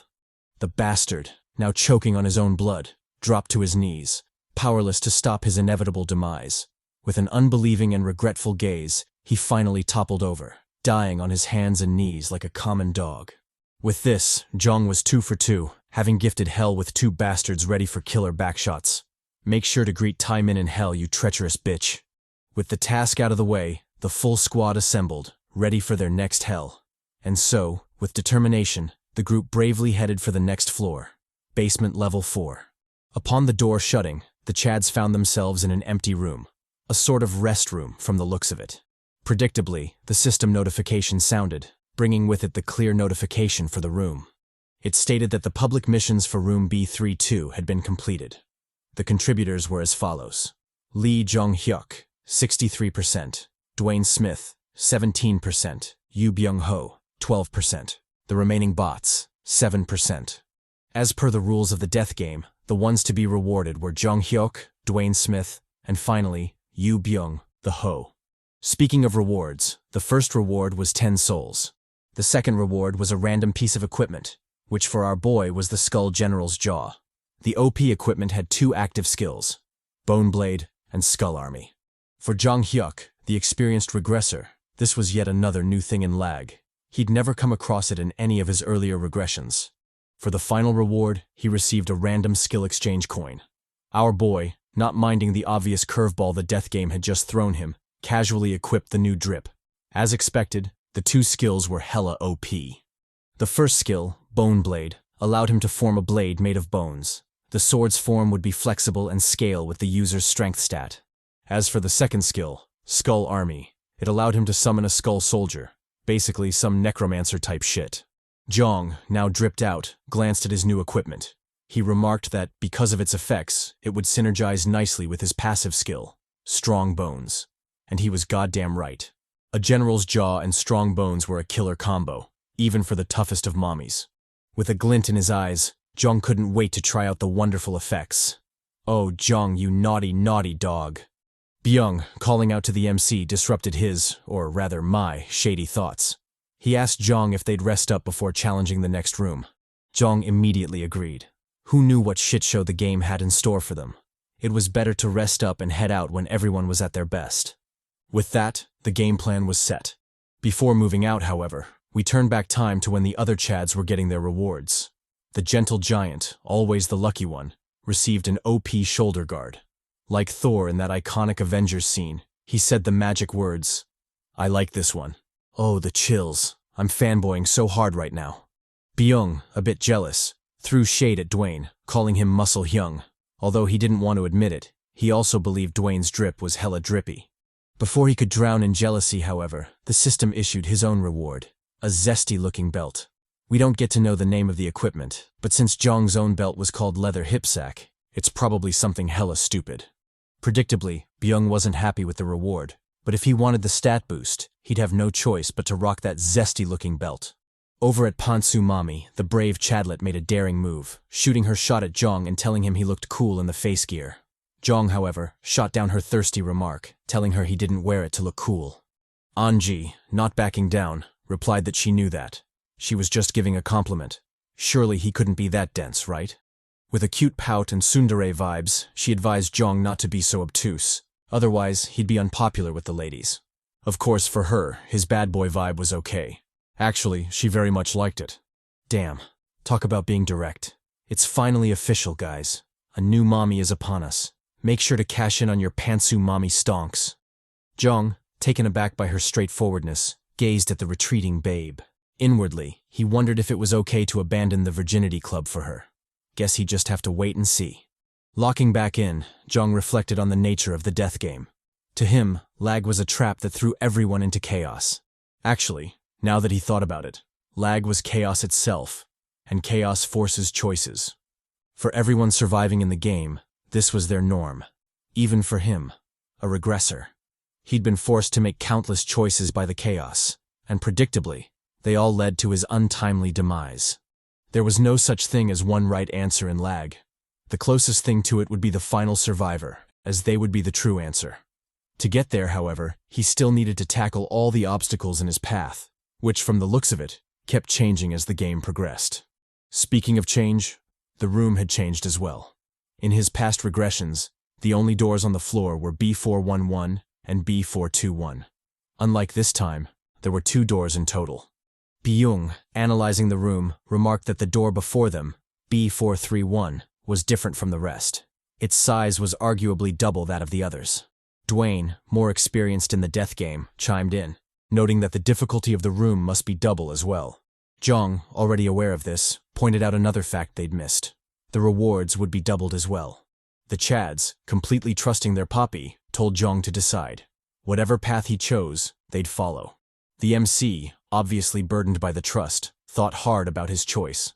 Ultimately, he realized it didn't really matter. There was no way to know what was in the room without actually walking in, so thinking too hard about it was just a waste of time. Addressing the Chads, he let them know they'd be heading to the suspicious door, B431. As for the rest of the guys, they could make their own choices. He wasn't going to force anyone. An-ji replied, letting him know she'd follow him as well. No one wanted to move alone after all. The rest of the group equally agreed. Wherever the majority went, that's where they go. Only a lunatic would move alone in that cursed hell. With the matter settled, our boy immediately turned to leave. There was no need to waste any more time. Soon, however, his bravado crumbled, leaving him staring foolishly at the door. Dwayne, puzzled by his odd behavior, asked why he wasn't moving. Our boy, in a calm tone, replied that the door wouldn't open. Not only that, it also lacked a handle, so how the hell was he supposed to go in? Dwayne, taking the lead, told Jeong to step back. Sometimes, brawn is better than brains. If the door wouldn't open, he'd just have to force it open. With those words, the giant Chad held onto the door, giving it the best push he could manage. Despite giving it his all and shaking like a leaf, the stupid door didn't budge. It stubbornly stayed closed. An-ji and Byung, throwing shade at our boy, teased that Dwayne wasn't all that strong after all. He might have the huge guns, but apparently, having big muscles didn't mean he was strong. The blonde mommy chimed in, calling Dwayne pathetic. It was sad to see, but the buff Chad was indeed very brittle for his size. Dwayne, fired up by the disses, doubled down on the effort. Who the hell did those bastards think they were dissing? He'd be sure to prove them wrong. Thinking so, he finally put a crack in the door, forcing the stubborn bastard open. Before he could celebrate, the door shut again, rendering his efforts worthless.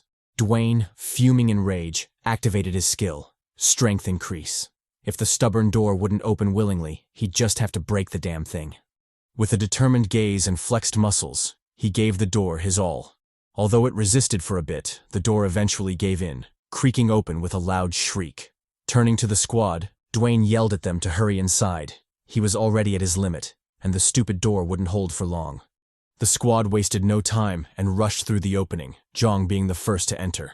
With everyone safely inside, Dwayne finally let go, causing the door to slam shut behind them with a resounding bang. Upon their entry, a system notification sounded, announcing the mission details. The public mission was simple: snuff out the cry of the beast. The objective was to kill all the beasts present in the room. If they managed to do that while contributing at least 5% to the mission, they'd be rewarded with 15 souls. Alongside the public mission, each player received an individual private mission. For Jeong, the task was straightforward. He had to avoid killing anyone in the room. Our boy, taking a moment to mull it over, remarked that the mission suited him just fine. There was no guarantee he'd get even 20 souls if he killed everyone in the room, so the act was pointless. However, the same couldn't be said for everyone else. The room grew unnervingly silent after the private missions were issued. Nobody but the individual could see their private mission, so the tension in the air was thick. For Jeong, it didn't matter. If anyone wanted smoke, he'd make sure they got high on it. Byung, breaking the tension, commented on how dark the room was. Dwayne chimed in, grumbling that the room better be worth all the effort he put into getting them inside. Jeong, ever the chill dude, told the Chads to lock in. Who knew what kind of shit show the room might throw their way? They'd best be prepared. As if responding to Jeong's challenge, the dark room was suddenly illuminated by dazzling white light. The squad, shocked by the sudden development, immediately entered their battle stances. Jeong drew his hammer, while the others looked on gravely. With the light, the group could finally study the room. It was surprisingly glorious. Beautifully crafted statues of wolves lined the walls, all of them staring at a golden light.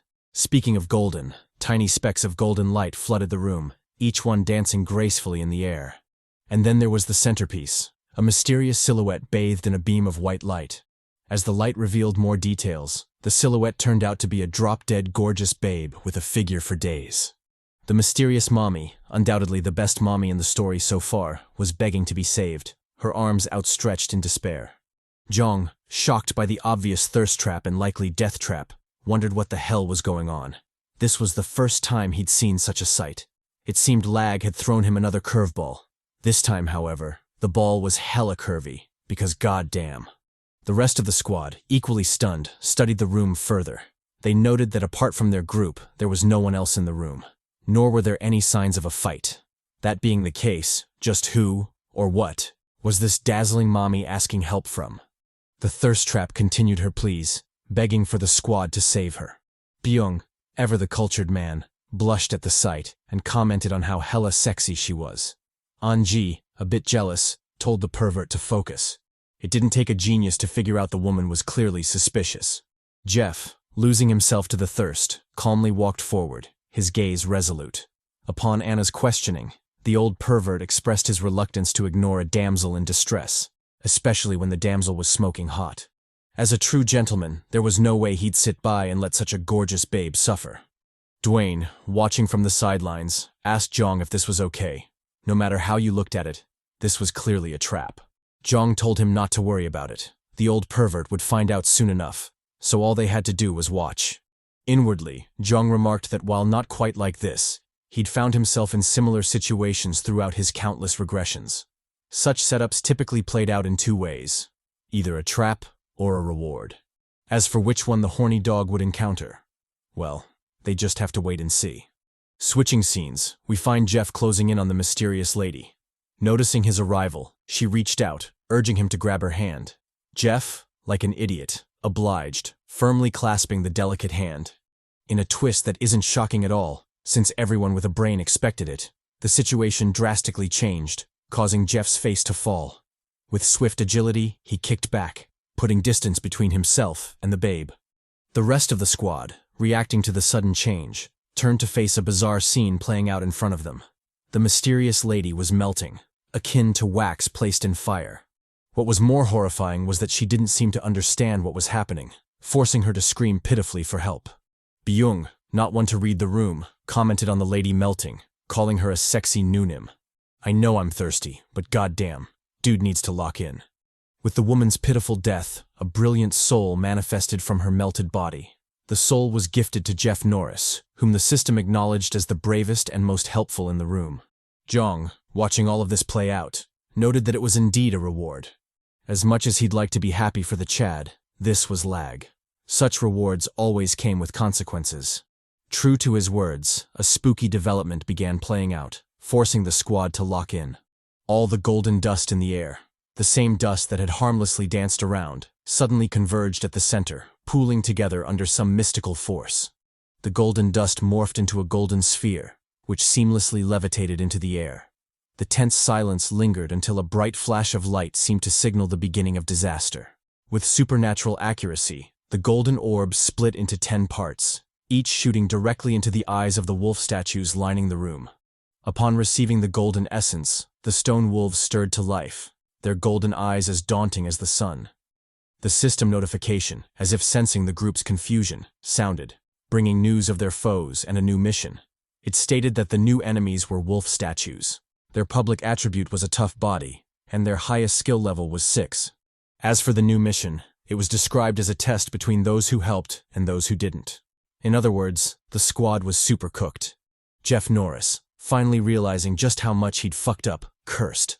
Damn it. All he wanted was some mysterious cheeks, so what the hell is this nonsense? If his older brother Chuck Norris were here, he was sure he could have pulled the mysterious baddie. Too bad the goat wasn't around. Upon the system's last prompt, the statue wolves fully came alive, their viciousness showing through their growling.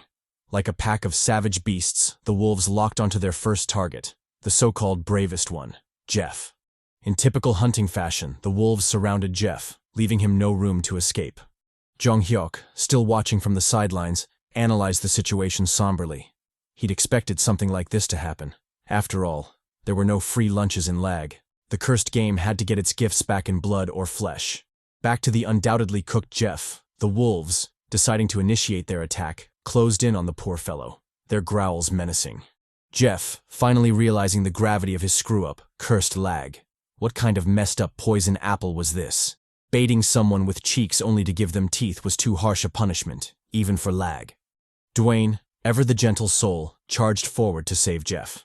There was no way he'd let the bastard wolves do as they pleased.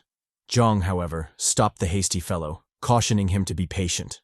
He chastised him for his recklessness, an undeniably bad habit that would definitely get him killed. This was L.A.G. The first person to jump in carelessly was always the first to die. And so, heeding Jeong's advice, Dwayne had no option but to sit back and watch Jeff fend for himself. The bootleg Chuck Norris wasn't doing so bad either. Utilizing his steel arm, he landed a brutal cross on the statue wolf, blowing up half its face. Despite the seemingly lethal damage, the wolf shrugged it off. It was made of stone, so such attacks wouldn't take it down for good. Before Jeff could respond to this unfavorable development, a stinging pain shot through his body, stunning him instantly. Glancing down, he was shocked to see one of his legs cleanly severed by a wolf's claw. The blinding pain nearly drove him insane, his anguished screams reverberating throughout the room. The wolves, taking advantage of his vulnerability, pounced on him, their sharp fangs digging deep into his flesh. Jeong, still watching from the sidelines, remarked that this was the result of Jeff's choice. In that hell, all the choices everyone made had direct consequences.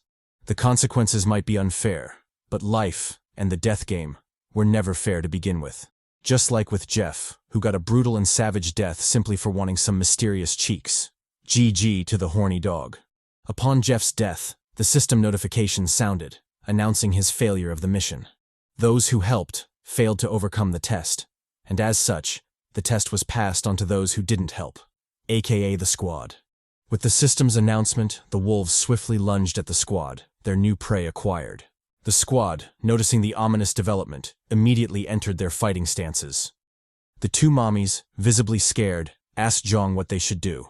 The MC, always cool, told them to do the obvious, prepare themselves and respond accordingly to whatever shit the bastard wolves threw at them.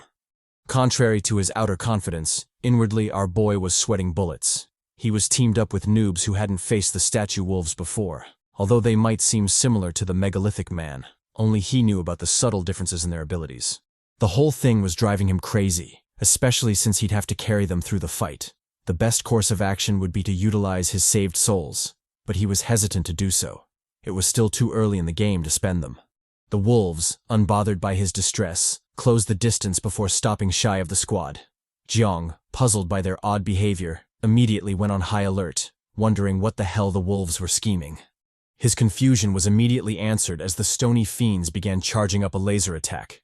Jeong, not liking the development, immediately jumped into the fray, closing the distance to the wolves with frightening speed. There was no way he was going to let them do as they pleased. The bastard wolves were obviously trying to keep their distance while bombarding them with ranged attacks. Like hell he would let them. With a wall behind the squad, they were essentially trapped. If the wolves dominated the front as well, they'd just be picked off like fish in a barrel. It was important to break their formation before their attack overwhelmed them. Thinking so, Jeong continued his charge straight into the laser attacks of the wolves. With nimble movements and some luck, he barely managed to weave through the laser attacks, the searing heat from the beams charring his skin. Jeong, his face visibly pale, cursed. He didn't know what kind of attack it was, but he was sure one hit from that would send him directly to Yama. Brushing off the distracting thoughts, Jeong swiftly lunged at the wolves, his black hammer ready. With a brutal bash, he drove the hammer straight through the wolf's head, chipping away at its face. Despite the damage, it still wasn't enough to take it down. Jeong had severely underestimated the resilience of the stony bastards. Before he could react, another wolf blitzed him from the side, sending our boy reeling. With an anguished moan, Jeong was thrown to the side, skidding pathetically across the room floor. Getting back up, Jeong thanked his lucky stars. Although the attack hurt like hell, he was generally okay thanks to his strong bones' passive skills. However, he couldn't rely on such crude methods to survive the challenge. Something needed to be done. All his current attacks were basically trash, so the only choice he had was to burst out his latest skill, Bone Blade. It's a pity though, because he wanted Pantsu Mommy to be the first to get his bone. But some things can't be helped. With his mind made up, Jeong immediately activated his Bone Blade skill, causing a blade to sprout out of his palm. I don't know what I was expecting, but it definitely wasn't this Wolverine-type shit. Actually, it's not even Wolverine. It's more like the original and horrible version of Deadpool. Man, fuck Marvel for that shit show. Jeong, watching the skill's slow manifestation, cursed. Turns out the skill was a duration skill, and it took hella stamina to maintain. In the current situation, burning through his stamina wasn't the best option. As he was still racking his brain thinking of a different solution, a CHADY figure lunged forward, shooting straight for the wolves. The figure was Dwayne, who, from the looks of it, was tanking all the laser attacks from the wolves with ease. Jeong, watching the absurd show, commended the giant Chad. Forget being all brawn and no brains. Dwayne was officially the king of bronze. Tanking an attack that could pierce through concrete wasn't easy at all. Before Jeong could get lost in his Dwayne glazing, a wolf pounced at him, snapping him out of his thirsty thoughts. Reacting quickly, Jeong ducked below the pouncing wolf, delivering a backhand bash in retaliation. The attack landed true, digging deep into the wolf's jaw. Because of the sudden interruption, the laser attack was trapped in the wolf's mouth, causing the fiend to explode from the backlash. Jeong, marveling at his great deed, mentally counted one less foe to deal with. The rest of the wolves, however, weren't going to let him gloat for long. With savage fury, they shot their beams at Jeong, trapping him in a pincer attack. Jeong, finding himself cornered, tanked the hit, relying on his passive skills to hopefully make it out alive. Just when it seemed over for our boy, the CHADY Poppy burst out of the explosion, his limbs still intact. The wolves, enraged by the slippery bastard, doubled down on their attack, chasing him with their deadly lasers. Our boy, barely clinging to life, cursed at the fiendish bastards. They coordinated their attacks so well that closing the distance was impossible for him. If things continued like this, then forget saving the squad. Even he would be in danger. Back at the two mommies' side, L.A.G, channeling Chadlet vibes, used her ice skills to block the baleful beams. Addressing Anna, who was cowering behind her, L.A.G told the basic bitch to get her shit together. This wasn't a Taylor Swift concert, so why the hell was she screaming? If she had a skill that could be useful in the fight, she'd better use it. Otherwise, she would come back there and tear her ass up. No homo, of course. We switch back to Dwayne the Chad, still tanking the hits. Although this feat was incredible, superhuman even, it wasn't one he could sustain for long. All equipment and skills in L.A.G had their limits, and slowly but surely, his shield was reaching its limit. Deciding to be more proactive, Dwayne ducked below a laser attack before cocking his hand back. With his strength buff active, he delivered a brutal bash on the statue wolf, completely obliterating the stony fiend. He had assumed his attack would land despite Jeong's earlier failure, and he was goddamn right. Sometimes, brawn is better than brain. Speaking of Jeong, the MC was still howling cheeks, desperately trying to escape the pursuing laser beams of death. In that frantic moment, Byung called out, announcing the arrival of reinforcements. The flashy Chad, in a genuine big brain moment, lured the pursuing wolves into attacking their own pack members, obliterating them with friendly fire. In a show of pure athleticism, Byung leapt over the carnage, seemingly unfazed by the explosions and flying debris. Landing gracefully, Byung addressed the MC, advising him to regroup with the squad. Before he could complete his statement, however, Jeong called out, warning him to be careful. Unfortunately, the warning came too late, as a statue wolf blitzed Byung from the side, sending the Chad reeling. The blow was so devastating that Byung was launched high into the air before crashing brutally to the ground. Capitalizing on Byung's vulnerability, the wolf began charging a laser attack, seeking to snuff out the flashy Chad. Jeong, vexed by the dire development, swiftly lunged at the wolf, his rage evident. However, despite his impressive speed, he was still too far away from Byung. There was no way he'd make it in time. Cursing the death game, he watched helplessly as the wolf finished charging up its laser attack. In that desperate moment, Dwayne came in clutch, grabbing the wolf and shifting its aim. Because of this, the deadly attack barely missed the vulnerable Byung, allowing him a new lease on life. Dwayne, consumed by rage, tightened his grip on the wolf's neck, squeezing the bastard as hard as he could. With a bellowing war cry and taut muscles, he viciously ripped off the wolf's head, finally putting an end to the menacing fiend. With the immediate threats neutralized, the two Chads turned their attention to Byung, their faces laced with worry. Byung, though clearly in pain, told the Chads to forget about him. They still had enemies to vanquish. Jeong, in a rare display of selfless concern, told the Chad to hold on. Once they were done with the foes, they'd come back for him. We switched to the two mommies still trapped by the fiends. L.A.G, in a genuine Chadlet move, was fending off the combined attacks of 5 wolves. Considering how destructive those beams are, It's safe to say Pansumami is hella OP. However, even with her cheat-like abilities, she wouldn't be able to keep it up for long. Reinforcements were definitely necessary. The boys, as if sensing this, lunged at the foes, their weapons at the ready. The wolves, noticing the new arrivals, swiftly split their forces, sending 2 wolves at the charging Chads. In their typical move, the bastards charged up their beam attacks, aiming straight for the boys. Jeong, however, wasn't going to let them do as they pleased. Taking a throwing stance, he immediately yeeted the black hammer at a wolf, landing a direct hit in its mouth. Because of the unexpected blockage, the wolf exploded, suffering recoil from its own attack. Not to be outdone, Dwayne increased his speed, ramming straight into the remaining wolf. The bash was so powerful that the fiend was sent airborne, helpless against the gentle giant. Our boy, trusting Dwayne to handle the business, didn't slow down. He increased his pace, charging forward with blinding speed. Even when the wolves unleashed a laser attack on him, Jeong didn't slow. He swiftly dodged to the side, causing the attack to miss him by inches. Crouching low, he prepared a killer cross and unleashed it on the wolf's head, knocking the fiend backward. Despite the devastating blow, the concrete hide of the wolf tanked most of the damage, leaving the beast with minimal injuries. Quick to counterattack, the beast charged a beam attack, aiming straight at Jeong. At such close range, the MC was effectively trapped, with no room to dodge. Desperate and cornered, Jeong opted for a suicidal move, shoving his arm straight into the wolf's jaw. Using his bare hands, he trapped the beam in the fiend's mouth, causing the stony bastard to explode from the recoil. Predictably, Jeong didn't escape unscathed from the explosion. His hand was reduced to a mangled mess. Most of his fingernails were broken, and his palm was charred. But considering the alternative outcomes, he was lucky. He was well aware of the risks. Heck, he'd even expected to lose his hand from the irrational act. But luckily the worst-case scenario hadn't happened. Before Jeong could celebrate his brief dance with death, another wolf lunged at him, its jaw uncomfortably close to his delicate skull. The sneak attack was so effective that our boy had no room to counter. He was essentially powerless to prevent his pathetic demise. However, Jeong wasn't alone. Dwayne, coming in clutch again, kicked the shit out of the wolf, shattering the bastard into tiny pieces. Anna, finally deciding to be useful, activated her active skill, Big Hand, smashing the last wolf to smithereens. As expected, the Chads were taken aback by the weird attack. It wasn't every day you'd come across such huge jerk machines. Anna, oblivious to the great potential she held in her hands, calmly deactivated her skill, returning her hands to their original size. Jeong Hyeok, watching from the sidelines, marveled at the strange and unfamiliar skill.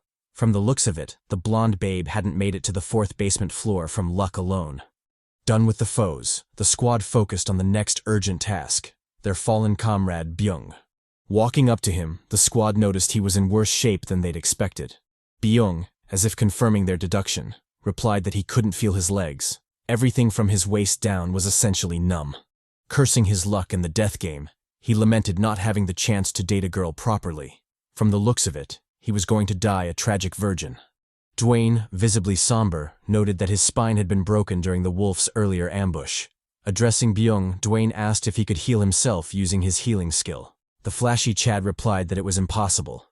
At his current level, he could only manage small wounds. Healing a broken spine was out of the question. Seeing no other options left, Byung asked them to kill him. Even with a healthy body, he'd been barely surviving before. But now, with a broken spine, his life was basically over. He'd rather have them do him in than fall by the hands of the treacherous game. Hearing his words, Jeong agreed, reaching for something behind his back. Noticing his movements, Byung smiled darkly. As expected of Jeong, he'd always known he was an objective person. To his surprise, however, what Jeong brought out wasn't a weapon, but a health potion. Although the potion wouldn't have much of an effect, it was still better than nothing. For now, Jeong urged Byung to hold on a bit longer. Nobody knew what they'd face in the next room. They might be lucky and stumble upon a cure for Byung, so there was no need to give up so easily. Loading the Chad out, Jeong ignored his pathetic cries to be killed. He was a prideful man, and there was no way he'd concede so willingly to the game. Before he did everything humanly possible to save Byung, he didn't plan on giving up. As for the flashy Chad, he need not worry. If Byung proved irredeemable, Jeong would be the first to slice his throat.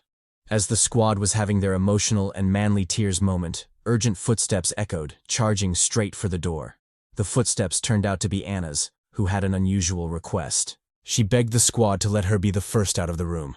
Contrary to the puzzled squad, Jeong already knew what was going on.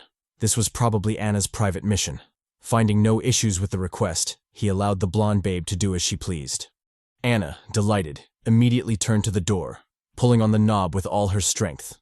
To her shock, however, the door didn't budge, seemingly glued shut. Before she could process the sudden development, the entire room plunged into darkness, leaving the squad completely blind.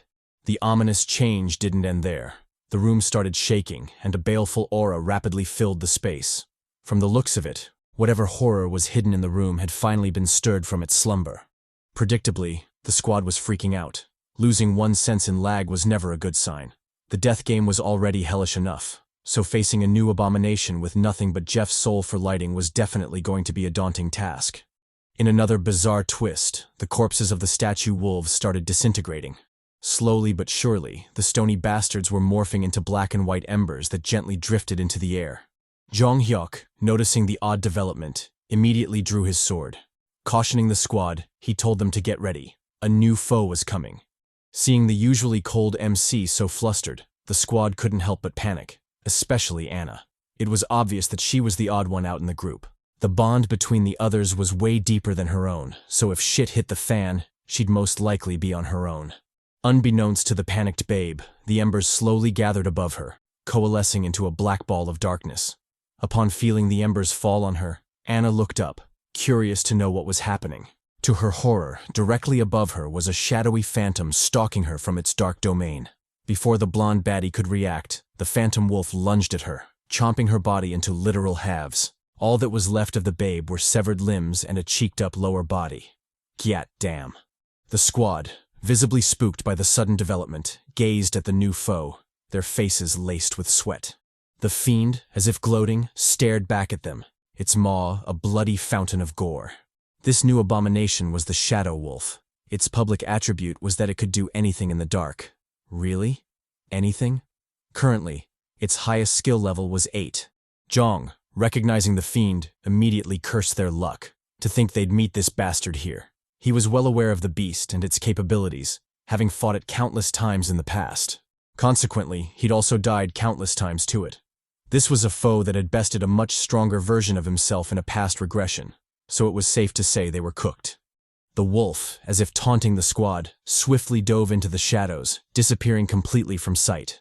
Our boy, noticing this cheat-like ability, lamented that it was one of the reasons the bastard was so deadly. Anyone who faced the foe without knowing its abilities would be helpless against it. However, he wasn't just anyone. He was Jeong motherfucking Hyeok. To the current him, and with the skills he possessed, it would be a breeze to handle the boss.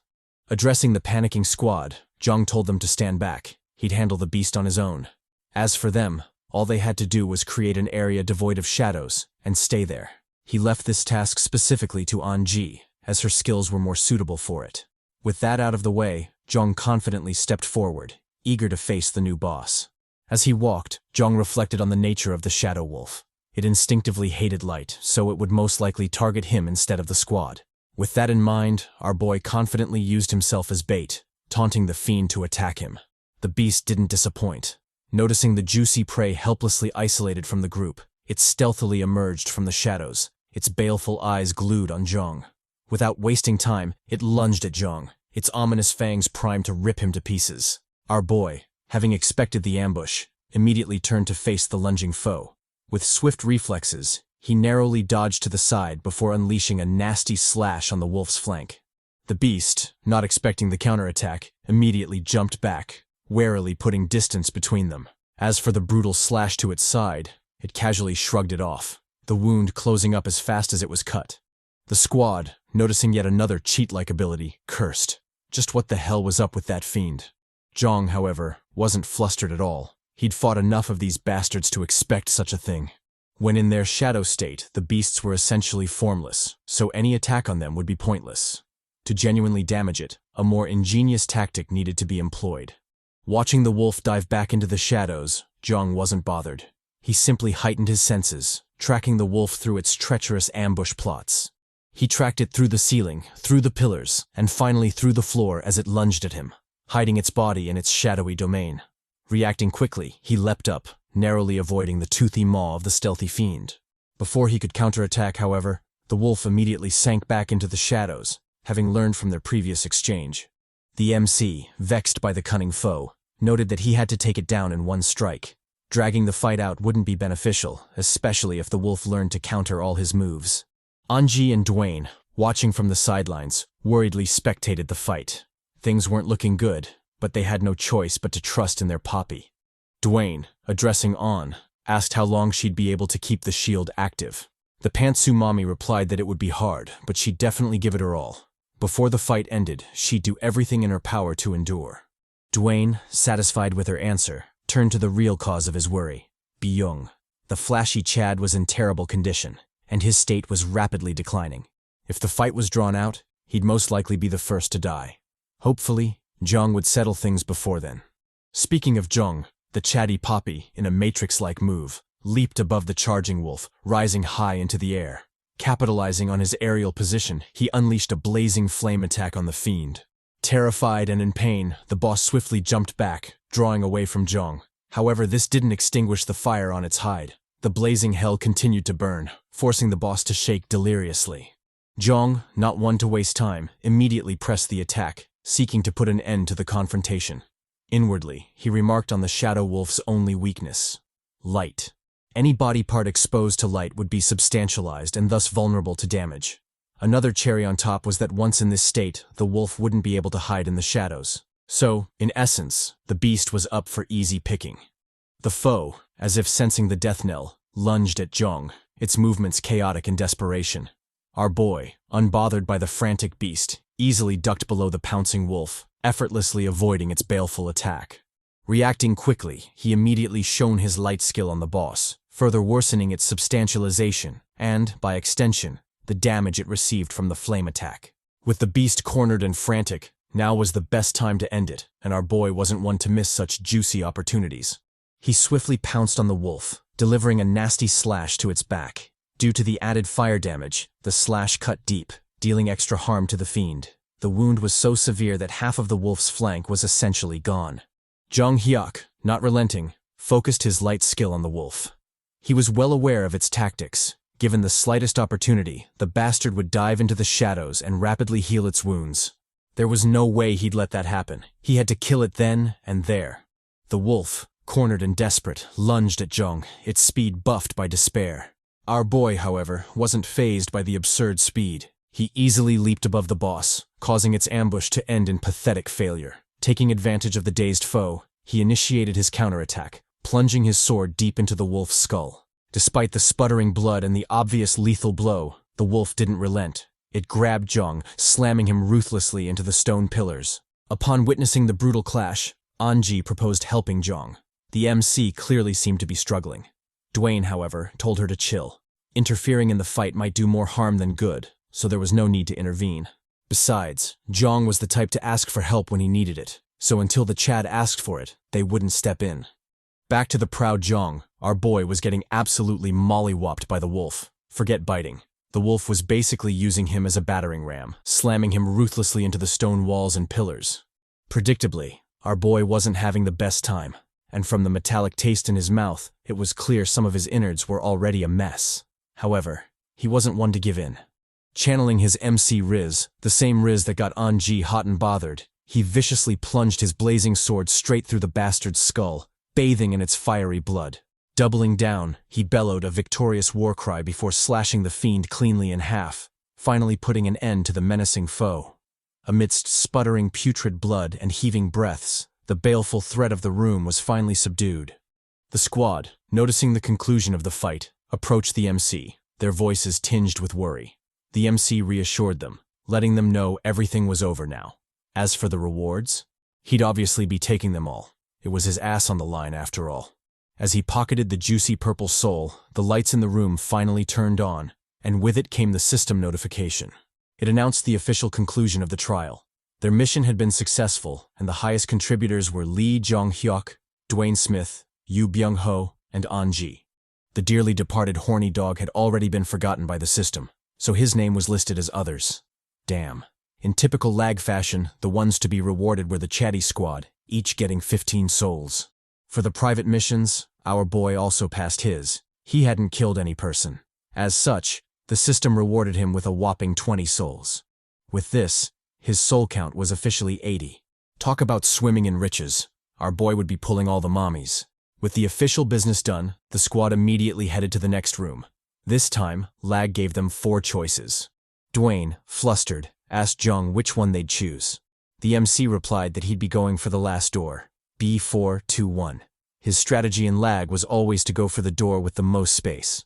As for the Chads, they could make their own choice. Hearing his useless words, Dwayne scoffed. Obviously, he'd be following him in, and the same was true for the incapacitated Byung. Pantsu Mommy also agreed. Wherever her poppy went, she'd follow. With that out of the way, the squad entered the next room, the door shutting behind them. Upon their arrival, an odd sight caught their, or rather my, attention. A chatty man was busy fondling some juicy cheeks. This goddamn lucky bastard with his tongue deep in the mommy's throat was Anil. I'm so jealous, Kapoor. His public attribute was a buff to physical ability when wielding a sword. Currently, his highest skill level was 12. As for the spicy mamacita, she was Kim Ji-na. Her public attribute was a buff to physical ability in accordance with her heart rate. Hopefully explaining the current situation, because otherwise, I'd be hella pissed. Currently, her highest skill level was 11. The Chads, taken aback by the awkward situation, stared silently at the fondling couple.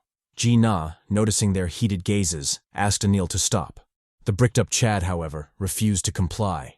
The train had already left the station. There was no way to stop it now.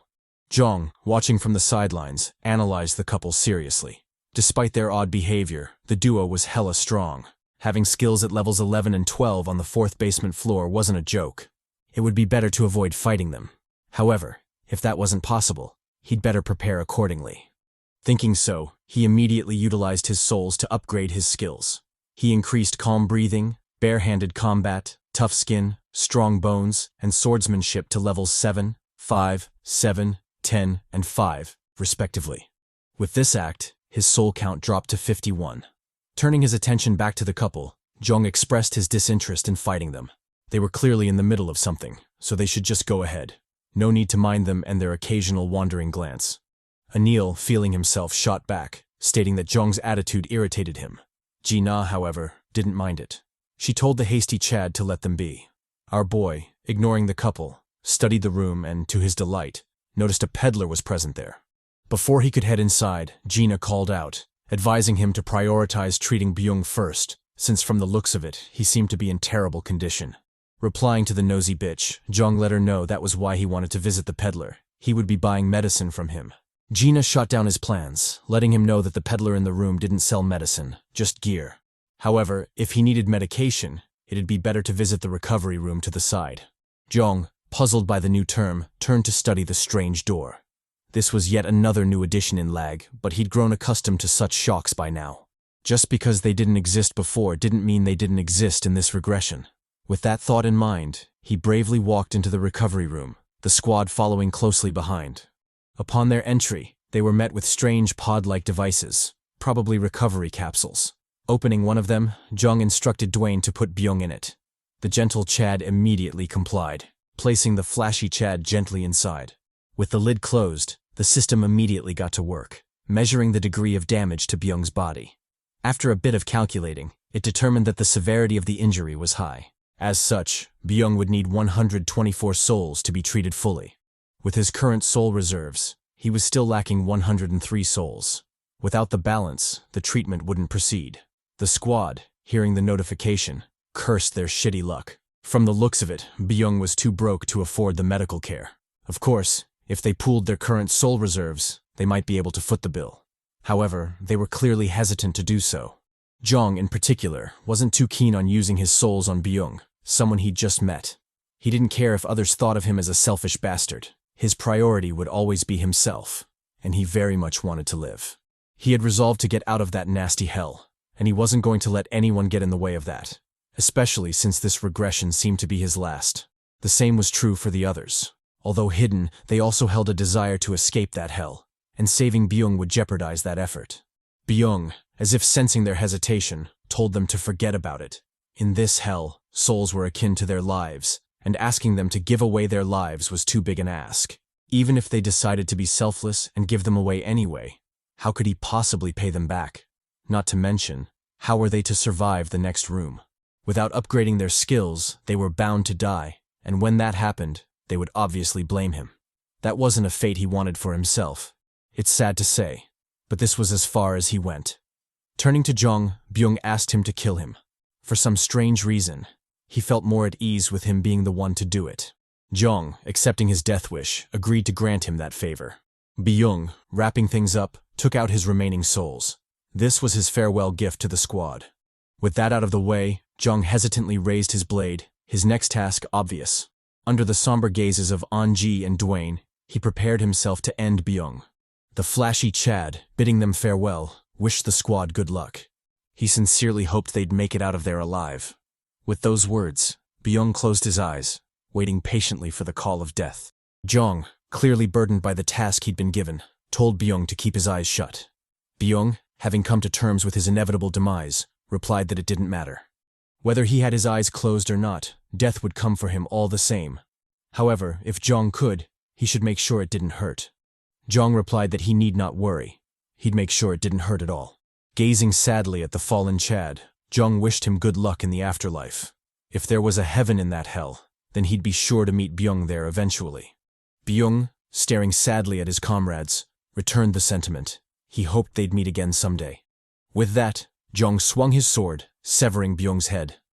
As Byung's head bounced off the concrete floor, Jeong lamented over his cursed fate. This wasn't the first time he'd been forced to end a companion. In some regressions, he'd been forced to delete people he'd known for far longer than the flashy Chad. At first, it was difficult, but over countless regressions, he'd been faced with the same grim task over and over again, until he slowly lost all feeling to it. Sometimes he wondered what he'd turned into. Even if he made it out of L.A.G alive, would it really be him who survived? Still lost in his thoughts, Jeong addressed the squad. He let them know Byung had gifted them 21 souls. Adding that to the 5 souls he'd probably dropped by dying, the total came to 26. He would take 8. The rest were for them to divide however they chose. An-ji, vexed that he was discussing souls at such a time, shouted at Jeong. Didn't he feel anything? Their comrade had just died. Where was his humanity? Dwayne, stepping in, told An to calm down. He was sure Jeong was grieving in his own way. Just because the Chad wasn't showing it didn't mean he wasn't feeling it. In a surprisingly mature tone, he told An to quietly take her share. As the squad debated their next course of action, a smug voice called out, mocking them for looking distressed. The voice belonged to Anil, who had at some point teleported before the squad. Acting quickly, the thieving bastard immediately pocketed Byung's soul, taunting them that he'd make good use of it since the squad didn't seem to want it. Jeong, taken aback by the sudden development, immediately acted, swinging his sword with frightening speed. However, even this was too slow, as Anil easily teleported away, escaping with Byung's soul. The bastard, as if toying with the squad, teleported behind Jeong, swinging his sword straight for Jeong's neck. Jeong, unfazed by the sneak attack, lunged back, headbutting Anil in the process. Caught completely off guard by the quick reaction, Anil paused to assess his situation. Normally, most would be so surprised by his teleportation ability that they wouldn't be able to respond. However, this Jeong bastard not only responded, but also counterattacked, leaving him in a perilous position. Gazing at the charging giant behind him and the menacing foe in front of him, Anil decided to make a quick getaway. Jeong, however, wasn't going to let him do as he pleased. Even if teleportation was Anil's strongest skill, he should only be able to teleport once more before the skill went on cooldown. Knowing this, Jeong knew exactly how to deal with the thieving bastard. Thinking quickly, he grabbed Anil's hand, getting pulled along in the teleportation. When the bastard materialized back in the main hall, he was shocked to see Jeong still clinging to him. Before he could process what was happening, an intense wave of fatigue assaulted his thieving ass, causing him to stumble. Jeong, not one to waste time, immediately drew his sword, slashing Anil's arm off. As he gazed at the screaming thief, Jeong reflected on the weakness of the teleportation skill. The skill forcibly teleported anyone the caster had physical contact with, and obviously, the stamina consumption shot through the roof with added passengers. For the fool before him, it basically meant he wouldn't be going anywhere anytime soon, and would thus enjoy Jeong's full hospitality. Addressing Anil, Jeong instructed him to take out the souls, not only the one he'd stolen, but also the ones he had on him. Anil, enraged and in pain, told him to fuck off. Did he really think he'd comply after cutting off his arm? Jeong's response was a savage stab to Anil's thighs, causing him to wail in agony. He let the bastard know there was still so much he could do to make him talk. Coincidentally, he'd been in a bad mood and seriously needed an outlet to vent his anger. If Anil didn't want to talk, that was fine. They'd just play a game to see who'd crack first. First, he'd cut off his feet. Then he'd target his eyes. He was genuinely curious to see just how much Anil could handle. Hearing the crazy threat, Anil visibly shook, cursing his shitty luck for running into such a psycho. Folding under the pressure, he immediately took out the souls, surrendering them to Jeong. With this, he hoped the psycho Chad would spare his life, at least. Jeong, however, immediately decapitated the fool. He'd never entertained the idea of sparing him. From the second Anil acted against him, his death had already been declared. Turning his attention to the watching mommy, Jeong asked if she also wanted smoke. Gina, seemingly unbothered by the murder, replied that she was good. She didn't have any intention of fighting him. Jeong, pressing further, asked if she really didn't intend to avenge Anil. They were on the same side after all. The pink mommy replied that they were just hump buddies. Nothing more than a quick smash in the death game. She had no intention of fighting for someone like that. However, if Jeong decided to target her regardless, then she wouldn't sit idly by and watch it happen. Jeong, ever the gentleman, told her he'd back off. He had no desire to kill women either, but if she proved sketchy, he'd give her a good clapping. And not the fun kind. Gina, finally breathing a sigh of relief, stepped back. To think she'd almost died for someone with trash D like Anil. The bastard better be rotting properly in hell. Jeong, oblivious to Gina's tweaking thoughts, addressed the squad. The thieving Anil had generously gifted them 42 souls. They could each keep 14 souls. After distributing the souls, Jeong returned to the recovery room, instructing the duo to wait for him. Under the squad's puzzled gazes, Jeong emerged from the room, his actions cryptic for now. Choosing not to discuss it, he instructed the duo to head to the vendor first. He'd stay back and keep watch. The duo, accustomed to his paranoia, immediately complied, heading straight for the vendor. Now left alone with the emo MC, Pink Mommy immediately confronted him. Didn't he say he'd back off and trust her? Why then was he watching her? Jeong, ever the Chad, told her he didn't trust anyone, especially someone carrying such obvious weapons of mass destruction. Goddamn. He further added that she shouldn't do anything stupid. Otherwise, he'd truly believe in equality and molly whoop her ass. Gina, flashing a bit of fan service, told him not to talk so brutally to her. They were a man and a woman. Their conversation should be more sensual, if he knew what she meant. Anyway, he need not worry. Like she'd said before, unless attacked, she wouldn't attack first. Jeong, not believing the bitch, stared daggers at her. Gina, equally bold, returned the gaze.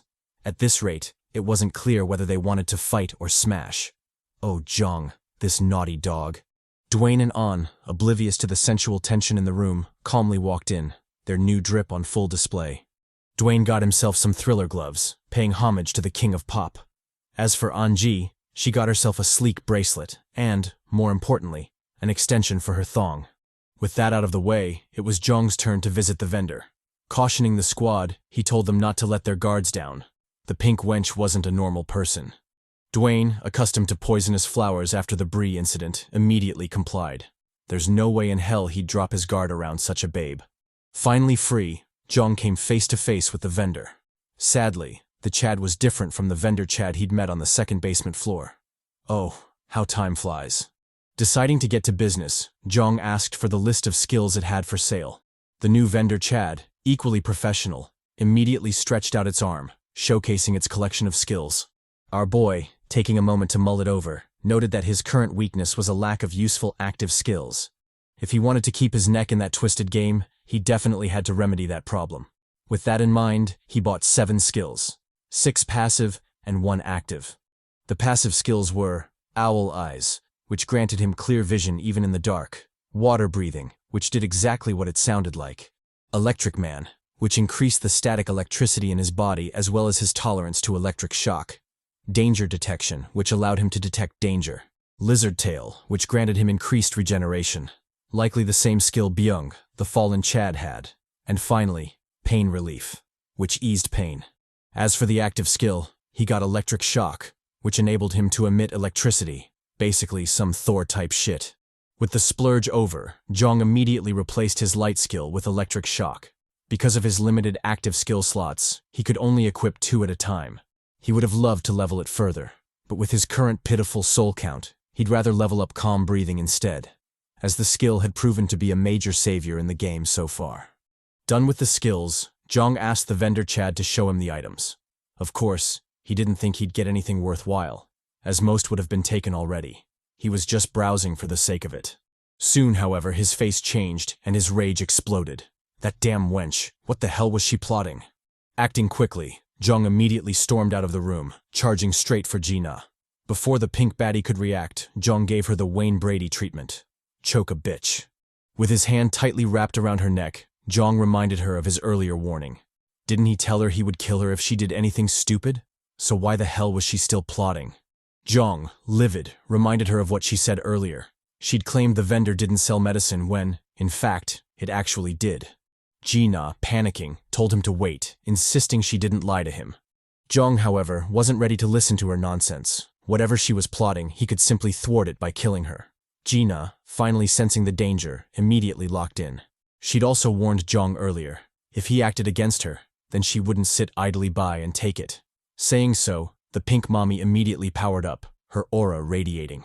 Jeong, unfazed, rose to the challenge, tightening his grip on the baddie's throat. Before the two could clash for real, Dwayne called out, asking him to wait. Jeong, already fuming, shouted at the gentle giant. If he intended to give him some talk no jutsu type shit, then he better stop, because this plotting wench was definitely going to die by his hands. Dwayne, however, had a different bombshell to drop. He let Jeong know that he didn't see it either. Whatever medicine Jeong saw at the vendor, he hadn't seen it at all. Anji also chimed in, saying it was true for her as well. Jeong, taken aback, wondered what the hell was going on. Everyone who visited the same vendor always got offered the same goods, or at least, that's how it should be. So, was this yet another change in L.A.G? Gina, standing up for herself, told Jeong to let go of her. She wasn't an object for him to vent his emotions on, and besides, who was he kidding with this bullshit? Based on the severe injuries Byung had, did he really think a measly medicine from the vendor could save him? Turning away from him, she told Jeong to give her space. They'd settle their emotions before meeting up later. Jeong, taken aback, watched her go in silence, his chaotic thoughts hidden for now. We cut to a while later with our favorite squad preparing to challenge the new hell. Jeong, finally remembering his manners, asked Gina what she planned to do. The pink mommy replied that she didn't have much of a choice in the matter. He'd already killed her smash bro, so now she had no option but to join them. Our boy, not buying the pity party, casually turned to leave. She could do whatever she wanted. He didn't care. With that, the squad entered the new room, the door shutting ominously behind them. What greeted them was genuine hell itself, a garden of swords and corpses. As far as the eye could see, the space was filled with disgusting, decaying corpses and abandoned swords all planted firmly in the ground. Dwayne, voicing his thoughts, commented on it looking like a battlefield, a place filled with death and despair. Before the squad could chime in, the system notification sounded, interrupting their musings. It brought with it the details of the mission. The public mission was simple. Only 5 can survive. The goal was to fight, kill, and survive until only 5 were left. Once that condition was met, the door to leave B421 could be safely crossed. If not, they would be trapped there until the mission was completed. As for the rewards, the system would offer 15 souls and an exchange coin for random equipment. Upon hearing the system notification, Jeong glanced around the room and, to his shock, realized they weren't the only ones in that place. Ahead of them was a group of players, all barely clinging to life. Jeong, quick on the uptake, immediately analyzed the situation. The other group had 4 players, the same as them. If they wanted to fulfill the mission requirements, 3 people had to die. Cursing his shitty luck, he lamented always finding himself in such situations. If this were another ordinary mission, he could have simply skipped the side quest and headed to the next room. But in this case, he couldn't even leave without fulfilling the conditions. Well, it can't be helped. L.A.G was a hell where you either kill or be killed, so he might as well get cracking. Contrary to Jeong's enthusiastic murder vibes, the other players were losing their shit. One, in particular, a bootleg samurai, cursed the game repeatedly. Damn it. They'd tried so hard to survive, endured so much, and now were they supposed to do it all over again? Jeong, glancing at the corpses sprawled on the ground, immediately understood his outburst. The mission would reset every time a new player entered the room. If they couldn't complete it before that happened, they'd be stuck there, forced to fight until death inevitably came for them. Truly, Lag had a fucked up sense of humor. Gina, also picking up on this, addressed the squad. As things stood, they held the upper hand. The other squad was all but beaten. All they had to do was finish them off before they recovered. Jeong, eyeing the vicious wench, noted that she was right. That was indeed the best strategy.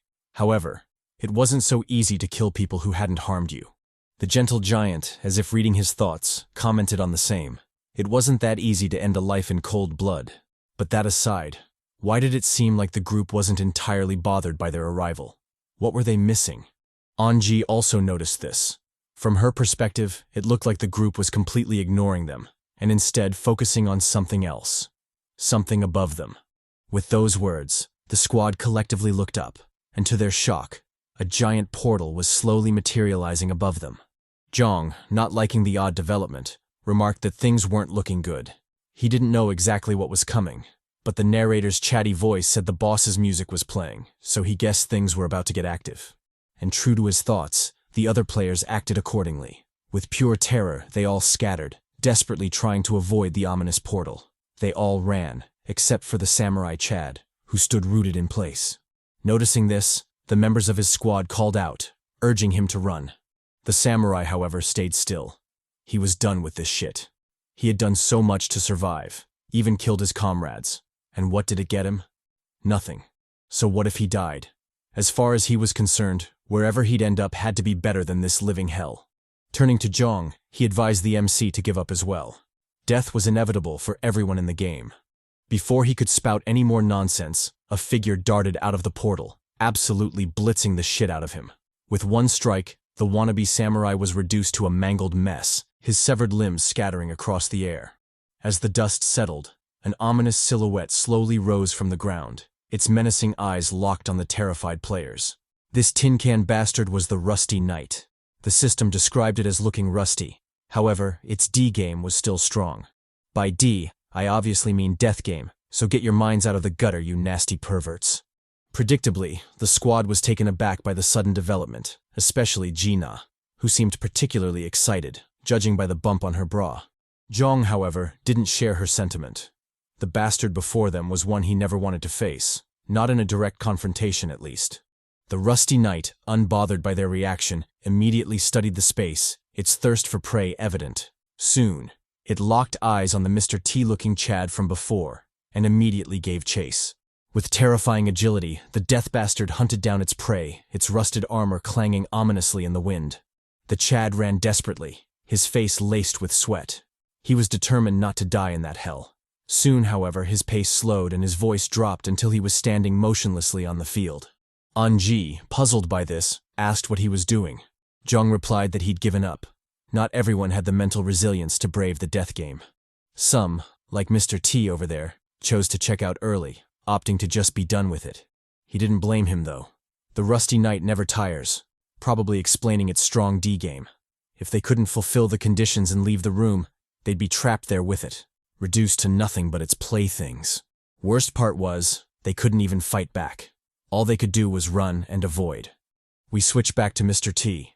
The Chad, seemingly coming to terms with his inevitable demise, gazed forward, his face tinged with despair. The Rusty Knight, unbothered by his feelings, crept up behind him before delivering a brutal slash, cleaving the Chad straight in two. As the severed halves of the Chad dropped to the ground, the panel switched to our Chads, who were solemnly watching the spectacle. Jeong, taking charge, told the squad to lock in. Once the other players were gone, the Knight would target them next. Before that happened, they needed to find the door. Pink Mommy, taking the initiative, immediately utilized her skill, Eagle Eyes. The skill drastically improved her eyesight, allowing her to locate the exit door, which she promptly reported to the squad. The info came just in time, as the Rusty Knight had just finished brutalizing the other players, and their necks were officially added to the chopping block. Surprisingly, the system notification sounded, bringing with it good news for a change. It stated that the public mission had been accomplished. As such, they would be rewarded as previously announced. The ones to be rewarded were Jeong Hyeok, Dwayne Smith, Anji, Gina, and, surprisingly, the Tin Can Rusty Knight. Jeong, mulling over the situation, noted that the system had counted the Rusty Knight as a survivor, thus automatically clearing the mission. Well, Not that he cared. The change was in their favor, so who was he to point out the system's fuck-up? Deciding to capitalize on the opportunity, the squad swiftly charged for the door, their breaths labored from all the cheeks they were hauling. The rusty knight, however, wasn't going to let them leave as they pleased. Turning around, it swiftly lunged at the squad, its eyes screaming murder. The squad, aware of the pursuing foe, doubled their speed, determined to get as close to the door as possible before the bastard caught up. Gina, the secretly OP mommy, busted out yet another hidden skill, rushing way ahead of the squad. Our boy, low-key enjoying the view, noted that the pink mommy was hella fast. With how quickly she was going, she'd probably be the first one out of the room. Gina, however, had other plans. Instead of aiming straight for the door, the greedy babe made a detour, targeting the dropped souls scattered across the field. Though it seemed illogical given their current situation, she was determined. How else could she level up and eventually fight back against that vicious thug Jeong? With that in mind, she darted across the floor, collecting all the loot she could find. Jeong, ignoring the greedy wench, focused on his only task, getting the hell out of there. Luckily, the door wasn't too far away, and he could already see it in the distance. However, if he thought things would go smoothly, he'd be gravely mistaken. This was L.A.G. Everything was hard in this cursed hell. As if sensing their anticipation, the rusty knight tripled its speed, kicking up a dust storm with its acceleration. With downright disgusting speed, the rusted fiend lunged forward, inching closer and closer to the fleeing L.A.G. Whether she was naturally slow or that dump truck she was hauling was weighing her down, Pantsu Mommy was trailing far behind, completely left behind by the rest of the squad. Predictably, the knight easily caught up to her slow ass, its sword slashing for her delicate back. Jeong, noticing this, cursed. At that rate, L.A.G. would be obliterated before they got to the door. Deciding to help the baddie, he immediately stopped, instructing Dwayne to head back with him. Back to the dump truck mommy, the knight's blade inched closer to her back, aiming to slash her in two. L.A.G., not one to be underestimated, swiftly dodged the attack, promptly engaging the fiend in a desperate melee. However, despite her killer moves, the knight was a boss for a reason. It wouldn't be long before she got clapped as well. Dodging a downward slash, An countered with an ice blast, freezing the bastard's face. The knight, however, easily tanked the hit, retaliating with a horizontal slash. Caught completely off guard, An watched helplessly as the blade neared, promising to split her in two. At that desperate moment, Gina came in clutch, whisking the mommy away like a fairy tale knight. Skidding to a stop, the duo turned to face the knight. The fight was far from over. Nice save, but what's up with them poses though? Why are they arching it back like that? The rusty knight, oblivious to my down bad thoughts, pressed the attack, its shield ready to ram the delicate baddies. Dwayne, finally joining the fray, charged forward, bashing straight into the pressing fiend. The boss, however, wasn't like the other bitches he'd faced before. It immediately stabilized its footing, tanking the brutal bash with ease. Dwayne, taken aback by the sturdy bastard, activated his strength buff skill, his confidence skyrocketing with the ability. Now fired up, he unleashed a flurry of punches on the boss, each more devastating than the last. The boss, however, easily tanked the blows, shrugging them off like an itch on its rusty ass. Finally noticing his attacks had no effect, the gentle giant staggered back, his confidence completely shattered. The boss, capitalizing on this, immediately initiated its counterattack, activating a sonic shield attack. Jeong, picking up on the unfavorable outcome, cautioned Dwayne to watch out. The boss's sonic attack was a bitch to guard against. His warning came too late, as the giant was already hit by the blow, his body trembling violently from the attack. An-ji, stepping in, deployed an ice shield skill, temporarily blocking them from the sonic blast. Despite the short respite, Jeong's face tightened even more.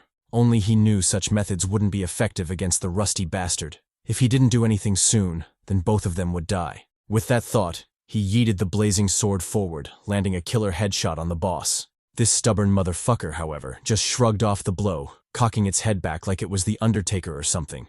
Initiating its counterattack, the knight slammed its shield, releasing a devastating sonic blast on Dwayne and An. The blow was so powerful that An immediately passed out, her eyes rolling back to pure white. Dwayne's injuries were equally severe, with the Chad coughing up a mouthful of blood. Helpless, and too out of it to resist, the duo collapsed to the ground, their deaths seeming inevitable. Jeong, always the king of spawning the fuck up, appeared behind Dwayne, his fist cocked back for a deadly punch. Utilizing his electric shock skill, he coated his arm with electric currents before delivering a brutal punch to the rusty tin can. The boss, stunned by the electric shock, temporarily froze, its movements grinding to a halt. Gina, capitalizing on the opening, unleashed her phantom eagle claws, digging deep into the boss's armor. Done with her weird kung fu bullshit, the pink mommy swiftly backpedaled, narrowly avoiding the boss's counterattack. Jeong, glancing at the resilient fiend, instructed Dwayne to carry on and head out first. He would buy them as much time as he could. With those words, the MC lunged at the boss, his hand cocked for a brutal electric punch. Dodging beneath the knight's wild swing, Jeong delivered a nasty cross to the knight's knee, forcing it to the ground. Acting quickly, he leaped onto the kneeling foe, his target the blazing sword lodged in its head. Grabbing hold of the weapon, our boy unleashed his entire reserve of electric shock, bathing the knight in a brilliant electric glow. The bastard, temporarily incapacitated, dropped to the ground, allowing Jeong a few moments of respite. Though it seemed cooked, Jeong knew such attacks wouldn't take it down for good. The rusty tin can was way too resilient and loathsome to die so easily. So before the fiend recovered, he needed to get the hell out of there. Acting on this, Jeong immediately sprinted toward the door, his breath labored. Turns out launching that grand attack took way more stamina than he'd thought. As it stood, he was barely staying conscious, but it would have to do. Even if he had to drag himself out of this room, he definitely would. As if laughing at his pitiful resistance, fate threw our boy another curveball. Ahead of him was the squad, just chilling around. Jeong, vexed, wondered what the hell they were doing. He definitely remembered telling Dwayne to make a run for it. So why was the giant unit still here? The reason became apparent when he noticed Anji's perilous situation. Our boy, cursing his luck, stared somberly at the fallen mommy. Damn it, he'd barely just gotten a replacement for Garcia. Was he gonna lose her too? What's with his mommies dropping like flies? Taking a moment to assess her condition, Jeong noted that she was indeed in critical shape. Taking the knight's attack head-on would definitely do that to you. Actually, the only reason she was still alive was that she'd somewhat blocked part of it with her ice shield. Otherwise, she'd be chilling with Garcia mommy in heaven right now. But judging by how quickly she was deteriorating, it wouldn't be long before she checked out as well. Dwayne, overwhelmed with guilt, lamented that it was all his fault. An got injured because she was protecting him. Jeong, comforting his giant boo, told him to chill. It's not like he had a choice in the matter. Gina, the heartless wench, drew them from their pity party, reminding them of the clear conditions. If the Pantsu mommy died, then they'd be trapped in there as well. Jeong, snapping out of his gloom, held on to the fallen babe. From her shallow breathing, it was obvious she was still alive. Before she croaked, they'd better get out of there and find a way to heal her. Turning to Dwayne, Jeong told him to snap out of it. Now wasn't the time to bitch out. If he was half the poppy he thought he was, then he'd better help him get on out of there. Dwayne, locking the fuck in, immediately agreed. No mommy would be dying on his watch. Delighted by his change in attitude, Jeong turned toward the door. They were almost there. Just a little bit more and they'd be free. With that, the squad made a beeline for the door, with Gina taking point. After a bit of dashing, they could finally see it clearly, the gateway to escape this hell. Motivated by their positive odds, the squad doubled their speed, their anticipation palpable. Gina, being the fastest in the group, arrived at the door first, her hand outstretched in readiness. All she had to do was twist the knob, and they'd finally be free. However, in typical Lag fashion, shit wouldn't be so simple. Just when she was about to touch the door, the rectangular bastard swiftly sank into the ground, leaving Gina completely spooked. And, of course, leaving us with a killer view of them cheeks. Gyat damn. The rest of the squad, finally catching up, questioned Gina about what was going on. Surely she couldn't have scared the door away with her sexy bod, right? Gina, though flustered, didn't have time to respond as the system notification sounded, shedding light on the situation. It stated that the mission clear condition had been cancelled. All the rewards they'd received would be retrieved by the system. In addition, for the greedy bastards who'd already used the souls granted, the system would revoke those skill upgrades and take back its souls. Our boy, puzzled by the development, wondered what the hell was going on. Anji was still alive, so why the hell was the system tweaking? Soon, however, a grim possibility came to mind, and Jeong couldn't help but curse the death game. If Anji was still alive, then the only explanation was that the room had reset. True to his deduction, the system welcomed 2 new players to the room, Pauline Nordic and Rio More. The rest of the squad, finally picking up on this, also cursed, their faces tinged with despair. Lag, as if relishing their desperation, announced the new mission details. The mission changed from only 5 survivors to only 6 survivors. In essence, it demanded one more survivor before the mission was considered cleared. In addition, the players had to incapacitate a rusty knight and contribute at least 40% to the mission. If they managed all that, they'd be rewarded with 20 souls and 4 potions. The squad, accepting their fates, locked in. If they were going to do it regardless, then they might as well get it done. Gina, taking point, used her eagle eyes to scout ahead. She reported that 2 new players had entered the room, but their entry point was different from theirs. From the looks of it, the entry door and exit door would change each time the room reset, further complicating things. And in case that wasn't enough shit news for them, they'd be glad to know that the fallen knight had finally recovered. Despite the dire news, Jeong's attention was drawn to something else. Up above the squad, an oddly familiar gate was slowly materializing, promising to wreck their already fucked up day. The 2 bots, completely oblivious to the shit show they'd just walked into, calmly conversed amongst themselves, their demeanor dismissive of their surroundings. Noticing the stumbling knight, Rio completely dismissed it, terming it as just another extra to be clapped. Pauline, however, was more cautious, pointing out that he had a bad feeling about the room. Before he could elaborate, a silhouette dropped from the portal above, kicking up a huge dust storm upon landing. This majestic entrance marked the arrival of a second rusty knight, bringing the total count of survivors to 8. 6 players, 2 rusty knights. The squad, understandably vexed, shouted curses at the death game. No matter how they looked at it, this was clearly insane. Rio, completely ignoring the obvious death flags, powered up, his thirst for battle evident. No matter what the room threw at him, he was confident he'd be able to tackle it with his body. Well, not quite, as the bastard was immediately yeeted, dying one of the quickest deaths I've seen in the series so far. Pauline, more sensible than the foolish extra, immediately hauled cheeks. Like hell he was going to fight those things alone. Running toward the squad, he begged them to save him. Dwayne, ever the gentle soul, proposed saving him. Gina, however, was as cold-blooded as always. She pointed out that if Pauline died, the clear conditions would be fulfilled. Jeong, aware of the logic but still torn, took a moment to mull it over. Even if Pauline died, they still didn't know the location of the exit door. Worse still, if An-ji died while they were searching for it, they'd be trapped here all over again. With things as they were, wasn't it better to kill An instead? The thought sat heavy in Jeong's mind. He couldn't ignore it. But then, his thoughts wandered to his earlier interaction with the samurai. The bastard had been lamenting his cursed fate even after betraying and killing his companions. If Jeong repeated those mistakes, he'd surely end up like him, or worse. Finding himself unable to decide, Jeong cursed. To think he'd still be struggling with such choices even after so long. Gina, as if sensing his inner turmoil, told him not to overthink it. He didn't have to handle everything on his own. All of them would bear the consequences of their actions, including An-ji. Jeong, finally snapping out of his dark thoughts, told the squad to roll out. He wasn't sure what they'd do next, but for now, they should probably save the French Chad. Speaking of Pauline, the ponytail Chad found himself in quite a pickle, facing off against 2 rusty knights. After dodging a slash attack from one knight, Pauline landed in the attack range of the other, which didn't hesitate to strike. Cornered and desperate, the crop-top bro activated his airwalk skill, barely dodging the lethal blow. Capitalizing on the opening, he did a double jump, lunging away from the knights. With the short respite bought, Pauline immediately hauled cheeks, running straight for the squad. Jeong, locking in, gave instructions to the squad. He would solo the knight on the left. As for the bastard on the right, he'd leave it to them. With the game plan set, our boy cocked his hand back, his throwing stance activated. If L.A.G wanted to fuck with them, then fine. Let it come. He could also be mucho loco. We switch back to Pauline, still hauling absolute cheeks, desperately trying to evade the pursuing rusty knights.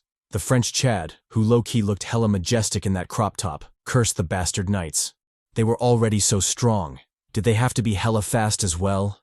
As things stood, it was just a matter of time until something long and hard poked him from behind. Pause. My bad, guys. While the French Chad was lamenting his shitty fate, a booming voice called out, instructing him to duck. Pauline, initially puzzled, glanced forward to see our boy cocking his hand back. It didn't take a genius to figure out what he intended to do. As such, the crop-top Chad immediately complied, diving to the ground like it was the sexiest of mommies. The choice proved wise, as just a split second later, Jeong's attack landed, blitzing the absolute shit out of the rusty knight.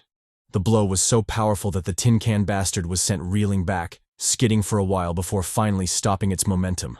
Well, Damn. I didn't know our boy had it like that. Pauline, capitalizing on the short respite, immediately dashed forward, soon regrouping with the squad. Addressing Jeong, the crop-top Chad expressed his gratitude for being saved. The MC, always the emo Chad, told him to save the thanks for later. They still had a rusty bastard to annihilate. And besides, if he truly wanted to thank someone, he should thank his personal trainer, because goddamn. Locking in, Jeong instructed Pauline to follow. They'd handle the knight on the left. As for the bastard on the right, that was left to the unit Dwayne and the mommy G-Na. Speaking of the walking fan service, the Chadlet informed Dwayne of the plan. She'd use her assets to attract the boss's attention, so Dwayne should use that chance to attack it. Acting on this, Gina swiftly charged forward, activating her feather-like skill to boost her speed. With visible ease, she nimbly jumped over the knight's attack, flashing the lucky bastard in the process. The knight, grateful for the view but still locked in, swiftly changed its stance, slashing at Gina with a horizontal swing. The pink mommy, having expected the swing, immediately jumped up, successfully dodging the follow-up attack. The knight, in a gotcha-bitch move, followed Gina into the air, its sword slashing relentlessly toward the stunned mommy. Gina, taken aback by the sudden development, watched in horror as the sword fell, her delicate plot at risk of being slashed in half. Acting quickly, she immediately deactivated her feather-like skill, causing her to crash pathetically to the ground. Although she'd bought herself a couple of seconds, the danger wasn't gone. The tin can bastard was still after her, using gravity to lunge at the vulnerable babe. At that desperate moment, a Chad in shiny armor appeared, leaping straight for the attacking knight. This Chad was obviously the unit Dwayne, who'd activated his bitch I'ma dropkick you skill, thrusting straight for the boss. With deadly precision, the attack landed, sending the knight reeling into the distance. Our boy, always the gentleman, immediately confirmed with the mommy, asking Gina if she was all right. Upon getting the babe's green signal, he turned his attention to the rusty knight. The resilient motherfucker was still alive, having shrugged off the previous blow. Gina, still in her unnecessary Spider-Man pose, expressed her frustration at the tin can. Was it even possible to kill that thing? Dwayne nonchalantly told her not to worry about it. All they had to do was stall for time. As for actually taking down the fiend, that was a task left to the Poppy Jeong. Speaking of the Chad, our boy was currently electrocuting the shit out of the rusty knight, making sure the fiend was nice and crispy. Pauline, with his rock-hard abs, was also present, giving Jeong the needed support. With absurd core strength, as expected of the absy Chad, Pauline landed a brutal knee kick, knocking the knight's head back. Jeong, capitalizing on the momentum, immediately closed the distance, aiming for the L.A.G sword in the knight's flank. With a bellowing war cry, Jeong slashed at the knight's waist, seeking to split it in two. The move was largely successful, up until the stupid sword broke, leaving Jeong vulnerable to a counterattack. Our boy acted quickly, somersaulting away from the knight, narrowly avoiding a quick trip to Garcia in heaven. R.I.P. Mommy. Skidding to a stop, Jeong cursed. If things continued like this, it wouldn't be long until they all died. He needed to do something, and that something had to be big. Turning to Pauline, Jeong asked the Chad if he could distract the knight one last time. It didn't matter whether the method he'd use would leave him vulnerable. He was more than ready to take responsibility for his safety. Heck, he'd even princess carry him if he had to. Pauline readily accepted the deal. Who wouldn't want to be princess carried by Jeong? In all seriousness, though, he told the MC to look after him. The move he was about to make would leave him in a tight spot, so if Jeong failed, he'd die for sure. We switched scenes to Dwayne and Gina. The duo, although barely, was still holding their own against the knight, Dwayne with his killer hooks, and Gina with her. Okay, I don't know what the fuck she's doing, but she's definitely doing something. Anyway, the lethal duo was still holding the boss back, but obviously, this wouldn't last for long. If things didn't change, they might actually lose their lives. Jeong, also picking up on this, locked all the fuck in. He had to kill that rusty bastard no matter what. Acting on this, our boy unleashed a skill he'd been cooking for a while now. Bone Blade. Coated in blood, the majestic blade manifested, every inch as chatty as I'd imagined it to be. Our boy, now armed with the ghostly katana, charged straight for the boss. Capitalizing on Pauline's distraction of the fiend in question, Jeong channeled his electric energy through his body, buffing his muscles with the same force. Zeroing in on the vulnerability in the knight's armor, Jeong's eyes glowed with a wild intensity, his determination visible. With a booming thunderclap, Jeong sprang forward, leaving trails of lightning in his wake. Closing in on the bastard knight, Our boy Death gripped his sword before slashing past the rusty knight. Thunder-breathing first form, thunderclap and flash. Oops, wrong manga. Upon the wake of the attack, the resilient fucker finally toppled, slashed cleanly in half. With that, the total number of survivors dropped to 6, 5 humans, and 1 knight. Jeong, the MVP of the battle, took a moment to catch his breath. As he'd expected, the Bone Blade skill used up a shit ton of stamina. If he wanted to safely spam the skill, then he'd have to level up his calm breathing to level 10 at least. But that would have to wait until the future. For now, they should get the hell out of there before Lag started to wild out again. As if reading his thoughts, a system notification sounded, welcoming a new player to the room. And it wasn't just any player. It was Liam motherfucking Neeson. The taken Super Chad was here, and shit was about to go down. Predictably, the squad cursed Lag to high heaven. What kind of shit was this? And honestly, they're right. I know this is a death game, but come on, this is some bullshit. The system, as if sensing their dissatisfaction, threw the squad another curveball. Instead of 1, it blessed the squad with 2 new rusty knights, bringing the total number of those bastards to 3. As for the new mission details, they generally stayed the same, with the only difference being that the knights would automatically stop upon 7 survivors being left in the room. In a sense, the system was generous with that added detail, but it didn't change the fact that it was tweaking. Jeong, absolutely losing his shit, stared at the new rusty knights in disbelief. Surely this must be a prank, right? Where the fuck was Vitaly hiding that camera? Liam, not reading the room, nonchalantly addressed the squad. He'd mostly gotten the gist of the situation from the system, so he was good on that front. Although quite troublesome, it wasn't something they couldn't handle. However, to do that, the easiest way would be to get rid of the weakest links first. He said this while pointing at the unconscious Anji. Shit, this bastard. Jeong, still too far away to hear the ominous words of the fool, casually glanced at him. As much as he'd like to pay attention to the new arrival, he had more important things to do. The first was reinforcing the struggling Dwayne and Gina. If the knight was strong enough to make Gina use her weird kung fu bullshit, then he should probably get his ass over there pronto. Worse still, the new rusty knights were already on the move, charging relentlessly toward Dwayne and An. All in all, things weren't looking good, and moves had to be made immediately.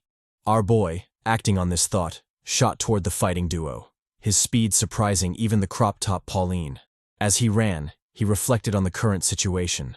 With Lag's new unwanted gift, there were 2 new rusty knights converging on Dwayne and Gina's position. If he wanted to save them, then he had to get rid of the knight they were currently fighting to prevent the others from joining forces with it. With that thought, Jeong swiftly leapt into the air, charging straight for the rusty knight. Performing a mid-air somersault, our boy slashed at the boss, splitting the bastard cleanly in 2. With this, the total number of survivors dropped to 8. Okay, hold the fuck up. If Jeong could clap like this, then why didn't he bust out the move earlier? This is some plot armor nonsense. The rest of the knights, seemingly enraged by their comrade's death, doubled their speed, lunging for the squad. Dwayne, visibly gassed out, asked Jeong what they should do. They'd used up a lot of stamina, and if they had to fight the knights in a death battle, things wouldn't end well for them. Jeong, equally exhausted, told him to lock in. They had no other choice. The only way to survive was to somehow kill one of the knights. Liam, mocking the trio, laughed at their unnecessary effort. They were doing way too much when the easiest and best solution was right in front of them. Saying so, the treacherous bastard aimed his finger forward, pointing at something behind Jeong. Jeong, puzzled by his actions, wondered what the hell the dude was talking about. All the rusty knights were in front of him. So who was he referring to? Turning around, he realized in horror that Liam was aiming at An-ji. The pantsu mommy, who had finally regained consciousness after being knocked out, weakly called to her friends, asking what was happening. Liam, this bastard, unbothered by the conscious An, smugly charged his finger rifle and fired it straight at An's head. Jeong, responding to the ominous development, immediately sprang into action, running to intercept the fired bullet. With a desperate look, he stretched out his hand, praying that he'd make it in time.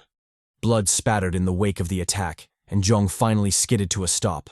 Through his palm was a sizzling hole, and beyond that, to Jeong's horror, was a dead An-ji, a bullet wound clear on her forehead.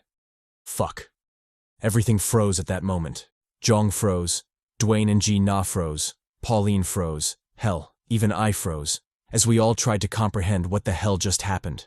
The only thing that broke us out of the trance was the system notification, which brought news on the mission status. It stated that the mission was successful. 7 people had survived the trial. 4 players and 3 knights. As previously promised, the knights would immediately cease all actions, and the selected players would be rewarded as announced. Upon the system's notification, new doors materialized before the squad, promising them a way out of that hell. Our boy, completely and rightfully ignoring the stupid system and its doors, turned to face the bastard Liam, asking him what the hell he'd just done. As he did so, he activated his lizard tail skill, swiftly healing the hole in his palm. This bastard, as if taunting Jeong, also utilized the same skill, healing the wound on his own finger. Flashing a smug grin, he cockily replied that L.A.G was the easiest to kill in the group, so he just did. He further added that Jeong didn't need to thank him, even though he was the one who helped them complete the mission quickly. Jeong, livid, asked what the hell he was talking about. What mission cleared? He'd just killed their comrade. Did he think he'd let that slide? Liam, still donning his smug grin, told him not to spout nonsense. There was no such thing as a comrade in L.A.G. In there was only survival. He might have called her a comrade, but they both knew he wouldn't have hesitated to kill her if it meant he'd survive. As he saw it, there was no difference between the two of them. He'd just chosen to kill her sooner, that's all. Doubling down, he let Jeong know that the weak are destined to be used by the strong, and when that use inevitably ends, they are killed. That's the kind of place L.A.G is. No. In fact, it would be better to say that's the kind of place the general world was. Jeong, staring daggers at the bastard, told him that his beliefs didn't give him the right to kill their comrade. Matter of fact, it didn't give him the right to crown himself the judge, jury, and executioner of anyone in the game. Dwayne, finally pulling up, told Jeong to give the signal. If he planned to kill the cocky bastard, he'd help no matter what. Liam, still with his stupid grin on his stupid face, told Jeong to be reasonable. If they killed him, the mission would reset. Did they truly want to go through that again after all they'd been through? Jeong, furious but helpless, stared daggers at him. If looks could kill, then this motherfucker would be long dead by now. Turning around, Jeong told Dwayne to follow. They were leaving that place. Dwayne, obviously reluctant, shouted at Jeong. Was he really going to let the bastard go? Just like that? The MC, staring bitterly at L.A.G's corpse, shouted back. What did he expect him to do? Put everything on the line to avenge L.A.G? Was her life really that important? Fuck yeah, it was, you bastard. You better avenge our girl right now, you asshole. Jeong, taking a step back, softened his approach. He let Dwayne know that he wanted Liam dead just as much as he did. However, now wasn't the right time. Their first and only priority should be to get the hell out of that room. Turning to the smug Liam, Jeong made him a promise. If they ever met again, he'd definitely drop everything and kill him with his own hands. Liam, feigning fear, replied that he was looking forward to it. Damn, I didn't think I could hate someone this much. Fuck this dude. With the frustrating confrontation out of the way, the squad turned to the gates. It was time to leave that hell. Pauline, being the first to choose, bid farewell to the squad. He would have loved to journey with them, but unfortunately, he wanted nothing to do with the beef they had going on. Dwayne and Jeong, being the understanding bunch, simply bid him good luck. With that, the rock-hard abs Chad left, the door shutting loudly behind him. Liam, as if he wasn't infuriating enough, chose that moment to speak up. He told Jeong not to get any crazy ideas. He'd be the last to leave that room, so if he had plans to follow him through and stab him in the back, he should forget about it. Jeong cast a seething glare at the bastard, but ultimately turned away. Now truly wasn't the time. Addressing the squad, he told Dwayne and Gina to follow him. The duo complied, albeit reluctantly. Speaking of Gina, goddamn. Since when did she have it like that? The artist definitely went crazy in this panel. Jeong, oblivious to my down bad thoughts, pushed the door to B44 open, entering it without hesitation. What greeted them on the other side was an empty room, a sort of rest area for them to gather their thoughts and energy. Jeong, fully intending to capitalize on this space, instructed the squad to rest up. They'd proceed after regrouping. With that, the squad lazed around, silently mourning the fallen L.A.G. We cut to a while later with the squad finally leaving the room. Braving through the seemingly endless stairs, they resolutely made their way to the new hell of B44. After what felt like an eternity, Jeong suddenly stopped, an ominous suspicion tugging at his mind. Turning to the duo, he let them know that something was off.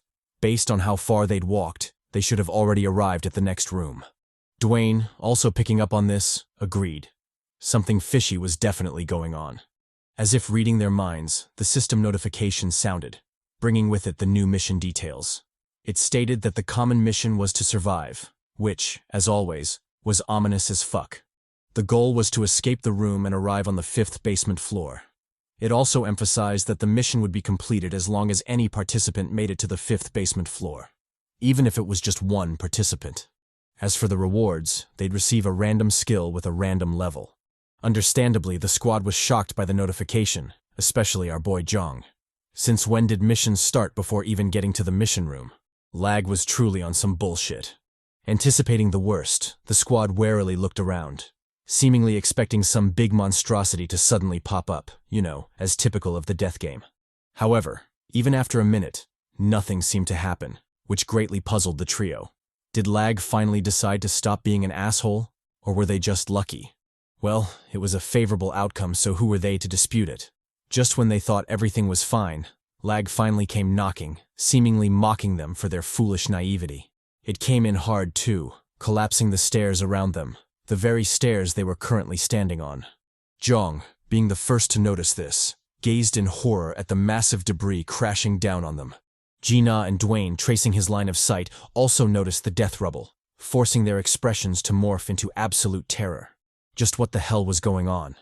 As much as they wanted answers, now wasn't the time. Instead, massive cheeks needed to be hauled. Otherwise, they'd definitely die there. Collectively agreeing with this, the trio immediately made a run for it, parkouring down the stairs like pros. Well, Jeong and Gina were pros. I don't really know what Dwayne was doing though.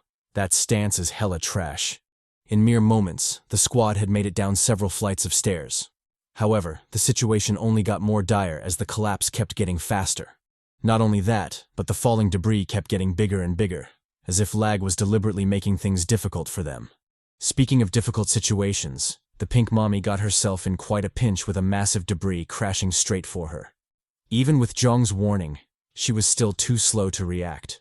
With terror in her eyes, she watched helplessly as the stony bastard fell, threatening to reduce her to a meaty paste. At that moment, Dwayne, the king of damsel saving, came in clutch, shattering the huge rubble with his bare fist. Jeong, realizing that Gina was safe, immediately resumed his frantic rush down the stairs. Soon, however, his pace slowed, and a look of shock tinged his face. The duo, finally catching up, exclaimed in surprise, asking why he'd stopped.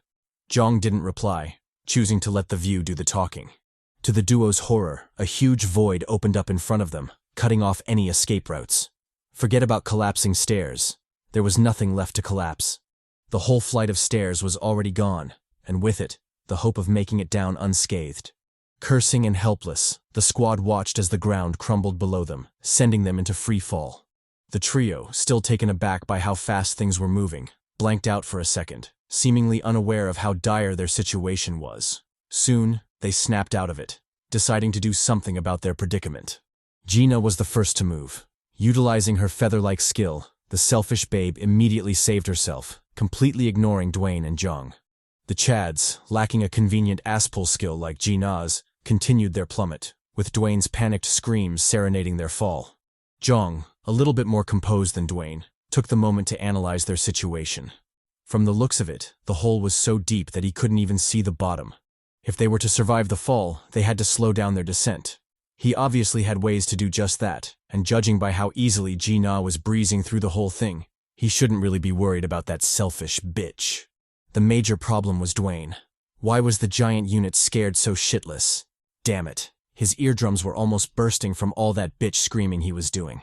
Deciding to ignore the Chad for now, Jeong focused his attention on figuring out a plan for their survival.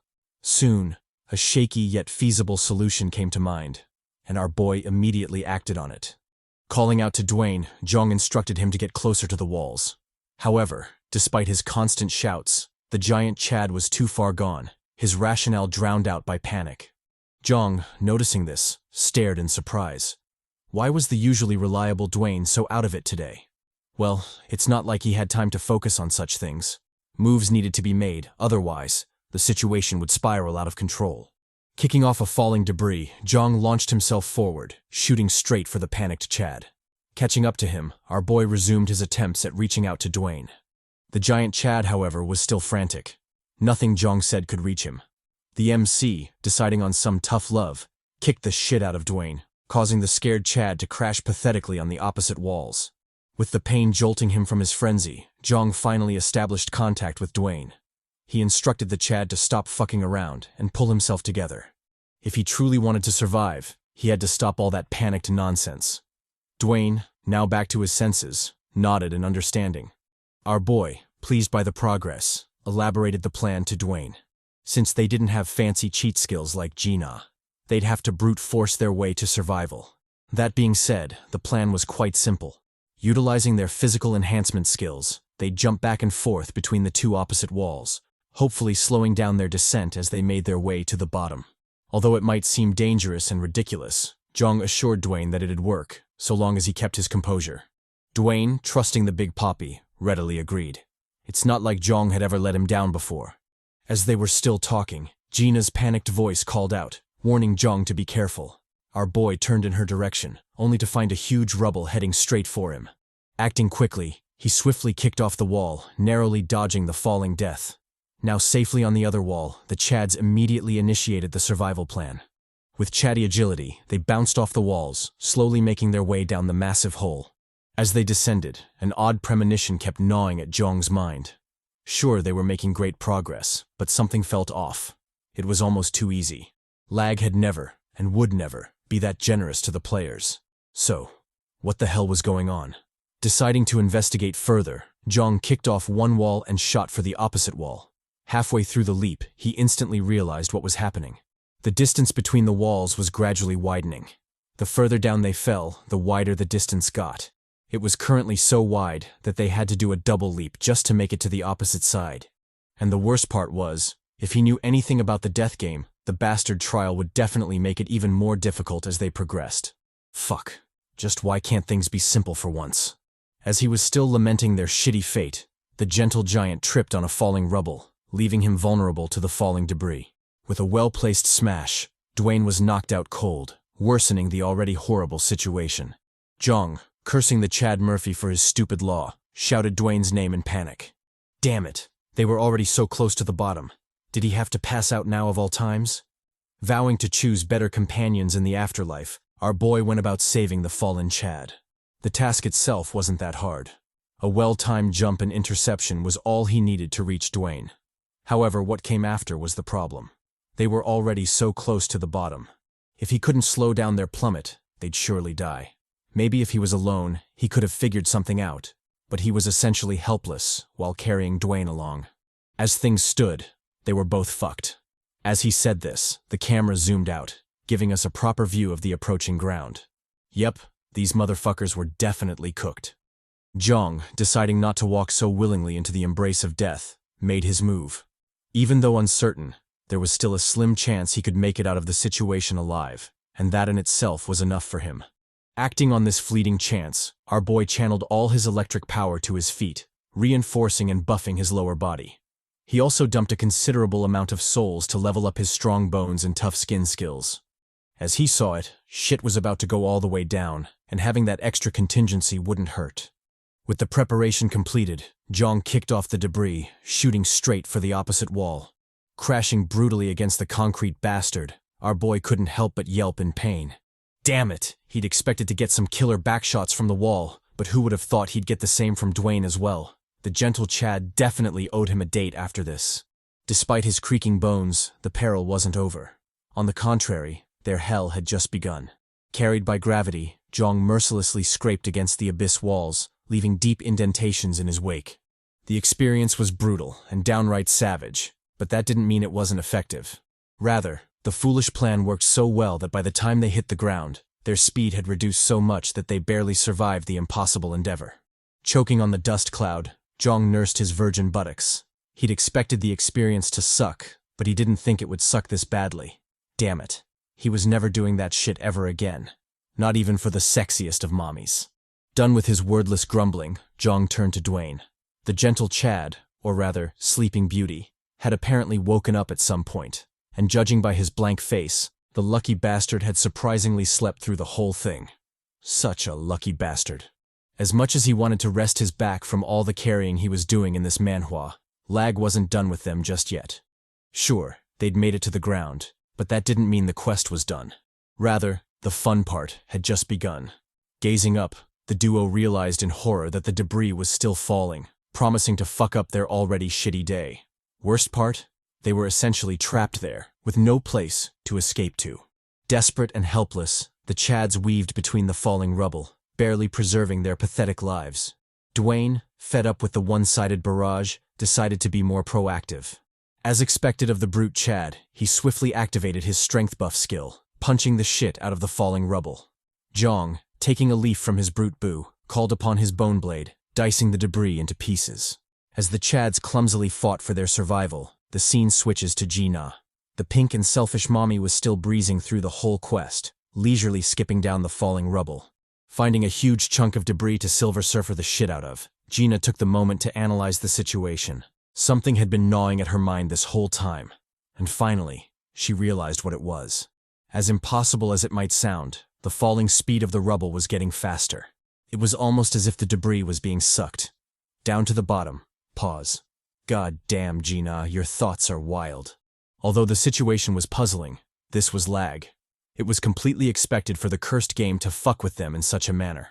As she was still debating her next move, a barrage of rubble flew from above, pelting the hell out of her. The pink mommy, caught off guard by the sudden development, warily gazed upward, trying to figure out what was going on. To her horror, a cluster of debris was shooting straight for her, threatening to poke holes in her bouncy and delicate plot.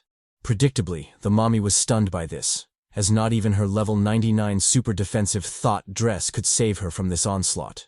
Deciding to save herself, Gina lunged downward, barely weaving through the falling debris of death. In her clumsy retreat, the mommy chanced upon a floating piece of debris, one perfectly suited for her to use as a foothold. This decision, however, proved unwise as a barrage of rubble tore through the air, smashing the foothold into pieces. As expected, Gina was staggered by the onslaught, causing her to lose her footing and sway dangerously over the edge.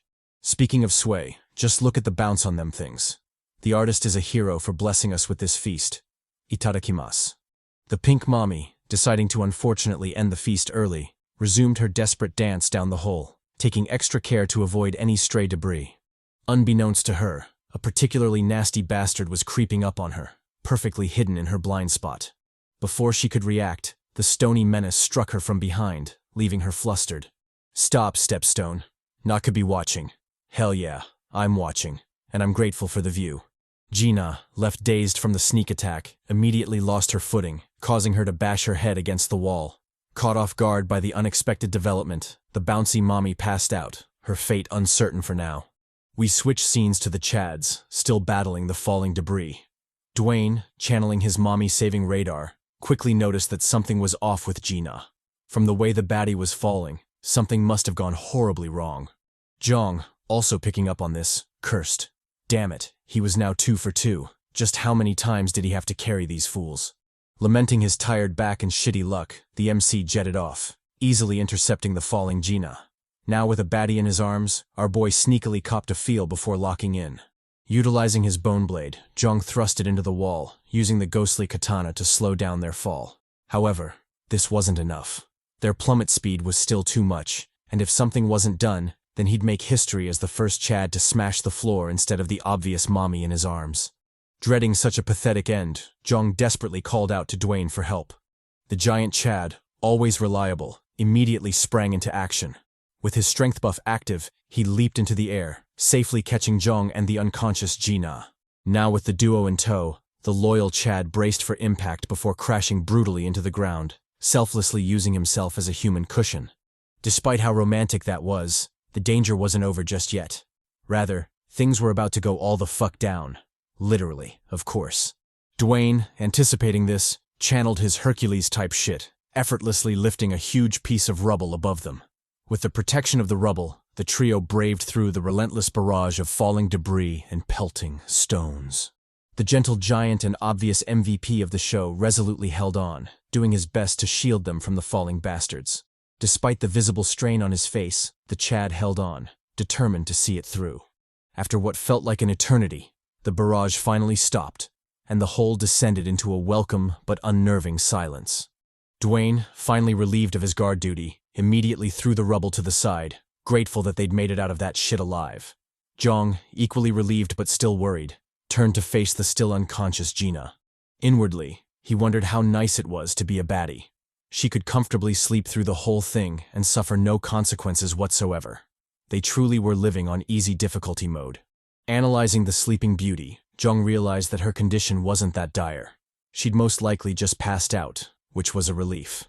Deciding to be generous, he took out his reward from the last room, intending to feed Gina the health potion. If her condition wasn't dire, just as he'd deduced, then this should be enough to wake her ass up.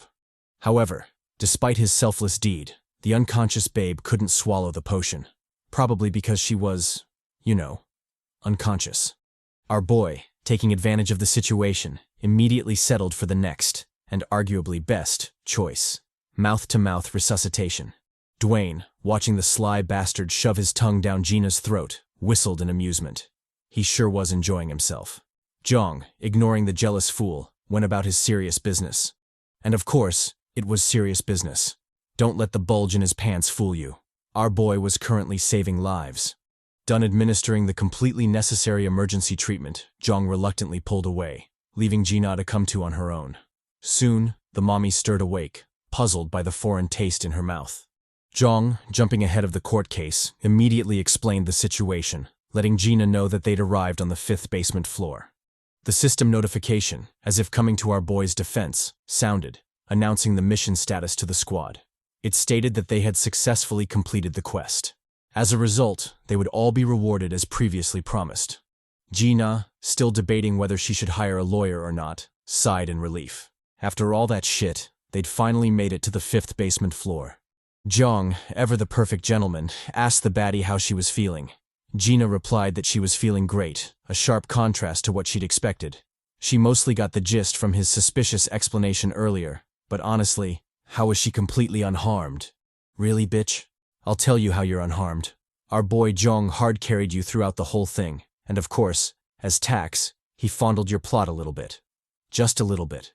Jeong, being more reasonable than I am, offered a better explanation. He informed Gina of the health potion he'd used on her. Gina, though grateful, asked the one question that had been puzzling her this whole time, and by extension, the one question Jeong really didn't want to answer. How did he feed her the potion when she was unconscious and couldn't swallow? First of all, unconscious and couldn't swallow? That's what she said. Secondly, our boy Jeong found himself in quite a predicament, lacking the right words to explain himself. Dwayne, ever the helpful Chad, jumped in at that moment, vehemently gesticulating the entire occurrence. He particularly emphasized the smooching of lips. Gina, finally learning the truth, silently stared at Jeong, her thoughts cryptic for now. Our boy, now sweating bullets, immediately explained himself. The last thing he wanted was a misunderstanding, or, worse still, a Me Too scandal against his ass. The pink mommy, surprisingly chill about the whole thing, told him not to worry about it. She was cool, and besides, she was just glad that it was him who locked lips with her instead of the big brute Dwayne. Dwayne, taken aback by the sudden stray, asked why he was catching shade when he didn't do anything. Aggrieved, the giant Chad shot back, telling Gina that he was at least better than her, who clung to men. The insult hit deep, causing Gina to shoot Dwayne a furious glare. Dwayne, in an oh shit moment, immediately cowered, regretting why he even got on the mommy's bad side in the first place. Gina, clearly still in her feels, wore a somber expression. She expressed to the Chads that she had no other option. Hoeing herself to the other players was her best way of survival. So she took it. If she had a giant body like Dwayne, she could have fended for herself. But obviously, that's impossible. Jeong listened to the pink mommy silently. Maybe because of his multiple regressions, he was numb to such practices by now. In any case, he wasn't particularly concerned about it. Dwayne, however, was deeply impacted by Gina's sob story. He stutteringly asked for forgiveness for his earlier insults. Gina, not in the mood to indulge him, just waved him off. Now wasn't the time to talk about it. Jeong, ever the gentle, emotional, and understanding Chad, ruthlessly told the two to stop bitching. They were better off claiming their rewards instead of being so unnecessarily emotional. With that, the sob story finally ended, and we immediately cut to them receiving their rewards. As promised by the system, Each of them would get a random skill at a random level for clearing the quest. For our boy, the system rewarded him with the level 4 Door of Limitation skill. The skill essentially allowed him to open the first stage of the Door of Transcendence. The higher the stage of the door he opened, the stronger the power he would obtain. If you're familiar with the 8 gates from Naruto, then it's the same shit. Just like in Rock Lee and Might Guy's case, the skill also had a downside. In this case, the user would suffer from debuffs such as decreased stamina recovery, among other things. Jeong, analyzing the skill's details, noted that this was the first time he'd seen the skill. Neither he nor anyone he's ever known throughout his countless regressions had ever owned that skill. As puzzling as it was, he was actually quite glad. If used properly, the skill had the potential to be his biggest source of strength in the future, especially if he stockpiled a bunch of passive skills that would remedy the debuffs from the skill. All in all, he was glad to receive the skill and wasted no time equipping it in his active skill slot, replacing the flame skill in the process. Due to his limited active skill slots, he could only equip 2 at a time, which in itself was a big disadvantage.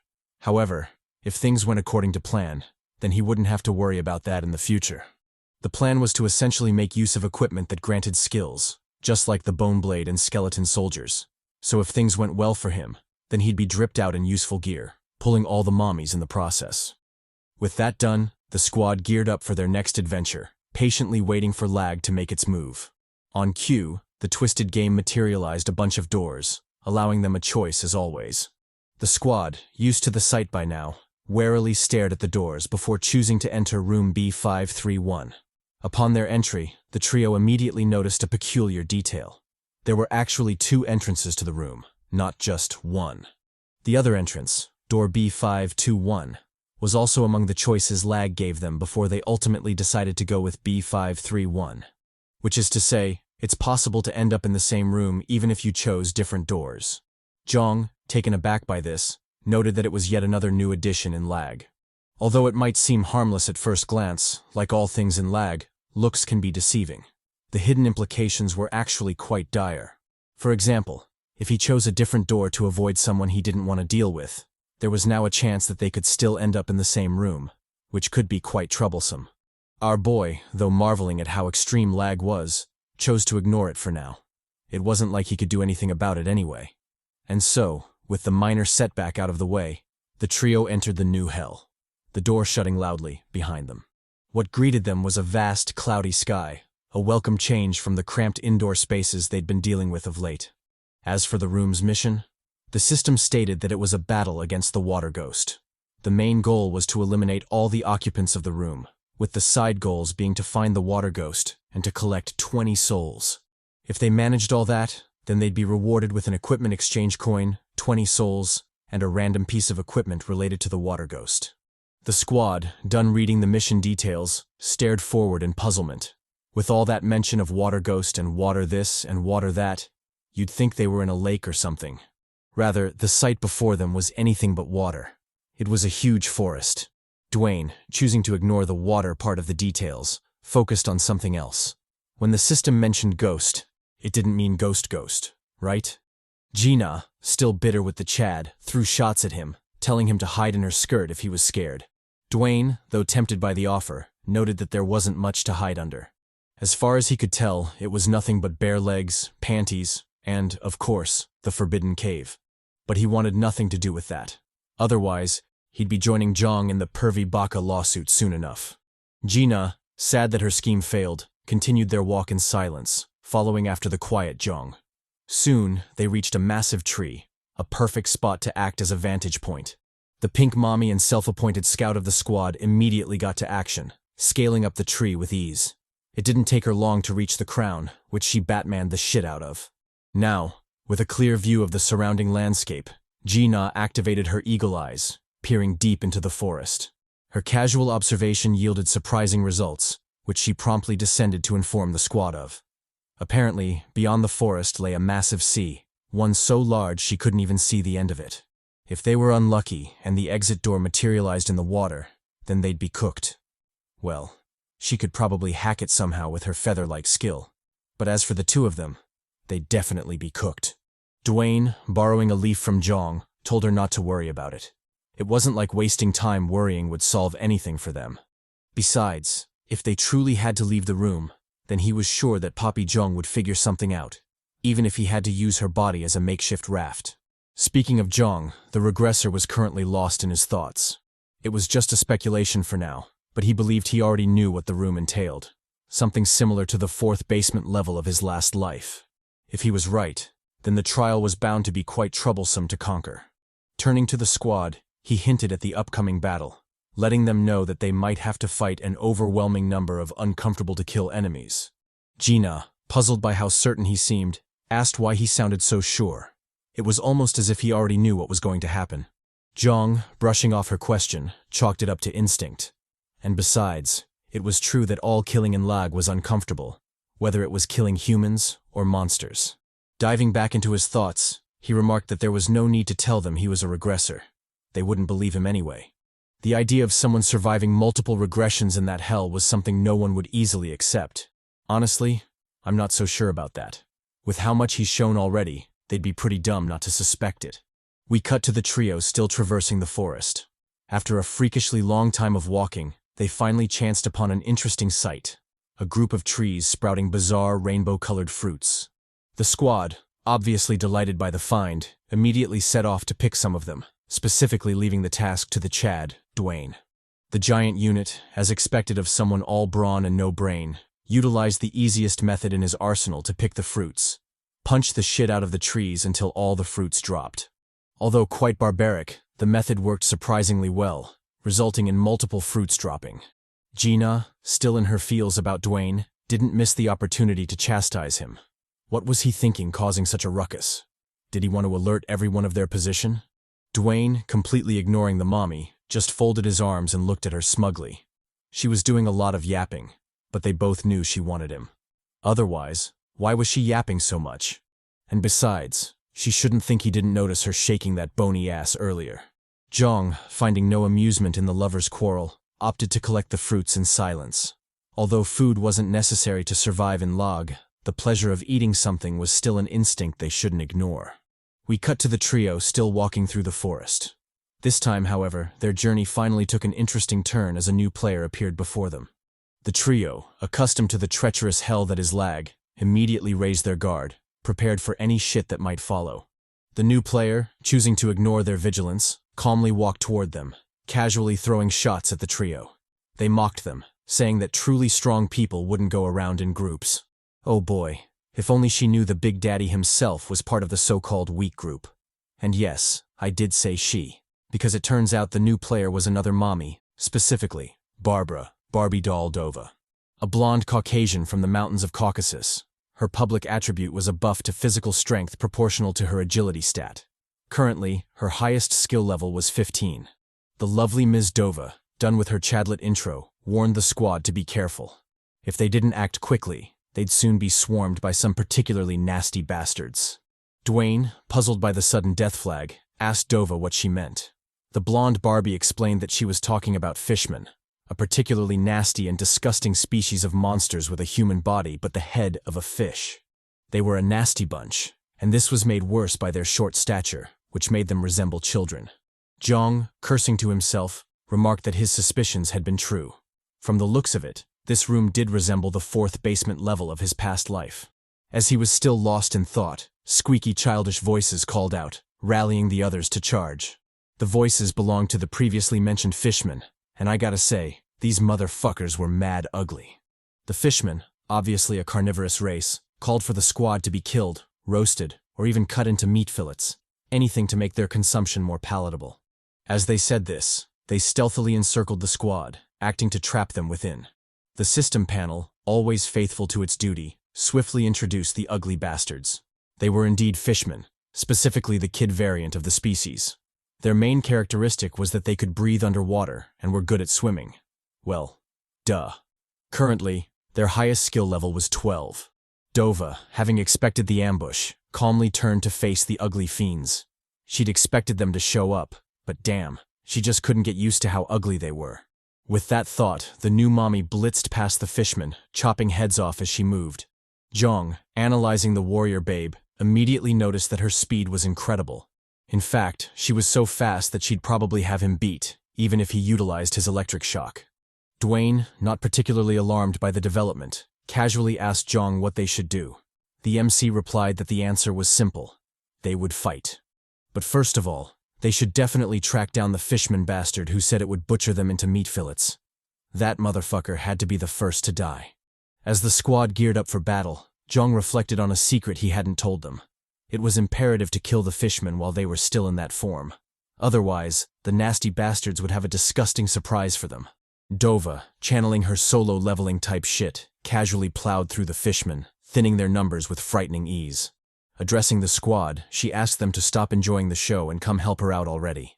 Our Chads, being the perfect gentlemen, immediately complied, lunging straight into the fray.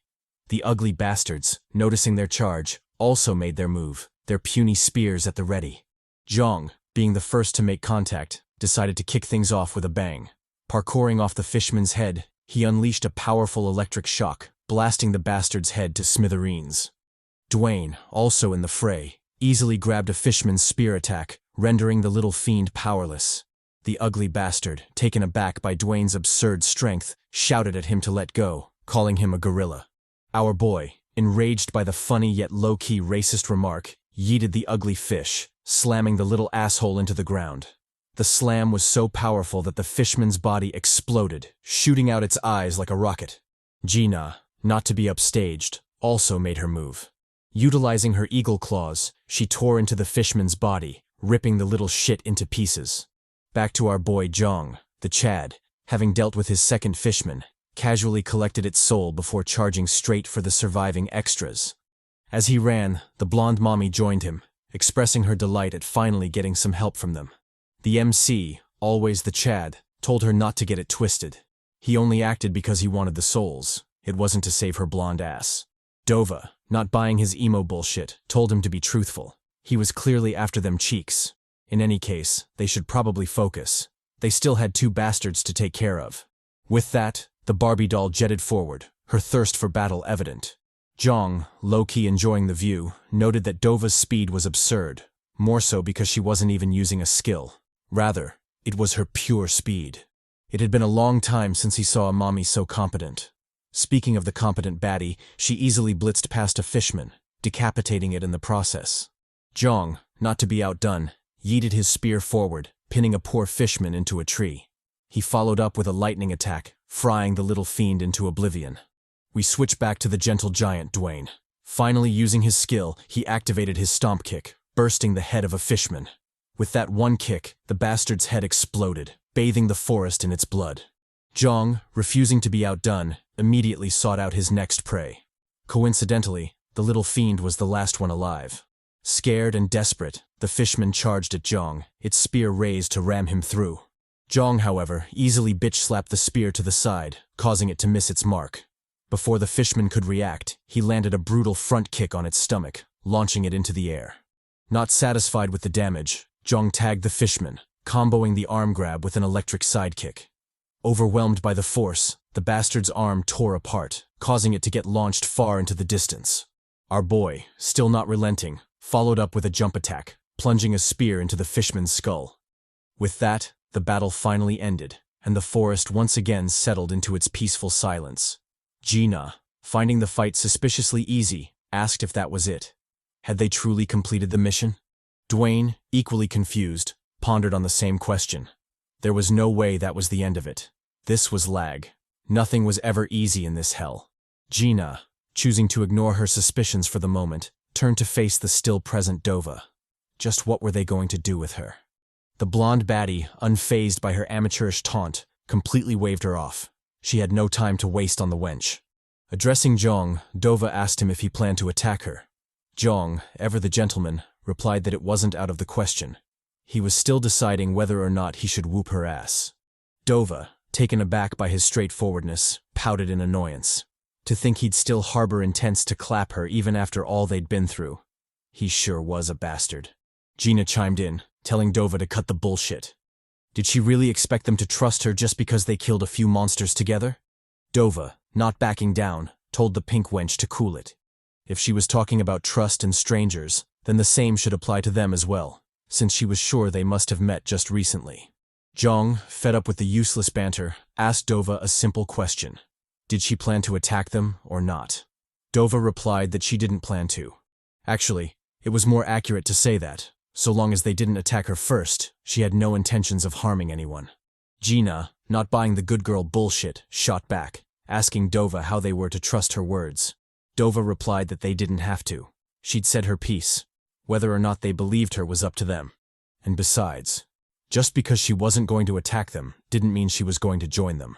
Jeong, realizing the conversation was taking an unfavorable turn, immediately jumped in. He had to do some damage control before this damn Gina ruined a potential mommy for him. Addressing the blonde baddie, Jeong asked if she'd be willing to join the squad if he extended an invitation. Dova, still playing hard to get, told him to convince his squad first. From the looks of it, they were the true obstacles. Dwayne, coming in clutch, immediately supported Jeong's harem dream. He let the Chad know he was down for whatever. Gina, finding herself outnumbered, pouted in annoyance. Fine, they could do whatever they wanted. It's not like she had a choice anyway. Our boy, completely ignoring the pouting mommy, turned to Dova. It was up to her now. What would she do? The brazen baddie immediately agreed. Only an idiot would turn down a chance to survive longer in that cursed place. With that, a new babe officially joined the squad. We cut to the two Chadlets arguing. For some strange reason, the two seemed to really hate each other. Gina, always the first to throw shade, warned Dova that if she did anything stupid, she'd kill her immediately. The blonde baddie, however, just scoffed at her useless threat. She told Gina to get her eyes checked because even a blind person could tell she was the weaker of the two. Gina, enraged, told her to come at her. She was down to polish her blonde ass any time. Our boy, caught up in the fight, desperately tried his best to calm the two down. Damn it, whoever said having a harem was easy was a goddamn liar. Dwayne, watching from the sidelines, smirked at Jeong's misfortune. Serve the bastard right for monopolizing all the mommies. However, if he were to be honest, they low-key made him feel lonely. We cut to the squad traversing the forest once again. Dwayne, recalling Jeong's earlier statement, asked him if this was what he meant when he said it was uncomfortable to kill. The fishmen, although mad ugly, had the voices of children, so it was no surprise that it'd be uncomfortable to kill them. Jeong replied that he was partly right. However, that wasn't the end of it. There was something else he'd yet to experience, something that would drive his point home. Before he could elaborate further, wailing sounds suddenly reverberated across the forest, shocking everyone except Jeong. Jeong, having expected this, took the moment to explain things to them. He let them know that was the sound of the adult fishmen mourning their children. With how things were, the future developments were predictable. The fishmen parents would come hunting for them, seeking to avenge their children, and they, as the murderers, would try their best to fight them off and survive. So basically, typical L.A.G shit. Another thing to note, which is also a kind of silent fuck you from L.A.G, was that the fishmen would have different skills and abilities depending on their ages, so they'd best be careful when fighting them, lest they be caught up in a nasty surprise. Dova, channeling her big brain no jutsu, asked Jeong how he knew all that. Judging by how certain he sounded, it was almost like he was stating facts rather than sharing his thoughts. Gina, likely triggered by Dova, chimed in. Now that she mentioned it, this dude Jeong always acted like he knew everything already. Dwayne, jumping to Jeong's defense, told the girls to relax. This wasn't a conspiracy. From what he could tell, Poppy Jeong just had unnatural sensitivity and insight, which allowed him to quickly grasp the situations in the death game. Dova, however, wasn't buying that bullshit. This wasn't as simple as Jeong being quick-witted. Something was definitely afoot, and she was determined to figure out what. Addressing Jeong, Dova asked him who he was. He'd better answer properly, otherwise she'd suspect him of being an agent of L.A.G. The MC, finding himself backed into a corner, cursed. It didn't feel great being treated as an enemy. However, if he were to be honest, this was probably his fault. With how he'd been acting, the squad was bound to get suspicious of him sooner or later. Dova, adding pressure, stealthily reached for her blade. She told Jeong to be honest. The time for lies and deception was over. If he couldn't properly explain himself, then she was ready to draw blood, right then and there. Our boy, noting Dova's sudden change, called her out. First of all, she was too milfy to be acting so barbaric. And secondly, didn't she say she wouldn't harm people? Then what the hell was this shit? Dova, clearly thick-skinned, nonchalantly waved off his call-out. There were always exceptions to be made, and he damn well knew this. Now back to the question. Who the hell was he? Gina. The almost treacherous wench finally came to Jeong's defense. She let Dova know that Jeong wasn't an agent of L.A.G. Sure, she had her doubts about him, and he was clearly hiding some things. But if there was one thing she was certain about, it was that Jeong was on their side.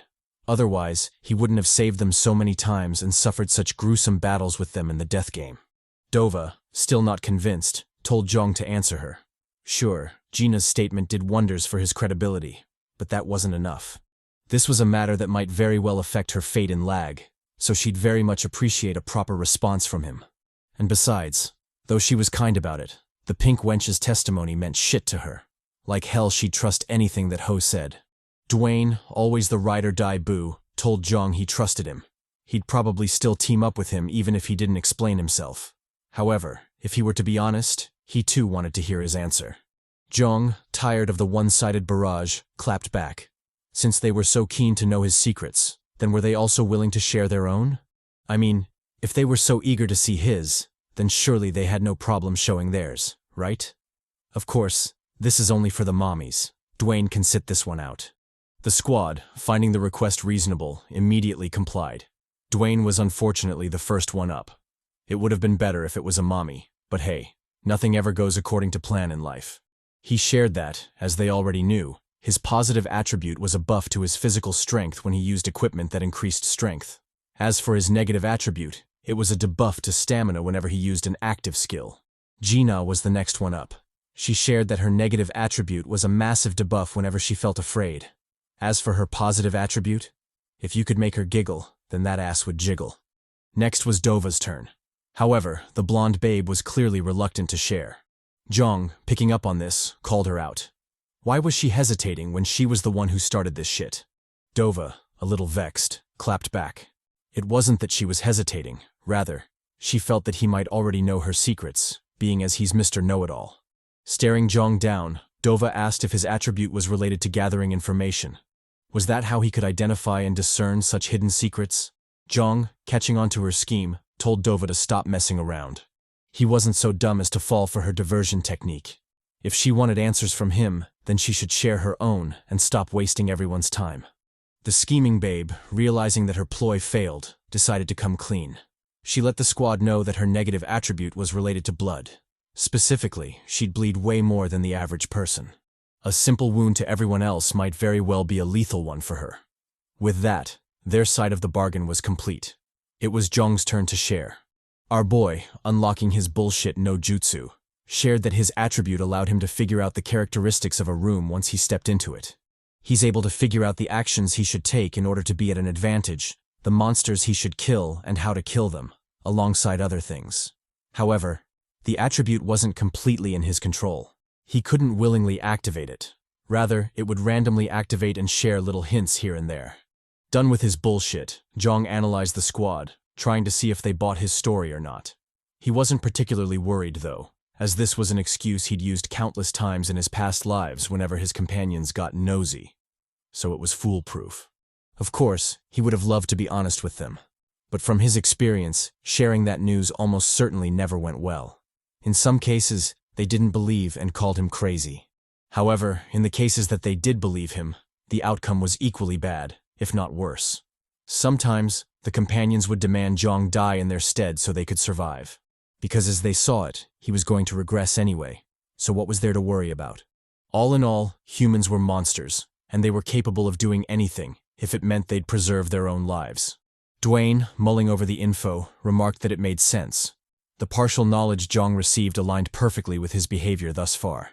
Sometimes he'd fight monsters like he already knew everything about them, while other times he'd fumble his way through the fight, almost as if he didn't know anything at all. If you took his attribute into consideration, then everything checked out. Jeong sighed in relief upon hearing Dwayne's words. At least the gentle giant bought his story. If he was being honest, Dwayne was his biggest concern. Sure, it would be nice to have the mommies as companions, but honestly, apart from some fan service, they were essentially useless. Dwayne, however, was different. He'd developed a deep trust with the gentle Chad, and he was also very reliable. If things continued the way they were, then he'd be a companion to travel with until the end. Gina chimed in, drawing Jeong from his thoughts. She questioned him about the specifics of the mission. Were they to only kill the fishmen? And on that note, just how many of them were there exactly. Jeong replied that he didn't know the exact number. However, he did know that the adult fishmen were tough as fuck. Compared to them, the kid fishmen were a bunch of trashy sakuras, complete garbage. Dwayne, picking up on this, asked if the adult fishmen were the strongest and most dangerous. Jeong immediately denied this. As troublesome as the adult fishmen were, there was still a variant that could bitch slap them all if it chose to, and that was the elderly fishmen. They were the biggest, strongest, and deadliest in the tribe. Donning a serious face, Jeong warned them to save the elderly fishmen for last. No matter what, they had to remember to only kill it after they dealt with all the other fishmen. Upon Dwayne's questioning gaze, Jeong explained that the fishmen, although mad ugly, were low-key a cheat-like race. The whole tribe only had one elderly fishman, and if it died, then the position would be instantly filled by one of the surviving fishmen. So, in conclusion, if they fucked up and killed the elderly bastard early, they'd have to fight another of those monstrous bastards again. With that, the little debate ended, and the squad set off once again. As they walked, the squad questioned Jeong some more, asking about the water ghost. As they saw it, they had a walking lag encyclopedia, so it would be foolish not to use him. Jeong, however, was equally clueless. He knew nothing about the water ghost, and, as he'd mentioned before, he reminded them that his attribute wasn't absolute. Gina, throwing shade at our boy, told him that his attribute was kinda trash. Considering how limited it was, it didn't seem fair that he'd be limited to just 2 active skills as a consequence. The MC, mulling it over, remarked that she was right. Although messed up, L.A.G was surprisingly very fair in such things. The price was always proportional to the gift. In this case, it seemed like he'd gone at a loss because knowledge wasn't everything. Say, for example, he had knowledge about the room, yet he didn't have the abilities to effectively tackle it. Then the knowledge would be pointless. Worse still, if the knowledge was fragmented, as his attribute allegedly provided, then it would only make the ability even more useless. Luckily, that wasn't his true ability. Otherwise, they'd all be cooked. And yes, I said all. Because with all the carrying he's doing in this manhwa, if our boy falls, then all these cocky motherfuckers would fall as well. As they walked, squeaky, childish voices yelled out, drawing the squad's attention. It seemed the bastard fishmen had finally caught up to them. The ugly bastards, who were surprisingly even uglier than the last time we saw them, called for revenge, swearing to butcher and dig out the squad's innards. The squad, however, was unfazed by the taunts. Why would they be, when the fishmen before them were the same weak assholes from before? Jeong, lost in his thoughts, wondered why the attack pattern had changed. From what he could remember, it was about time the older fishmen showed up. So what was going on? The kid fishman, unbothered by his inner musings, immediately went on the offensive, charging straight for the squad. The squad, rising to the occasion, also charged forward, their battle lust brimming. As always, our boy was the first in the fray. Leaping into the air, he used his electric shock to zap the shit out of the fishmen, blowing up their heads. Dwayne, equally as brutal, Spartan kicked the hell out of a fishman, sending it crashing into its comrades like a bloody, mangled domino. Gina, still with her kung fu bullshit, unleashed her eagle claws on a fishman, ripping it to pieces. The diva Dova, not to be outdone, zoomed past a fishman, decapitating the poor fool in the process. Capitalizing on the short respite bought, Dova immediately threw shade at Gina, telling her that her skills were trash. Gina, enraged, asked if she wanted to fight. She'd promised her an ass polishing after all. The blonde babe, however, didn't relent. She mocked Gina, saying she didn't need skills. All she had to do was run to her boyfriend Jeong for help, and she'd be good. Gina, visibly fuming, dared her to repeat herself. Who the hell was she calling her boyfriend? Before the argument could develop into a highly desired catfight, an enraged yell sounded, thundering across the entire battlefield. The yell came from 2 mature fishmen who, from the looks of it, were way bigger and nastier than the original variants. The mature fishmen, enraged, promised to tear the squad's asses off, delivering them a savage death as their revenge. Dwayne, initially taken aback by the slightly gay threat, immediately locked in. If the fishman wanted smoke, he was down. Gina, equally as excited, geared up to face the other fishmen. Of course, she didn't forget to taunt Dova, telling the blonde babe to hide behind her if she was scared. Dova, still unfazed by her childish taunt, casually warned Gina to be careful. She was getting a bad vibe from the big bastard. Jeong, watching his harem fight from the sidelines, turned to face the new fishman. As he'd expected, the ugly, vile motherfuckers had finally showed up.